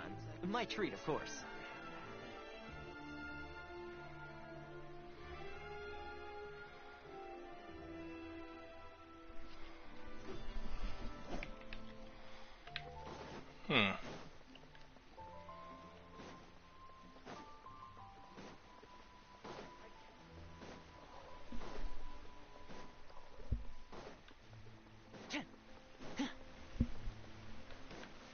Here we go. I'm starting to think Celestia's like not really that great from this. This was a friend brought up because Focalor basically was like, we were given the power that that Celestia took from the Heavenly Dragons.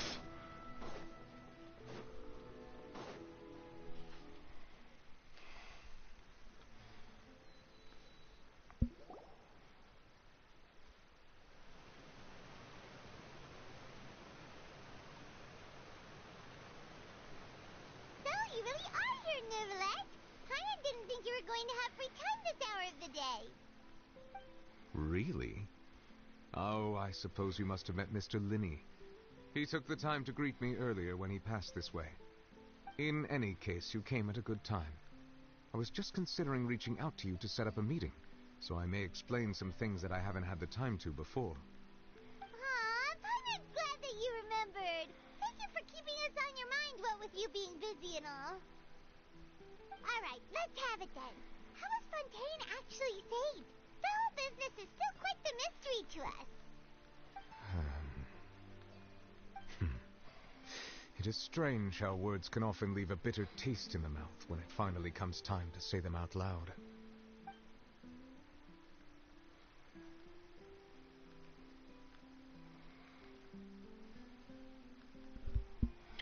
Focalor deceived Heavenly Principles and used her endless performance to basically save everybody.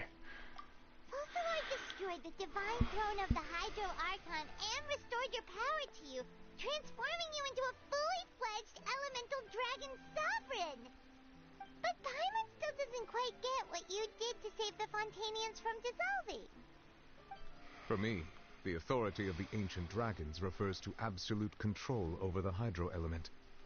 Fontainians were incomplete humans born of Egeria's use of the power of the primordial sea, with constitutions similar to that of mimics. But so long as those primordial energies remain within them, I could use the ancient dragon's authority to grant them true blood, after the fashion in which life was first brought into being on this planet. In other words, when I gave my verdict, Fontainians became true humans, and thus would naturally no longer be dissolved by water from the primordial sea. Focalor must have counted on you to make that decision as well. Your verdict was the key to making the prophecy appear to have come true while saving everyone.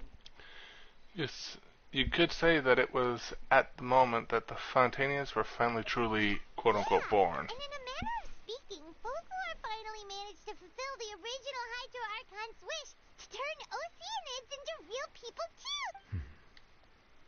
It seems from your expressions that you still have more things you wish to ask away. I will tell you the truth as I know it. The verdict passed on I have Child. investigated his case along many avenues, and I have learned that he once fell into an unknown chasm when he was young. There, Oh, he awakened so then he's guilty via the fact of waking up the thing. Reason, that should not have been enough to consider him the root cause of the disaster. At most, he would have had tangential liability. Yeah, he accidentally. Yeah. Whether it was due to that liability by association, or Focalor deliberately using him to fight the narwhal. He would be able to hold the creature off. I cannot say. Guess Focalor had Fontainians in mind the whole time. In the end, it was thanks to her that they finally became real humans. Hang on a second. Paimon suddenly got enough. Back when Fontainians hadn't yet become real humans, were the children they had also transformed Oceanids? Life has always flowed like water. Do you recall how Fontainians would often come to the Fountain of Lucine to pray for children? Oh. Yeah, Lynette said the fountain is where all the waters in Fontaine converge. In truth, even those couples did not know that such prayers were no mere custom, instead a form of ritual. Those Oceanids who were blessed within the spring water would later descend as new humans in the coming months. Paimon sorta gets Huh? now. Either way, it seems like this ritual won't be of any... Ask away. I will tell you the truth as I know it. About Fontaine's future. About that. Riley said Lady Farina. The people are only aware that her death sentence has not been carried out. She abdicated the post of Hydro Archon and left affairs related to that title to me, before leaving the Opera House. I related Focalor's words to her faithfully and completely. After hearing them, she seemed neither saddened nor comforted. She simply said that she was tired and needed to rest. Having said I that, want she to play then packed her things story. and moved out of the Opera House, not unlike how an ordinary person might. but she's still got a place to stay. You need not worry. I will make arrangements to ensure that she will not want for food, clothing, board, or travel. In truth, I am somewhat happy for her. The wear and tear on her spirit will, of course, take time to heal. But now that she no longer has to play the role of Focalor the Hydro Archon, she can finally lay down her burdens and leave. Yeah. What about you then? What are your plans now that you... After Focalor passed on, the Oratrice also ceased to function. This matter will directly affect our trials. After much careful consideration, I've decided to take over its role in our courts. From now on, I shall hear cases and pass verdicts by myself. Looks like you're still considering stuff from the perspective of the Udex, huh? As an elemental dragon, there are indeed many things that I must do. But this power and this duty, in a manner of speaking, you could say that both were granted to me. As such, before I attend to my other responsibilities, I must first and foremost continue to serve Fontaine as its highest judge. The duty of the Hydro Sovereign and the duty of the Eudex shall coexist within my person. Yep. Additionally, the Hydro Archon's departure has brought about another problem, which is that the Opera House shall no longer produce indemnitium. That's true. That power was derived from the people's faith. Wait, but the various mechs and machines in the city are all still okay. As I am now, I have full command over New Musia, and it can serve as a complete substitute. Another reason why I cannot quite leave Fontaine immediately. Wow. This ancient dragon's authority stuff is really quite useful, huh? Ask away. I will tell you the truth as I know it. The Gnosis. It's powerless, isn't it? Leaving aside their intentionality, the two Fatui Harbingers have indeed done much for us during this crisis. Their sole remaining goal in Fontaine, at least at this point, would seem to be the Gnosis. The Oratrice has ceased to function. The Hydro Archon's divine throne is now no more, and I do not need the Gnosis's power. As such, it has lost all meaning for Fontaine. Oh, so even if it were to have stuff, there's no reason. We might as well accede to their request now, and avoid unnecessary conflict. What complicated considerations? Paimon thought you were just... Ask away. I will tell you the truth as I know it. Next stop on the We'll journey. soon be heading to Natlan. I'm afraid that I have little talent as a travel guide, so all I can do is tell you what I know about that land. As far as I'm aware, Natlan can be said to be a nation of dragon. A nation of dragons? You mean like you? No, I suspect that I would not find myself welcome there. Unlike ancient dragons, such as myself, the dragons of Natlan have undergone long years of Natlan is also the nation of war. War ravages those lands like an undying flame. There is one other piece of information I got incidentally from my negotiations with the Knave that I believe may be useful to the Harbinger known as the Captain has thrown... Oh yeah! Cappuccino! Sounds like a real tough customer. Seriously, everywhere you look, there's a Fatui Harbinger doing their thing. I suggest that you fully prepare yourself before going to Natlan. In the meantime, Fontaine's doors will always be open to you. Ask away. I will tell you the truth as I know. That's basically it. Hang on a sec. Paimon's still got a question about the Gnosis. When we spoke to Linny earlier, he mentioned that your attitude towards giving away the Gnosis had clearly changed. We guessed that there might be some reason for it that only you were aware of. No wonder the House of the Hearth is the Fatui's intelligence division. They are certainly sharp. So regarding this specific issue, I was just getting ready to share something with you. What is it? In truth, I exchanged some further words with that lady named Skirk after sending you two back to the surface. It went something like this.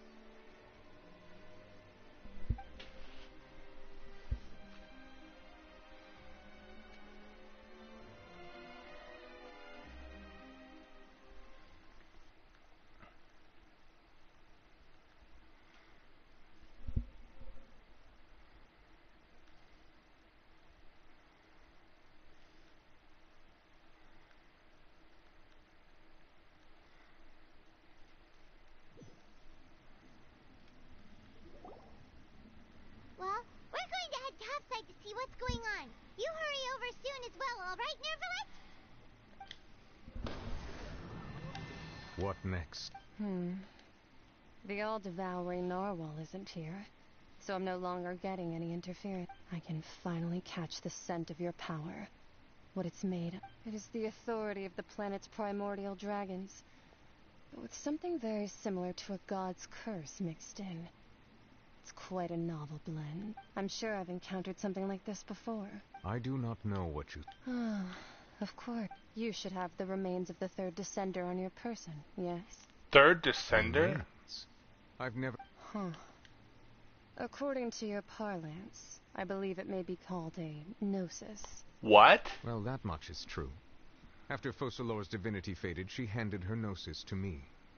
But I fear I have never heard of it described in the manner that you just did. I've been training with my master, the Foul, ever since I was young, and I have never returned to the surface since. So most of the information, it is only natural for those who are greater than humanity to possess a different sort of common sense. Which is, regardless, You should probably get rid of objects of misfortune to prevent any disasters from befalling you. To live in itself is a blessing. But once a person dies... What do you mean? No need to fret. These are just my personal thoughts. And my reason for no longer wishing to return to the surface. This third descender you refer to, who are they? And when did they die? Master never mentioned them to me. Perhaps it just wasn't that important for me to know. If you're interested, though, I could ask him. I'll be sure to pass the answer on to you next time. Next time? You believe we will meet again? I do. Wait. I have a disciple of my own, don't I? He can be the messenger then. Oh yeah, I forgot. Child exists. I love Skirk's just complete disregard of child.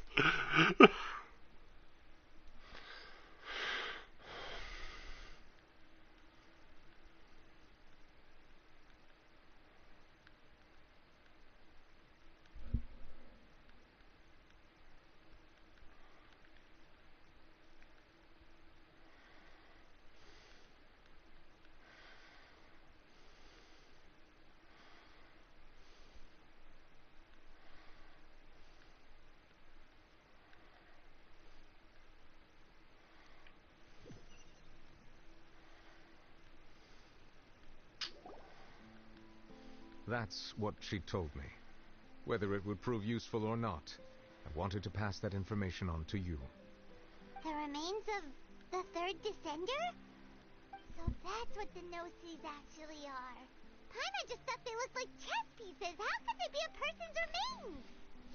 All the same, assuming that there was no misunderstanding or special metaphor. So it's literally that is what she meant to say. the Saritz is collecting She said that it would bring the corpses of a misfortune dead and that you should person. check it, which is why you gave it to the If she speaks the truth? Senator, she mentioned one of them. I'm the fourth one. For me, this information means two things. One, the Gnosis are related to descenders, and two, the one who came before me has already died. I guessed that you might already be familiar with this concept, but I did not expect you to be one of them. That means that the Gnosis, which are exceedingly element-compatible and can even enhance elemental abilities, do indeed come from the third... I wonder, does your body also possess similar properties? No, let's not think about this stuff right now. Comparing the Traveler to the dead third descender and Don't worry, I won't die. Okay, but this topic still feels like that. Once Child recovers, let's get some more answers out of him. Or go look for his master and get the answer. I too believe it unwise to make too many blind guesses when information is lacking. The same is true of being at court. Alright. Whatever the case, it seems like... Yes. All of Focalor's efforts were for this moment as well. Yep. She sacrificed herself in the end as a god, and she suffered through all those years as a human. Was that really what she wanted? I suppose that would be the mystery of a god's will. Did you understand the will of God? I suspect not. But once in a while I too would guess that if wishes were like the clouds in the sky, they will one day return to the earth as raindrops. Life flows like water, and rain is the final answer. The water levels may sometimes tilt one way or another, but the rain falls fairly upon all. And what, ultimately, is the difference between the rains that fall upon all? Done. I enjoyed that whole story. I enjoyed that entire story. That was a great... I enjoyed that. I just heavily enjoyed that. And Natland having Capitano? All of a sudden I want Natland. But I do want, if I can, to take a shot at Arlecchino.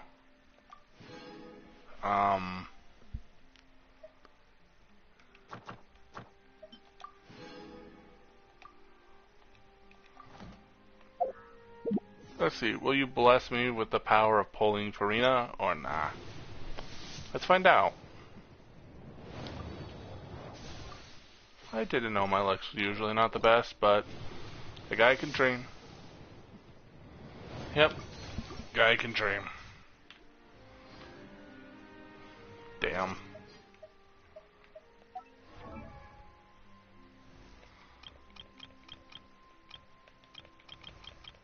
I need to find the Traveler. Smika, where is Traveler? Oh, there's Traveler. I need to find the other three.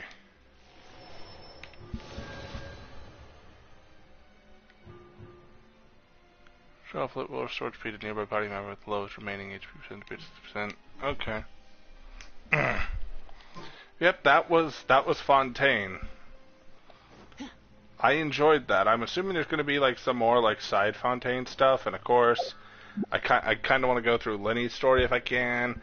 If Remine and Lynette have a hangout, their little stories. Also, of course, now I like Furina. Furina, best Archon in my personal opinion. So I'm gonna want to actually have her play her story, which I think would be pretty fun. Can I now fight the whale? Like, can I normally beat the crap out of the whale? Where's the whale boss? Is this the whale boss? That's the Hydrotopala. Where's the whale boss? Where's the whale boss? I want whale boss. Experimental field generator. Where is whale boss?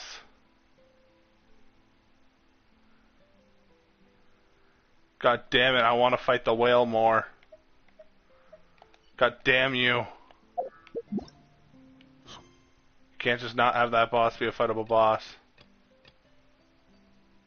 Claim the maximum amount of commission rewards today. That's depressing. But yeah. Hope you all enjoyed. As I go off into the sunset, I'm gonna freaking whip out the Traveler. That makes sense. Do I even have a setup with the Traveler? Fuck it. Tartaglia, you're being replaced with the Traveler right now. This world is so that way I can actually like properly send off. I'm just here with Novelette.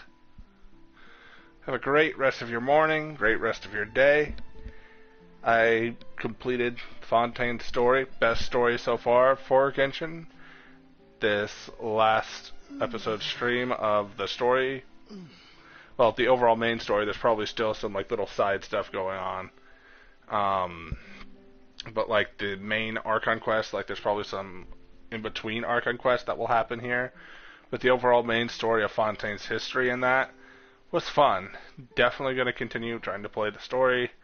I'm excited for Natlan just because, I mean, the Nation of Wars, that sounds interesting. Hopefully it's better, it's like actual war and not just fight like two groups of people and then just be the freaking carrier pigeon errand boy like it was in Inazuma for me. Even though I really did enjoy Goro, I did enjoy Kokomi, did enjoy fighting La Senora, that was freaking fun. But yeah. Hopefully that's pretty good. I am stoked because the captain, Capitano, the freaking captain, he's one of the people I've been waiting for. Arlencino, Dodore, the captain, Grandmaster Varka, those are like 4 people I've been waiting for like as playable characters. So, like, I'm expecting the captain to be like this very intimidating character. With Varka, I expect this big buff old guy. I expect the captain, I've seen some images of him being kind of more slim. So, you know, I would love for him to be buff, like heavily buff, but if he's not, he's not. But I definitely want him to be intimidating. Of course, there's plenty more to do in Fontaine as we get ready for Natlan with side quests, with characters, like character story quests. if you want to see those, let me know. Again, I'm tempted to stream Linny's and Farina's. But maybe anybody else's that comes by. There's like this one girl with a gun that I'm not sure what relevance you have, but hopefully there's more like 4.3, 4.4, stuff like that. Just because the overarching main plot of the Archon quest is done, or like at least appears to be done, doesn't mean it can't have its own wrap up and like little in betweens, just like Sumeru did. With it's like, yeah, Scaramouche was stopped, but then like we had a whole thing that was like a big quest for him and stuff like that. So, but yeah, it was good. It was good. I loved how this story had like very heavy trial stuff, mystery stuff, big doom prophecy of doom thing, and kind of overcoming that. And the plot twists were really good. If this was a whole opera performance, I think it would have been very enjoyable. It felt like that. Especially the ending, especially the stream. It felt a lot of just... my emotions were toyed with. I just really like this. Maybe I'm just a simp for Fontaine, but yes. I will close things up as I stand right next... Novelette, let me stand next to you. Hello, Novelette. Yeah. Right there. Right there. Yeah, there we go. Yeah. Have a great rest of your night/morning. Catch you later, and bye-bye.